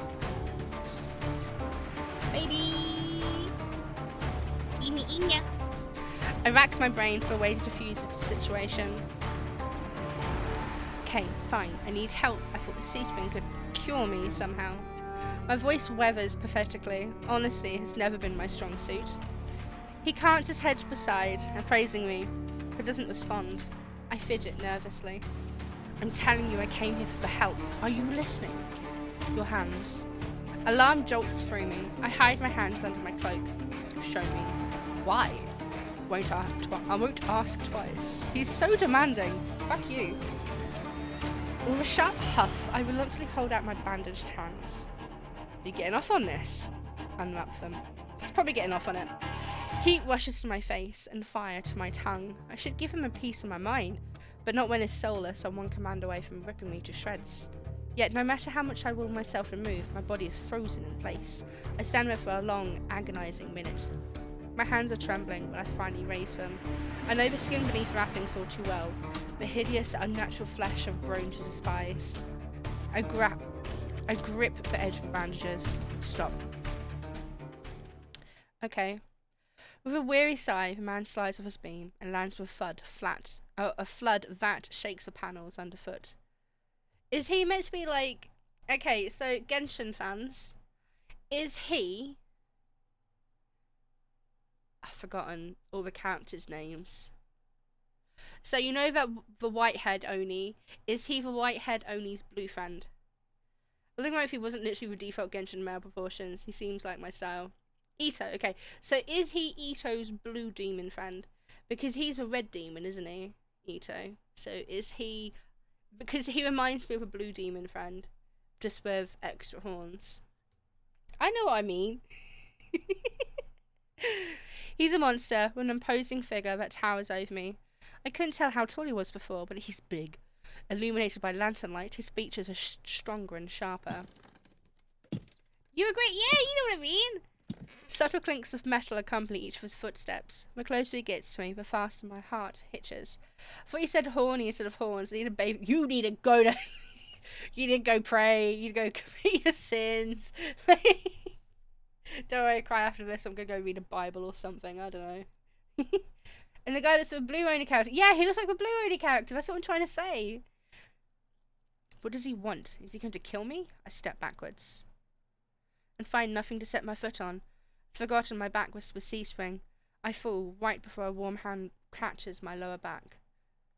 Let me guess, he caught me with one hand because he's so strong and so I'm so itty bitty. Power horns. I'm hovering above the sea spring, the scent of smoke and leather enveloping me. I don't like him being so close to me. Blazing crimson eyes bore into mine. I don't know if he's my favourite, but I like his haircut. Tell me to watch your step. I'm too stunned to monster a response. Like I weigh nothing, he guides me back to the solid ground and steps back. Because the earring would enlarge the earring hole would have fit him. Wait, do you mean like tiny tunnels, Raccoon? He would look good in tiny tunnels, actually. Following a subtle gesture from his fingers, the soulless around us disperse and relax. The shift in the meaning is so abrupt it gives me whiplash. The enormous tentacles are no longer in the rafters, though now I doubt I ever saw them at all. Either way, I exhale a breath of relief. They're not called gauges. And okay, so people used to call them gauges all the time, though it doesn't make sense because gauging is like a measurement of something else. They're called tunnels, and they just put like jewelry in them to stretch them. Because I've got tunnels in both of my ears, but not in. I've forgotten all of my English today. Not in my lobe, but you know the. Oh, let me just show you. Let me show you. Ears, conch. Kind of. Okay. Ooh, no, I don't think I can show that on stream. Okay. I can show this. Okay, so let me show you. Hey, vegan. What's up, BB? What's up? Okay, so you see where these two. So, okay, so you see on this here where mouse is, where you've got the earrings themselves are just called plugs or tunnels generally, Grandma. But you see where these two diamonds are, these two earrings. I have a 6mm hole tunnel there on both ears, and getting them cut out was the most painful thing I've ever gone through in my entire life. But it was good, and it was an experience, and I fucking love them. As focused on me as he was before, the monster pays no attention to me now. Cookie cutter! Yeah. That's what my piercer called it. Cookie cutting. Because I have to... No, I'm not explaining it, not on stream. It's I don't want to gross anyone out, so maybe another time. He kicks some seating pillars out of the walkways, checks the contents of the kettle with a scowl. The sudden disregard is almost insulting. Oh, what's up, Gilly Bear? Sorry, my cat's coming for attention. Good boy. Okay. The sudden disregard is almost insulting. So apparently Gil was outside of my door meowing for me. So Gil just brought him in. No more hot 2D men. I deserve the love. I mean, you are right. It is getting late. Cry. I do know I need to go give my Gilly boy a walk soon. Still. The sudden disregard is almost insulting. So that's it? I'm not a threat anymore? Never were one. And why do you threaten me? People get honest when they're afraid. In other words, he was messing with me. I drag a hand over my face, exhausted by the fact that this is the second time a monster's provoked me today. You're Ice, aren't you? Depends who's asking. One of your friends told me this was your territory. She also said you were a gang leader. There's no one else here. I thought there'd be more people. Ice picks up a kettle and walks to the edge of a sea swing, but dumps up the contents into the endless red. Gang took a walk. He has a nice smile! His pleasant smile stretches across his face, ear to ear. But in an instant, it drops. I get a sense that I shouldn't ask about his gang again. You said you came here for help. Depends, can a sea swing cure a curse? Probably. You mean you don't know? Nope. Is he wearing red eyeliner too? Nice. He shakes out the empty kettle and starts collecting stray cups, tidying up. My frustration builds, narrowing my eyes at him in a questioning glare. When he notices, he returns with an amused smirk. Are you being irritating on purpose? Listen, Sparrow. Okay, I get it, Cry.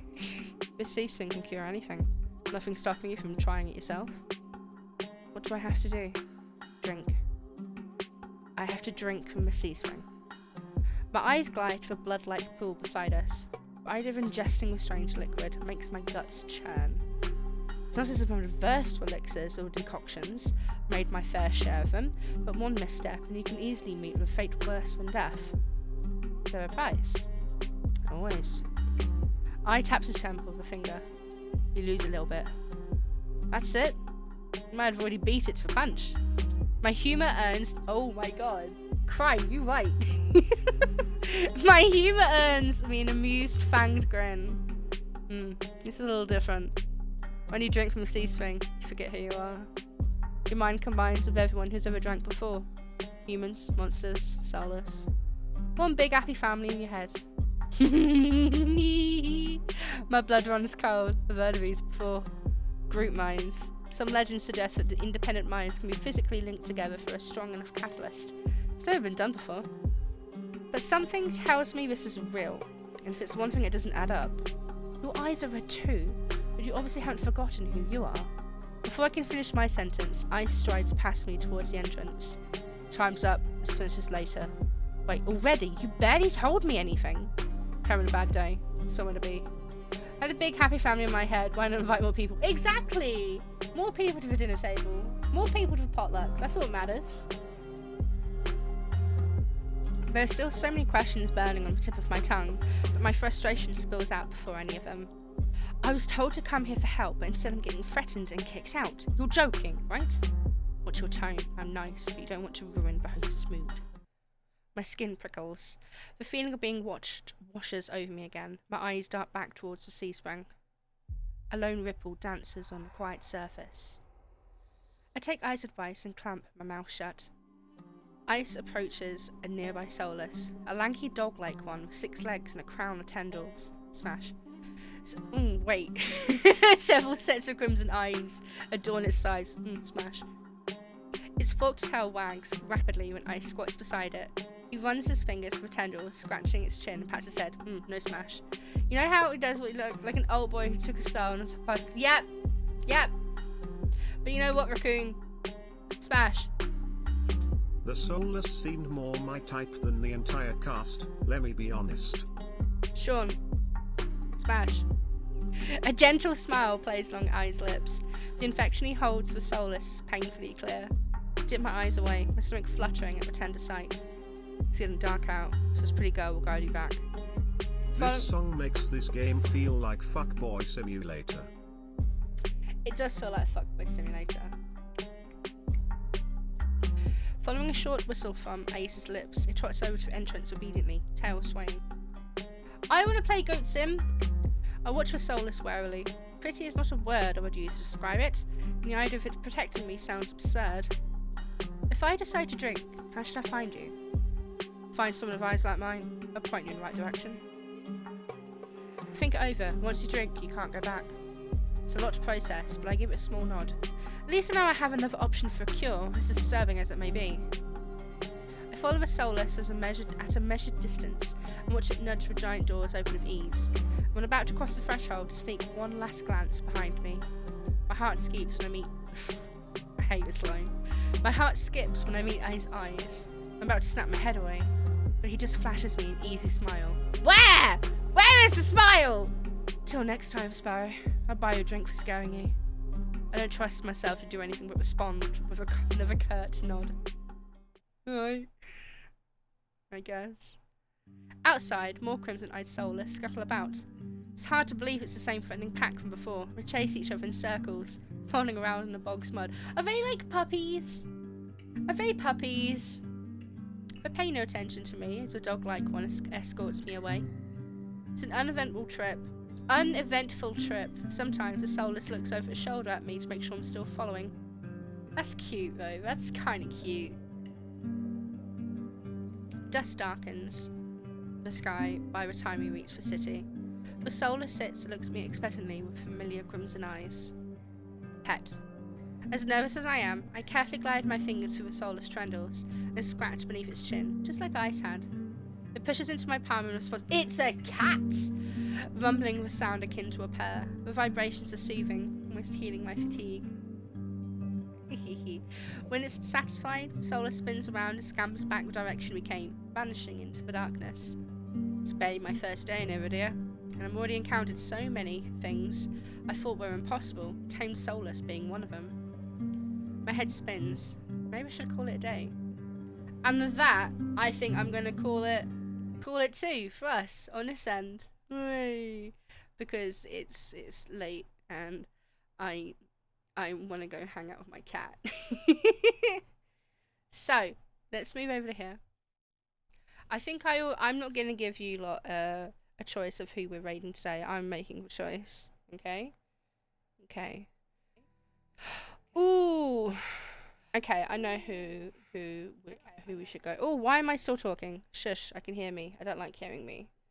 Okay, what we'll do is thank you. I'm not gonna lie, you know what I'm like. I was very anxious before stream. Because I've taken a couple of days off and I don't know why, but it always like messes me up, like getting back into the groove of it. I'm really happy you come and hung out with me too, Cry. I like that we're bonding over red flags. I think I'm gonna play more of this game. I might finish the demo by myself. I don't know. I'll have a think about it. I'm gonna save it for now. But I already know who I want to raid. I want to go through and raid my dear Fermi boy. So I'm gonna put a smile for Ambi. Oh, I can't spell. Ambi, that's our raid message today. A long day and ending with your stream. Oh, thank you, Kai. That means a lot. Thirsty Simulator, that's me!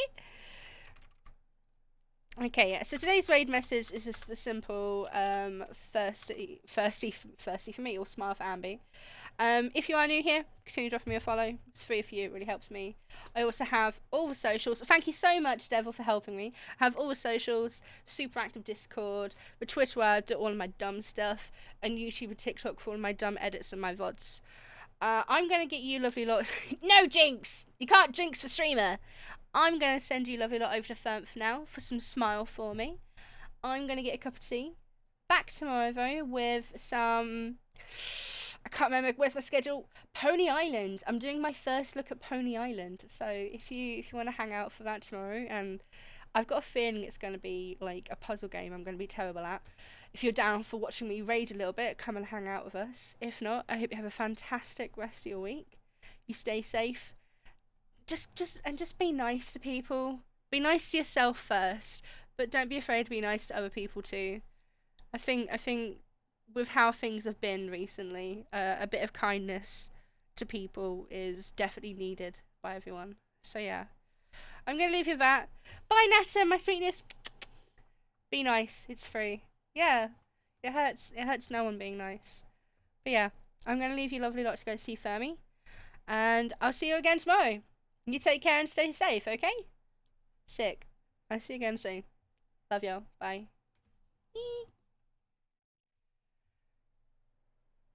Good night. Also, look. Credits. Love you guys. Good night.